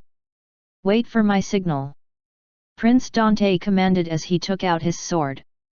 Princess Sylvia and the others nodded their heads and they also took out their swords when they sensed the abnormality of the situation. Clap. Clap. Clap. To think that the slave I bought has actually become a disciple of the Heavenly Sword Tower. This is definitely a joyous matter, but I still feel hurt because of your sudden disappearance. A voice echoed in the darkness amidst the clapping sounds. Not long later, a man wearing bright red and gold robes emerged in front of Sylpha. He had a smiling expression as he stared at Sylpha's young figure. It's you. You fucking bastard. Jaimin Kong. Sylpha pointed at the man with a shaking arm. She was very familiar with this man since this was the guy who had bought her after she had lost everything in her childhood. This man was Jaimin Kong, the young master of the Crimson Sun sect. He already wields great power and authority at a young age since his father was the current sect master of the sect. He had no lack of cultivation resources and his father had also helped him cultivate to the peak of the 6th rank king realm. He was only 26 this year and with such a high level of cultivation, his talent was evident. Jaimin Kong. Do you really want the Crimson Sun sect to become enemies with the Heavenly Sword Tower? Since you know that I have recently become their disciple, then you should know that there would be a terrible consequence if you dare to harm me. Sylpha was deeply afraid of this man, so she used the name of her sect to make him hesitant. She knew that he was here for her and she did not want to go back to that damned place. Jaimin Kang's face changed when Sylpha mentioned the Heavenly Sword Tower. His father had specifically told him to never mess with this sect, but he could not just easily give up on this woman. She had served him as a loyal dog all those years ago and he had already thought of her as his possession, so how could he easily give up on her? You're right. The Heavenly Sword Tower is indeed a terrifying behemoth, but if I capture you right now, do you think they would seek for a new disciple who had suddenly disappeared? Ha ha ha. Jaimin Kong laughed evilly as he stared at Sylpha's beautiful figure. She had cleaned up herself now and she looked even more beautiful when she wore her new sect robes. This sight made Jaimin Kong even more resolute in capturing Sylpha tonight. As for the Heavenly Sword Tower's retaliation, he did not think that they would search for a newly admitted disciple who had suddenly gone missing. After all, even his Crimson Sun sect would not care if such a thing happened to them. Sylpha became uncomfortable when she noticed the lustful gaze of Jaimin Kong. Her heartbeat became unstable as she firmly held her sword. From the looks of it, her only option left was to fight. You damned bastard! If I manage to escape here, let's see if your Crimson Sun sect would still protect you. Sylpha shouted in a shaking voice as she pointed the tip of her sword to Jaimin Kong. A flash of killing intent flickered in Jaimin Kang's eyes when he heard her words, but he merely chuckled at her. Did you really think that you can escape from me? You fucking slut! You are just my plaything and you don't have the goddamn rights to escape from me, Jaimin Kong. Swoosh! Swoosh! Swoosh! Following his words, more than 20 silhouettes emerged and surrounded Sylpha like ghosts. They were all wearing the same set of red and gold robes as Jaimin Kong. Ha ha ha! Do you see this? Let me see how you escape from this encirclement. Jaimin Kong chuckled mockingly as he looked at Sylpha's pale face. These people were disciples of the Crimson Sun sect and they were direct subordinates of Jaimin Kong. All of them were elite disciples nurtured by their sect, so he was confident about their power. How could a lone girl escape from them? Thinking about this, Jimenkong fantasized about Sylpha's young and curvy body. He wasn't unfamiliar with it since he had already forced her to do filthy things before. The more he thought about it, the more insane his expression had become. Looking at the situation from afar, Princess Sylvia gnashed her teeth in anger and she almost dashed out, but her brother prevented her from making any move. "Sister, just wait a little bit more." Princess Sylvia wanted to pull her hand away from his grip, but when she saw the expression of her brother, she calmed herself. Prince Dante had an enraged expression as he stared at the scene ahead of them. They have heard everything that Jimenkong has spoken. At this moment, the silent Yang Zenki suddenly opened his mouth. That guy Jimenkong is a peak stage 6th rank King Realm cultivator. As for the rest of them, they are at least 5th rank Spirit Realm cultivators, but what I'm worried about are those two people hiding in the shadows. The expression of Prince Dante and the others became somber when they heard his words. "Brother Yang, how strong do you think those two people are?" Prince Dante asked solemnly. Yang Zenki shook his head as he replied. "I'm not yet certain. I don't want to observe them too much since they might discover our presence. However, from the small clues I've noticed, they should be at least experts at the 7th rank Emperor Realm. It could also be possible that they are 8th rank Divine Realm experts." Hearing that, everyone's expression drastically changed. They finally realized that tonight might be dangerous for them as well. Thinking about that, they could not help but hold onto their swords with more force, their eyes flickering with strong battle intent. Chapter 292, Yang Zenki confronts Jimenkong. Sylpha glared ferociously at Jimenkong and his subordinates. She felt slightly nervous in her heart when she faced this group of experts. No matter how skillful she was, her chance of escaping from their encirclement was zero. Jimenkong sneered when he saw the stubborn expression of Sylpha. "Little bitch, I will be lenient if you surrender now, but if you try to fight back, then I can't promise you the same thing." Although Sylpha was just a mere slave in his eyes, he did not want to damage her body too excessively. Who would want to play with a damaged body? "Jimenkong, if you think that you can make me submit because of this, then I have to disappoint you." Sylpha answered fearlessly. She no longer wants to go back to her pitiful life in the Crimson Sun sect. She had finally managed to become a disciple of the Heavenly Sword Tower after a series of coincidences, so how could she throw away this kind of opportunity? Jimenkong revealed a dark expression when he heard her words. He glanced at Sylpha with a cold look and ordered his men. "Capture her. Make sure that she has no injuries." "Yes, young master." His subordinates replied before they darted towards Sylpha like a pack of angry wolves. These individuals were elite disciples of the Crimson Sun sect and their fighting abilities were top-notch even in the Profound Dragon Continent standard. The might that they exuded as they pounced towards Sylpha was monstrous that it made her shake in anxiousness. Just as the experts of the Crimson Sun sect were about to capture Sylpha, they suddenly heard a series of angry roars in multiple directions. "Go! Protect her! You fucking bastards! You will pay a heavy amount for daring to attack our fellow disciple! Kill them! Kill!" Prince Dante and the others came out of the bushes and launched a surprise attack on the experts who were madly rushing towards Sylpha. Seeing this, Jimenkong was stunned and he could not help but feel slightly nervous. "Shit! I was too careless. I can only kill them to prevent this news from leaking out." He shouted furiously in his heart when he saw the abrupt arrival of Prince Dante's group. Just then, Jimenkong suddenly felt a strong aura locking in on him. He immediately took out his weapon and glared in front of him. Upon getting a closer look at his enemy, he was shocked to discover that it was actually a young man who seemed to be no older than 18. And from the intense aura that he exudes, this young man should be a 6th rank King Realm. He found it hard to believe that there was actually such a young prodigy in the Heavenly Sword Tower. However, he did not cower after the arrival of this young man, instead, he flashed a beaming smile full of disdain. Jaimin Kong was already a peak stage 6th rank King Realm, while his opponent was merely at the early stage of the 6th rank King Realm. Jaimin Kong was confident that he could defeat this young man with his superior cultivation level and experience. The young in front of Jaimin Kong was none other than Yang Zhenqi. He was wearing a calm expression devoid of any ripple. He was not even the least bit worried when facing a stronger enemy like Jaimin Kong. A vile dog like you deserves death. No one is allowed to bully our Heavenly Sword Tower's disciples. As for the sect behind you, just prepare to face the wrath of our sect. Yang Zhenqi has been holding back his anger since a while ago.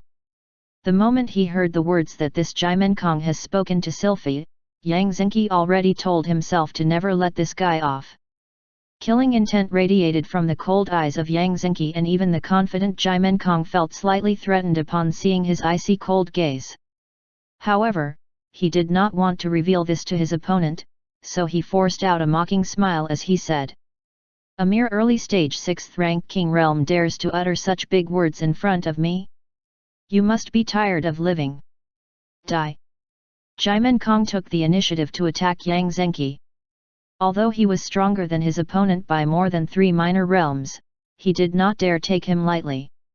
For him to reach that kind of cultivation at such a young age, his talent must be unimaginable. So when facing this kind of enemy, Jaimin Kong exercised the highest amount of caution. Jaimin Kang's weapon was a short spear and he wielded it with great precision and accuracy. Although his spearmanship was not as fancy as Zhu Ren's, the power behind each of his attacks was definitely stronger by a wide margin. The air punctured as Jaimin Kong thrusted his spear like an enraged thunder. Because of his speed, he left behind afterimages in his wake. Even Prince Dante and the others felt slightly alarmed when they saw his speed. Facing this attack, Yang Zhenqi's expression remained calm. He indifferently lifted his sword and brandished it in a swift motion that produced a sharp sword keening sound. The air around him fluctuated violently as he released this seemingly ordinary sword chop. Clang! 2 weapons collided in midair, causing sparks to fly around. Jaimin Kong and Yang Zhenqi glared at each other. The both of them felt astonished when their weapons clashed. This guy might be evil, but his strength is not weak. His power should be equivalent to an early stage 7th rank Emperor Realm expert. Yang Zhenqi evaluated his enemy after their weapons collided. Jaimin Kong was irritated to see the nonchalant look on Yang Zhenqi. He pushed his spear forward with more strength, forcing Yang Zhenqi to take several steps backward. After making him retreat, Jaimin Kong did not give him a room to breathe. He immediately lifted his short spear and swiped it with tremendous force. Yang Zhenqi hurriedly blocked the attack with his sword, but because of the sharp wind that this spear attack brought, he still sustained a few cuts in both his arms. Brother Yang. Chapter 293, Confrontation. Yang Zhenqi was still calm even after sustaining injuries. The cuts on his arms weren't deep, so it did not affect his battle ability. However, he could not help but admit that this Jaimin Kong was indeed strong. Jaimin Kong smirked coldly as he stared at Yang Zhenqi. He then lunged towards the latter like a quick predator pouncing on its prey. His movement was fast, but Yang Zhenqi was already prepared for this. He jumped backward and narrowly evaded the sharp blade of Jaimin Kang's spear. The two continued their clash, causing violent fluctuations in the air every time their weapons collided. Clang! Clang! Clang! The two have already exchanged for more than a dozen times, but neither showed any signs of retreating. This fucking bastard! How come he is still able to fight equally against me? That injury should have at least slowed down his speed, but how come his speed did not even decrease by a tiny bit? Don't tell me that he can endure the pain of that injury. Shit! Jaimin Kong cursed in his heart when he saw that his opponent was still able to fight him on equal footing. Yang Zhenqi's pain tolerance was not comparable to a normal cultivator. He had experienced countless amount of hardships in the endless forest and he was even able to endure the hellish and torturous training of Huzayan, so how could this amount of pain hinder him? If you think that this little bit of injury can weaken me, then you are terribly wrong. In fact, the more injuries I sustain, the stronger my fighting intent becomes. If you don't believe me, then go ahead and try. Yang Xingqi said in an arrogant tone. He wanted to provoke his opponent into fighting aggressively with him.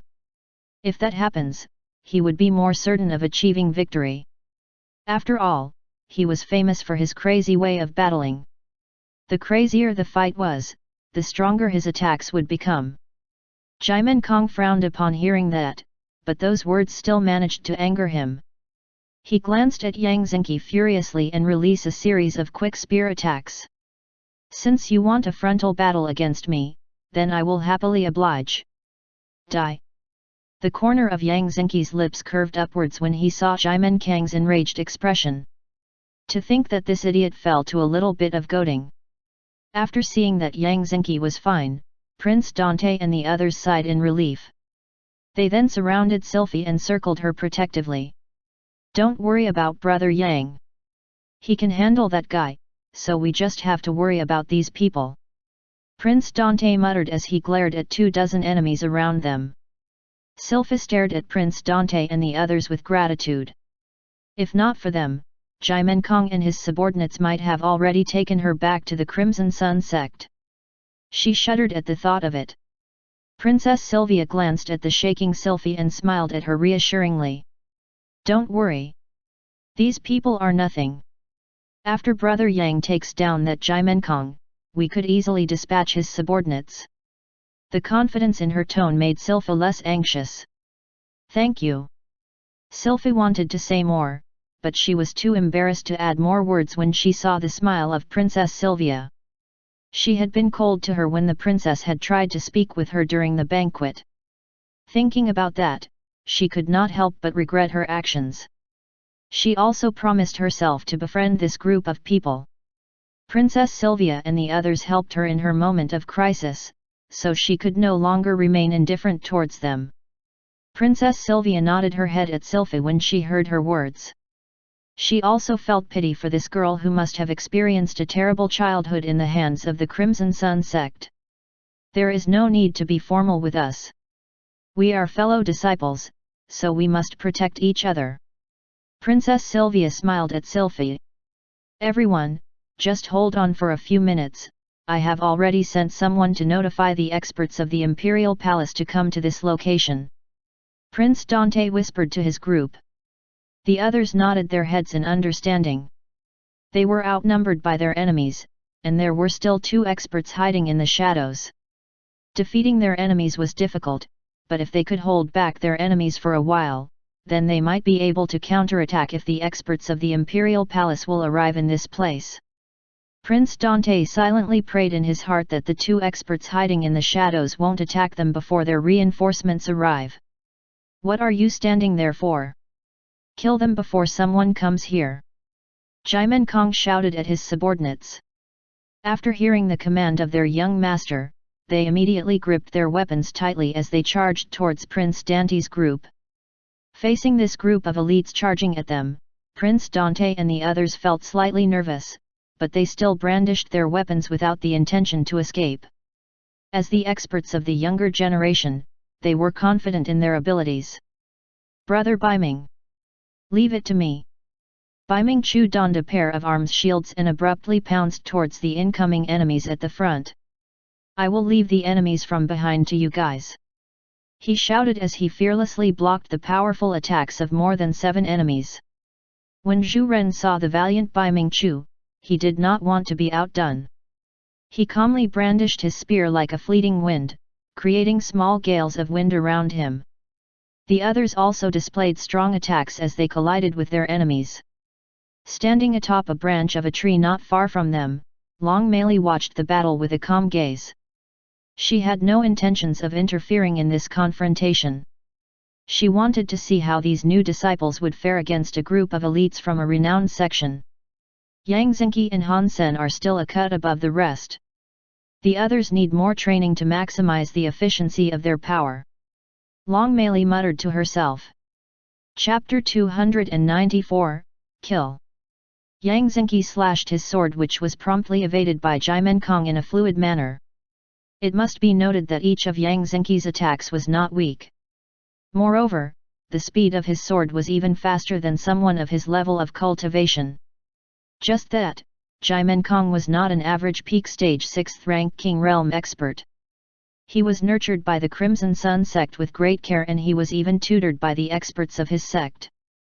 If not for Yang Zenki's superior sword techniques and intense willpower, he would have already fallen under his enemy's short spear.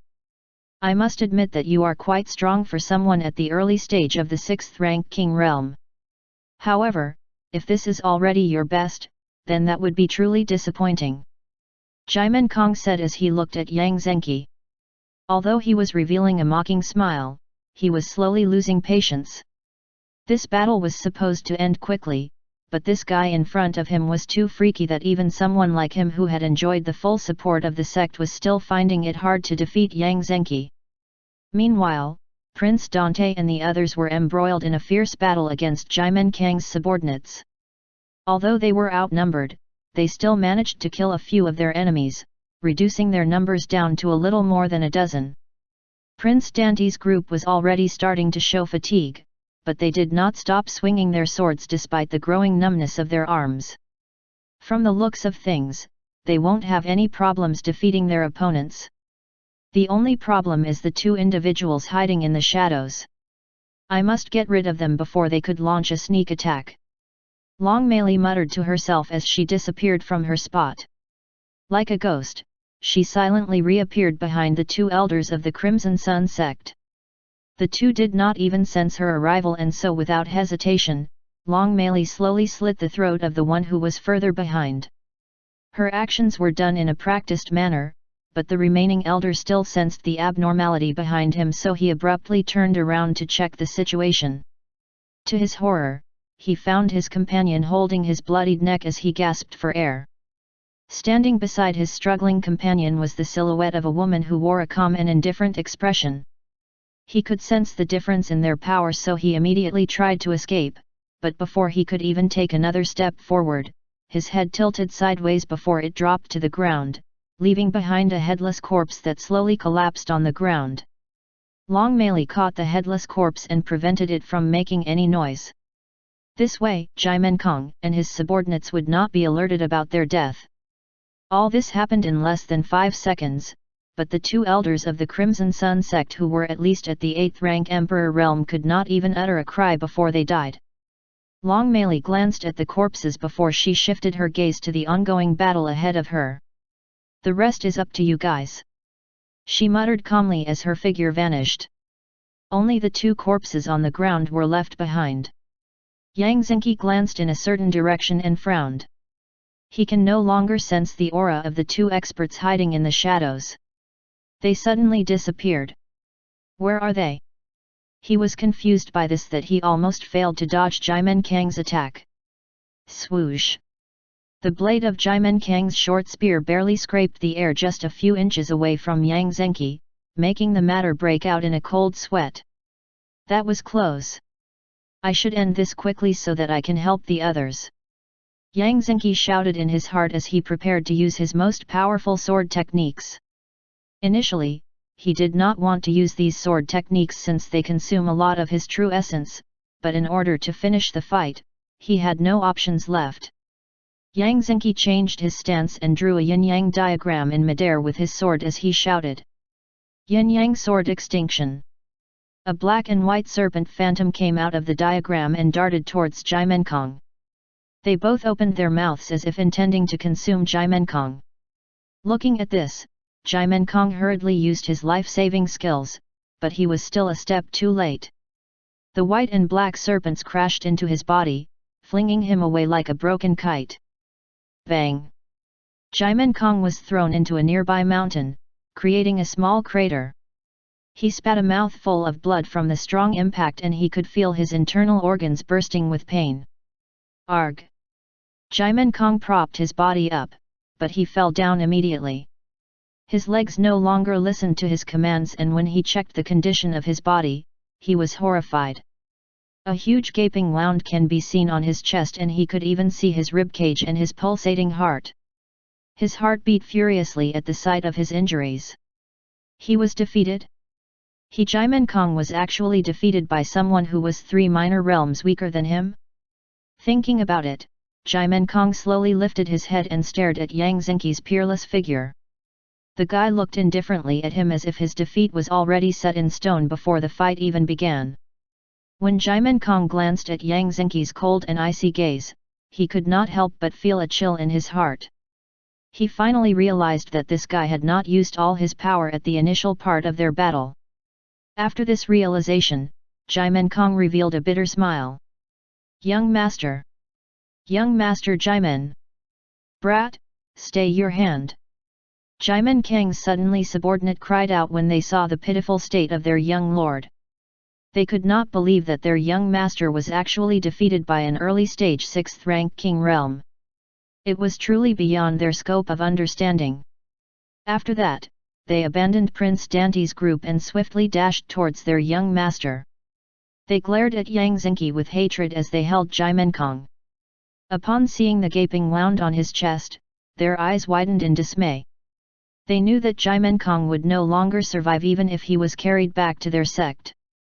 Elders, hurry up! Bring the young master back to the sect!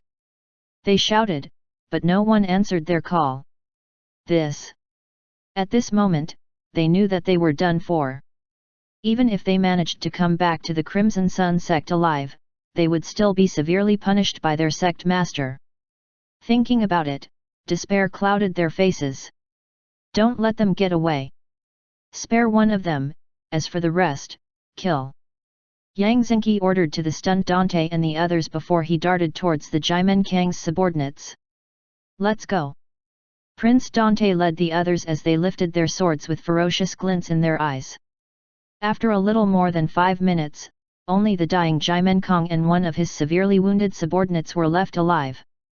Seeing Jaimin Kang's state, Sylpha's eyes burned with hatred. Memories of her terrible childhood surfaced in her mind as she stared at his face. She had experienced maltreatment under the hands of Jaimin Kang and she had always dreamed of killing this vile beast. Now, she could not wait to kill him with her sword. Brother Yang, please allow me to end that dog's life. Sylpha muttered in a calm tone, but everyone present could feel the intense hatred in her voice. Yang Zenki stared at her shaking figure and slowly nodded his head. Just don't kill the other person. We still have to bring him back to the Heavenly Sword Tower and report this to the elders of the section. Sylpha nodded her head at him. She then walked towards Jaimin Kang who was struggling to crawl on the ground. She could see the horror and fear in his eyes and this made her utterly disgusted. To think that an animal like yourself could actually reveal such an expression. Jaimin Kang, this is the heaven's punishment for all the evil that you have done. Die! No!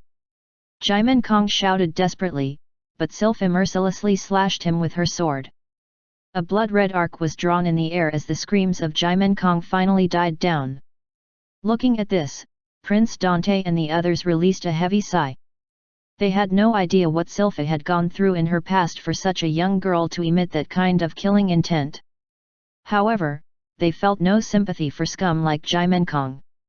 Even if Sylpha would spare him, they would still kill him without hesitation. Only death awaits people like him. Sylpha lifted her head and stared at the night sky with a calm look as she muttered to herself.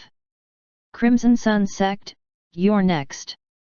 Chapter 295, Possibility of War.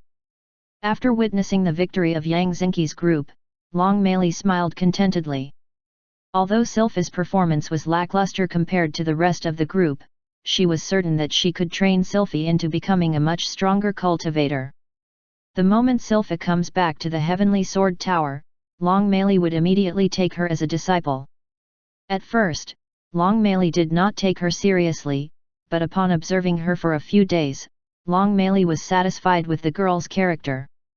With the dragon's bloodline flowing through Sylpha's veins, Long Meili was certain that the girl will experience massive growth once she begins training under Long Meili. Brother Han, take him with us. Make sure that he won't die along the way. Since these people are daring enough to capture one of our disciples, they should be prepared to face the wrath of the Heavenly Sword Tower. Yang Zenki said in a cold tone which caused the others to feel a chill in their hearts. To think that the normally calm Yang Zhenqi would actually reveal such an overbearing aura. Although his current appearance was scary, this also made the group feel warm in their hearts. It was hard to find a fellow sect disciple that was caring enough to their own. Han Sen nodded his head gravely at Yang Zhenqi. He then took out a pill from his space ring and forced the surviving subordinate of Jimen Kong to consume it. The guy tried to spit it out, but Han Sen shoved the pill directly to his throat. Cough. Cough. Cough. The man coughed heavily, but his complexion became much better after he consumed the pill. He glanced at Han Sen with fear. Young master, why did you have to provoke these people? Brother Lu, Brother Zhu, please call the other disciples of our sect and tell them to come back to the Heavenly Sword Tower. It would be dangerous for them if they go back by themselves. There might be experts from the Crimson Sun sect who will come here to investigate what had happened. Yang Zhenqi said in a grave tone. Lu Mendi and Zhu Ren nodded their heads in acknowledgement. They then swiftly went to the Imperial Palace without hesitation. The Crimson Sun sect might be significantly weaker compared to the Heavenly Sword Tower, but the sect still had numerous experts. Let's go back to the tower. We must inform the elders about this immediately. War is bound to happen between our two sects. Yang Zhenqi said as he led the group back to the Heavenly Sword Tower. All of them had solemn expressions as they walked away. Master, are we going back to the profound dragon continent? Thaya asked Zhu Shen. Zhu Shen, who was sitting lazily on a chair, glanced at Thaya with a calm look as he replied. Not yet. The Divine Beast continent is not just known for the savage beasts living in it, but also because of the valuable spiritual plants that can be found here. How can we waste this kind of opportunity? Thaya found his words reasonable. However, she also found it quite funny that her master had actually spoken such words when he was still lazily sitting on his chair. The tigers heard their conversation and they could not help but glance at each other. Suddenly one of them went in front of Zhu Shen and bowed. Sect Master Zhu Shen, we have overheard your conversation about the spiritual plants. Although the Divine Beast continent indeed has a lot of it, I must warn you about the danger that comes with it. There might be Origin God Realm savage beasts protecting these spiritual plants, so if you are planning to gather spiritual plants, please exercise caution. The tiger said solemnly. Earlier, Zhu Shen had already discussed with the tigers that he was planning to bring them into the Heavenly Sword Tower, and he also told them that they would become the Sword Tower's guardians. To this arrangement, the tigers agreed without hesitation. In fact, they were very happy to serve as guardians for Zhu Shen's sect. Upon hearing the tiger's words, Zhu Shen merely nodded his head. He did not take his words seriously. He has the map of the entire Nuar inside his head and he was more familiar with the Divine Beast continent than these tigers, but he was too lazy to explain all of this. Zhu Shen stared at Ice, who was still chatting happily with her parents. From the looks of their faces, it might take long before they grow tired of chatting. Zhu Shen abruptly stood up from his seat and said, I will leave for a moment. As for you guys, just stay here and wait for my return. I might be gone for a day or so, but you don't need to worry. I will just pluck a few spiritual plants to increase my collection. Thaya and the tigers were speechless at his words. Perhaps only Zhu Shen would treat high-level spiritual plants as collection materials. Of course, he might be joking as well, but from his indifferent expression, it looks like there is some truth to his words. Master, do you want me to accompany you? Thaya asked as she looked at Zhu Shen. The man shook his head lightly and replied in a calm voice. There is no need for that. Just wait here for me with the tigers. Also, take this with you. You'll know what the contents of this ring if you check it later. Zhu Shen said as he handed a space ring to Thaya. She accepted the space ring and absent-mindedly nodded her head at her master. Although she was quite reluctant to be away from him, she could not bring herself to force her master. She might only be a burden to him if she follows him to search for spiritual plants. After all, the Divine Beast continent houses billions of strong savage beasts. After Thea took the space ring, Zhu Shen ripped the space open and leaped inside the rift. Chapter 296, Scarlet Thunder Boa. Zhu Shen arrived in a place full of overgrown trees that stood more than thousands of meters in height. Zhu Shen looked like an ant beneath these huge trees. The occasional cries of savage beasts and the singing of wild birds echoed throughout this lush forest. Zhu Shen looked around him with a calm expression as if he had already expected to see this. Truth is, he was not surprised to see this forest at all. He had seen a much larger forest in his past life, and even the trees in that forest had pierced the clouds with their humongous length. The ones in front of him at this moment paled significantly in comparison. It should be here. Zhu Shen muttered to himself as he checked the map inside his head. From what he saw, the merciless lightning Dao fruit was located inside this forest. This was an origin rank spiritual fruit with an element of lightning. It was capable of enhancing one's physical body, and it can also allow a cultivator to be enlightened with the element of lightning. Zhu Shen walked calmly within the forest as if it was his own backyard. He did not even bother to conceal himself despite being in a dangerous place. Countless pairs of red eyes suddenly emerged. However, Zhu Shen merely disregarded them and continued walking on a straight path. Awoo! The savage beasts were enraged at Zhu Shen's lack of reaction. They then slowly revealed themselves while glaring at Zhu Shen with malicious gazes. This human actually dared to ignore them? Truly tired of living. Dozens of dark-colored wolves growled threateningly at Zhu Shen. These wolves were 5 times larger than normal wolves, and they also had one sharp horn on top of their head. They emitted a thick aura of death just from standing there. From this alone, anyone can already tell that they are dangerous. However, Zhu Shen merely walked past them and treated them as if they were dogs. Awoo! Noisy! Zhu Shen shot a glance at the leading wolf and flicked his fingers. A small pebble hurtled towards this wolf and it directly penetrated the wolf's skull, which immediately killed it. Seeing the sudden death of their leader, the wolves became horrified. They silently retreated with their tails tucked between their legs. Such a scary human. They don't want to face him anymore. After the wolves left, Zhu Shen kept the corpse of the dead wolf leader and continued on his journey. The merciless lightning Dao fruit was just close. Suddenly, he stopped in his tracks. He could sense the presence of 2 powerful savage beasts near the merciless lightning Dao tree. From the intensity of their aura, they were at least origin god realm savage beasts. Zhu Shen's eyes flickered with anticipation after this discovery. He silently hoped that these savage beasts were edible. That way, he could get a fresh ingredient for a delicious meal. After walking for another 200 meters, he could finally see the silhouette of a tree with purple leaves. It was about 20 meters tall and it occasionally produced sparks of lightning around its trunk. Zhu Shen raised his head and saw 5 mature merciless lightning Dao fruits. Seeing this, Zhu Shen swiftly dashed towards the tree and plucked the mature fruits without hesitation. However, rumble! Rumble! Rumble! The earth suddenly trembled just right after he placed the 5 merciless lightning Dao fruits inside his space earring. He knew that the 2 savage beasts were finally here. Hiss! Hiss! 2 loud hissing sounds echoed inside the forest. At this moment, Zhu Shen saw 2 gigantic snakes looking at him with fury. Their huge pairs of eyes spurted flames as they stared at Zhu Shen. Scarlet Thunder Boa. And there are 2 of them.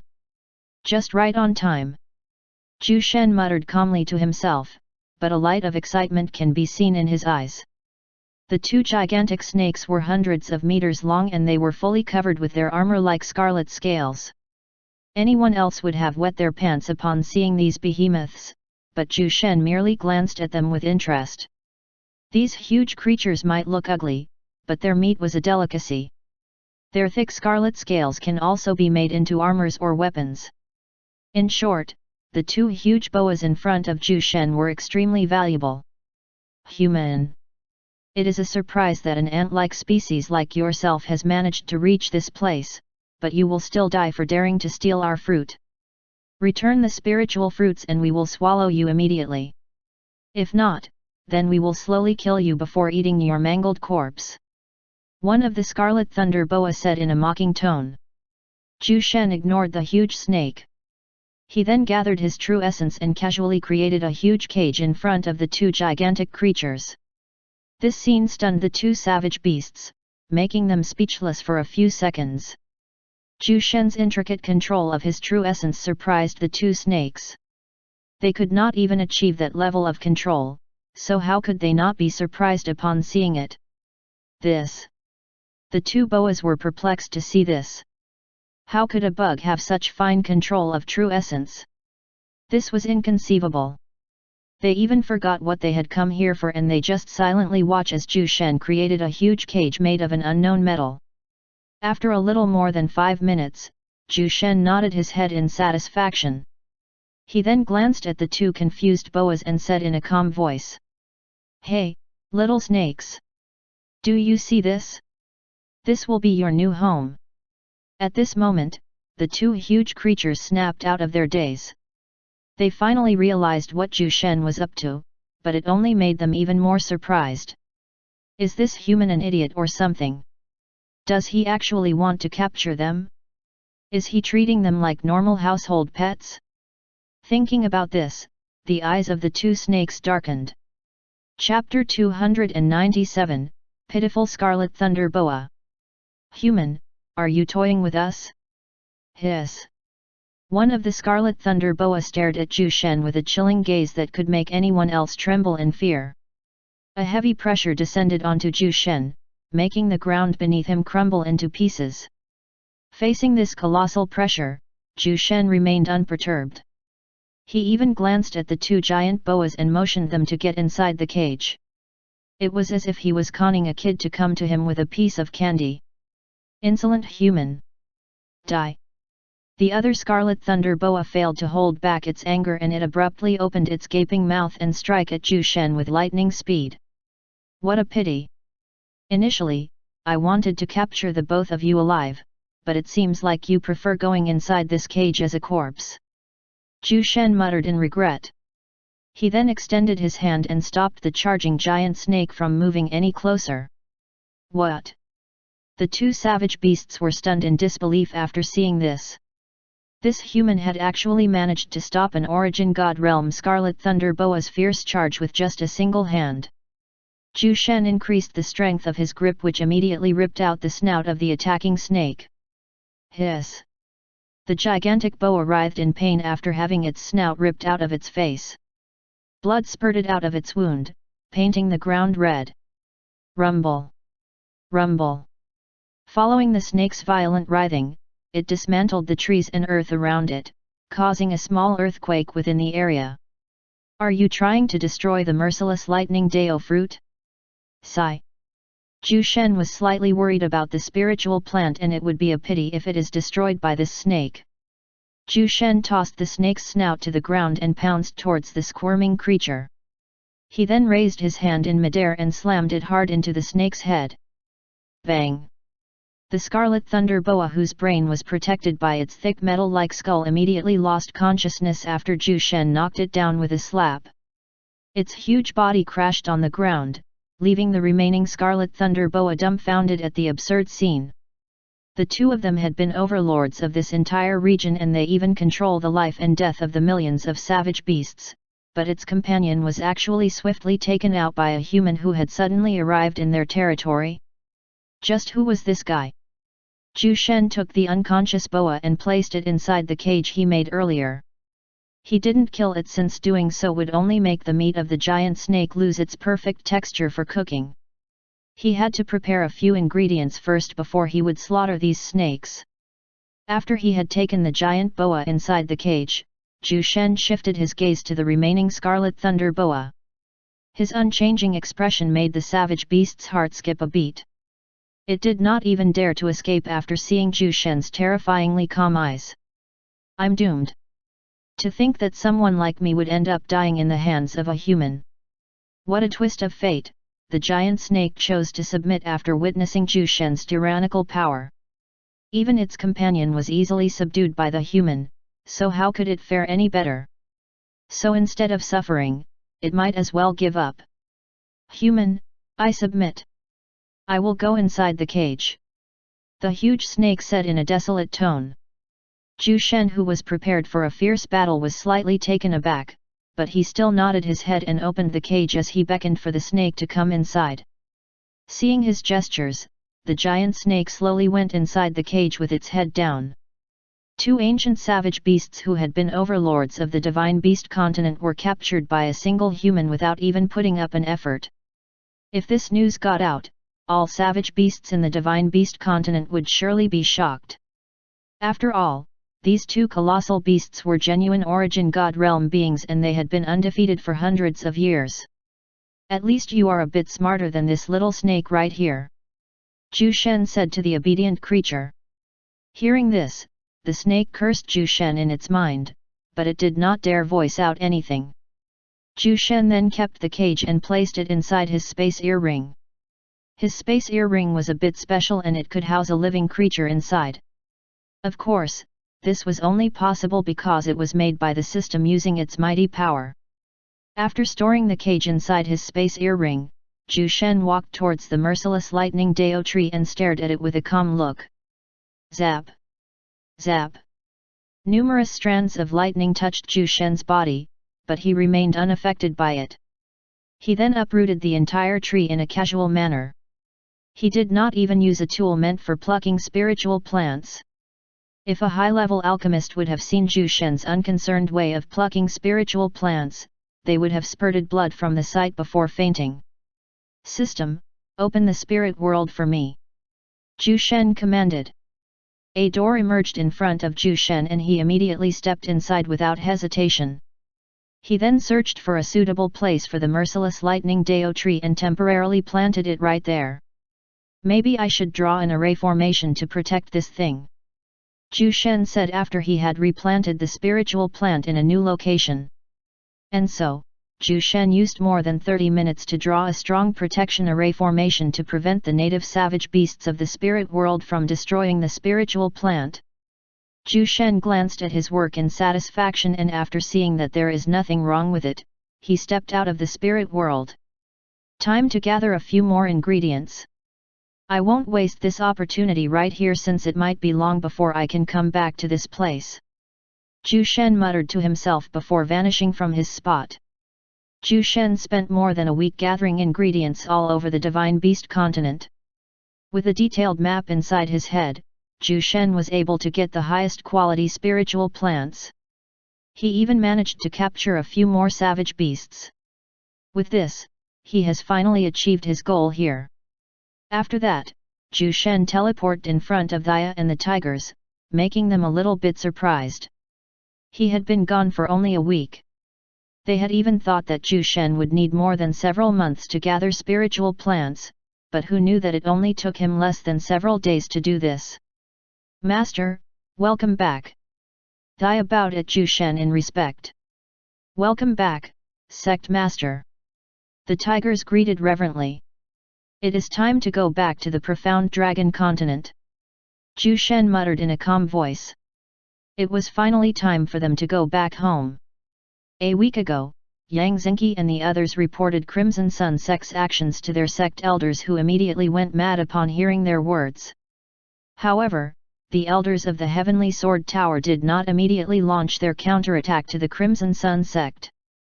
Lord Ren, allow me to lead the experts of our sect to punish the Crimson Sun sect for their actions. No one is allowed to bully members of our Sword Tower. If news of this goes out, everyone might take us lightly, Hu Xiandao said angrily after hearing the report of Yang Xingqi and the others. A few elders also voiced out their agreement and support. All right. Lord Hu Xiandao, I will give you the power to command some elders and disciples to punish the Crimson Sun sect. Make sure to kill the sect master of that sect, Ren Chuang ordered in a chilling tone. He was also angry at the Crimson Sun sect for their deed. He had promised his master that he would protect everyone from harm and that he would never let anybody hurt them, but this sect actually tried to capture one of their disciples? Unforgivable. Hu Xiandao and the other elders of the Heavenly Sword Tower could sense the anger in his voice, so they hurriedly nodded their heads after hearing his command. We will bring their sect master's head with us. Hu Xiandao patted his chest in a confident manner. He was not blindly arrogant, he was just confident that no one was strong enough to stand in his way.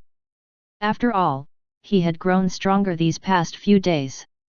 I will ask Elder Hestia to follow you. With her presence, I am assured that nothing would go wrong. Ren Chuang said as he calmed himself down. From what he could remember, the Crimson Sun sect was not ordinary. It was under the leadership of a mysterious sect master whose strength was currently unknown by everyone other than him and Zhu Shen. That was also why he would ask Hestia to join Hu Xiandao's party. Chapter 298, Hestia. Hu Xiandao went to the Immortal's wine store together with 5 elders of the Heavenly Sword Tower. Behind them were dozens of elite disciples who radiated an intense aura that covered the streets of Beltran City. Even the passers-by were stunned when they saw this intimidating entourage. At this moment, the Heavenly Sword Tower's fame had already spread far and wide, so when the crowd discovered the black robes that these people wore as well as the emblem on their chests, all of them immediately made way for this large group. That's the emblem of the Heavenly Sword Tower. I saw it during the official establishment of the sect. They must be the disciples of the Heavenly Sword Tower, but where are they planning to go? From their solemn faces, I think they are planning to attack someone. Look. The man leading them is Hu Xiandao. He was just a crippled barbarian a few months ago, but he had received the aid of Sect Master Zhu and was given the chance to regrow his arm after he consumed Sect Master Zhu's miraculous pill. Now, Hu Xiandao is an elder of the Heavenly Sword Tower. His strength has also increased by leaps and bounds under the guidance of Sect Master Zhu. The crowd discussed enviously as they stared at the Heavenly Sword Tower's entourage. It hasn't been long since the establishment of the sect, but it was already crowned as the strongest sect in the whole profound Dragon continent. Of course, the reason for that was because of the existence of its incredibly mysterious and strong sect master. With their heightened senses, Hu Xiandao and the elders heard their words. They also felt a bit proud and lucky after hearing the crowd's discussion. Meanwhile, the new disciples of the Heavenly Sword Tower could barely cover the smiles on their faces. Before they became disciples of the sect, they were not even that famous, but after becoming disciples of the Heavenly Sword Tower, they received the envy and admiration of the whole profound Dragon continent. After all, the sect had a strict requirement, and only a few hundred managed to become disciples. I can't believe that our sect is actually this famous. Lu Mendi muttered in surprise after witnessing the crowd's respectful expressions. Humph! Of course, our sect is famous. Who do you think is leading our Heavenly Sword Tower? Princess Sylvia said with a smug look. Is it really alright for you guys to come with me to the Crimson Sun sect? The sect even mobilized the elders to help me in my revenge. Sylphie was feeling mixed emotions about what was happening. She was happy that she had finally found her new home, but she also felt ashamed that she had implicated the sect with her personal vendetta. John, who was walking beside her, smiled and chuckled. Junior sister Sylphie, you don't have to be worried. We came here of our own volition because we want to help you. As for the sect, it has just been established for less than a month and the people are still unaware of the sect's bottom line. For instance, the Crimson Sun sect thought that our Heavenly Sword Tower would remain indifferent about your story, but looking at this, they certainly made the worst decision. Prince Dante and the others nodded at his words. At first, they also thought that the sect would not directly aid Sylphie in her matters, but the reaction of the elders surprised them. The higher UPS were even willing to bring Hestia into this endeavor. All of them were aware of who Hestia was, but they did not know about her true power. However, for the sect to have such a high amount of faith in her power, she should be strong enough to contend against the Crimson Sun sect's upper echelons. Just the mere thought of meeting her excited the new disciples. The only exceptions were the regular customers of the Immortal's wine store who had already met her many times. Brother Zhu, can you tell me more about Elder Hestia? You guys are citizens of the Silver Wing Empire, so you should know more about her. Can you tell me what is special about this elder that even Elder Hu Xiandao has to be this excited in meeting her? John turned his head and asked Zhu Ren. The group had already become friends after becoming disciples of the Heavenly Sword Tower. The events earlier had also solidified their friendship. Zhu Ren was silent for a moment before he replied. I don't really know much about Elder Hestia, but I do know that she is one of Sect Master Zhu's personal assistants. When Sect Master Zhu only had the Immortal's wine store in his name, he only had 2 people with him. One of them is Elder Hestia. After hearing his answer, realization dawned on John. I see. Since she is one of Sect Master Zhu's first subordinates, her cultivation level must be profound. Wait. You mentioned that Sect Master Zhu has 2 subordinates during that time, then who is the other one? He asked as he looked at Zhu Ren. However, John only saw Zhu Ren's face twitching when he asked that question. It was only a few seconds later did the latter reply with a strange tone. You have already seen her. It is Elder Thea. Hearing this, John was dumbstruck. That woman! He exclaimed. Seeing his reaction, Princess Sylvia snickered. Just then, the group suddenly halted. When they looked in front of them, they saw a majestic building with intricate design. There are dragons and phoenixes drawn on the building's wall. It looked lifelike and imposing, making the new disciples feel breathless. After seeing this building, they felt that the headquarters of the other families and clans looked like trash in comparison. Everyone, we have arrived. In front of you is the Immortal's wine store that was personally established by our sect master Zhu Shen. Sold inside this wine store are blessed wines that can promote fast growth in cultivation, but we are not here to drink wine, so hold yourselves back at this moment. Hu Xiandao said to the disciples. Wait for me as I discuss with Elder Hestia inside. He added before he went inside the wine store. The disciples were in awe of the wine store and they became even more fascinated with it after hearing about the wines sold inside. After all, a wine that could help a cultivator enhance their cultivation is rare and valuable. So the rumors about the wines sold in this store is actually true. Incredible! If we're not here for official matters, I would have already gone inside the store and ordered 10 bottles of wine. What do you know? The wines inside this store are not just some random cabbage sold in the streets. There is a limit given to the customers according to their strengths. As for you, you might only be able to drink the store's Mystic Jade and Abel's Blanc. The disciples discussed excitedly. All of them were eager to try the effects of the said wines, but they did not dare go inside the store. Everyone knew that Elder Hu Xiandao was discussing something with Elder Hestia and it would be a bad idea if they angered the 2 of them. Anyway, they could just come back to the store some other day. Inside the store, on the 2nd floor. Elder Hu, it has been a while. It seems like you have already adjusted with your new arm. Hestia said with a warm smile. Hu Xiandao smiled at the woman in front of him and was shocked to discover her sudden increase in strength. It has only been a few months since they had last met, but she had already become stronger by leaps and bounds. From the aura that she possesses, she must be nearing the peak stage of the 9th rank Saint Realm. She was almost as strong as Thea now. Hu Xiandao could not hide his surprise. Elder Hestia, it has only been several months since we last met, but you are already much stronger than me. He said in admiration. Hestia smiled upon hearing his praise. She then changed the topic. Elder Hu, you have come here with a few elders and disciples of our sect. From the looks of it, you are about to go on a mission to attack someone. Indeed. It is as you say, Elder Hestia. I have received the order to eradicate the Crimson Sun sect. Hu Xiandao said fiercely. Hestia's eyes flashed for a moment when she heard that. She was already trying to guess what the Crimson Sun sect had done that it actually made the Heavenly Sword Tower mobilize some of its elders and disciples to attack it, but whatever it was, she would definitely side with Zhu Shen. I see.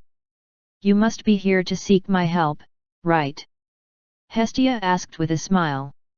When Huzyandeo saw her stunning smile, he suddenly felt a chill running down his spine. What a strong killing intent! Chapter 299, Jimenkanding's Fury. Huzyandeo found it hard to believe that Hestia, who was known for her gentle bearing and graceful aura, was actually able to emit such overbearing killing intent. He thought that only Thea was fearsome between the two, but it seems like he was wrong. Elder Hestia, I've brought our people here and everyone is just waiting for you to take command. The young disciples in particular are already itching for battle. What are your orders, Elder Hestia? Huzyandeo asked the woman in front of him. Initially, he planned to command the whole group, but after sensing a part of Hestia's strength, he changed his plans. It won't be too bad if Elder Hestia will take command. With her strength, our chances of eradicating the Crimson Sun sect will increase. Huzyandeo thought to himself. The reason for Hestia's killing intent was not just because of Sylpha's past but also because the Crimson Sun sect was one of the powers that wanted to steal her master's spiritual plants when he was still an unknown person. She remembered everyone present at that time and she was certain that the Crimson Sun sect was one of them. Crimson Sun sect, to think that you guys would come and knock our doors again. Since you want to play with fire, then don't blame me for burning you all. Hestia was still smiling, but deep inside her heart, she was bursting with rage. Elder Hu, tell everyone that I will come shortly. I will just prepare everything before we set off. Hestia said with a warm smile. Huzyandeo's back was already covered in sweat. He heaved a sigh of relief upon hearing Hestia's words. He no longer wants to remain alone with this woman. She is just as dangerous as Elder Thea. I'll inform them immediately, Elder Hestia. Huzyandeo said before he left. Hestia glanced at him for a moment before she stood up from her seat. She then went to the kitchen and delegated tasks to the kitchen staff and waitresses. She only left the wine store after making sure that nothing would go wrong in her absence. The moment she stepped out of the store, the disciples glanced at her with curiosity. Some of them were also awestruck by the woman's beauty and charm. Everyone, this is Elder Hestia.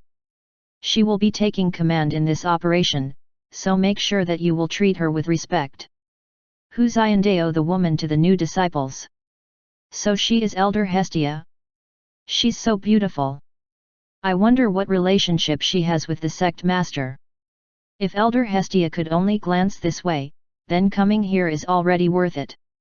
The hot-blooded young men among the new disciples expressed their admiration towards Hestia, but she merely smiled when she saw this. She was already used to men's admiration that she was no longer surprised about it. Everyone, some of you might not know of this since not everyone here is a native of the Silver Wing Empire.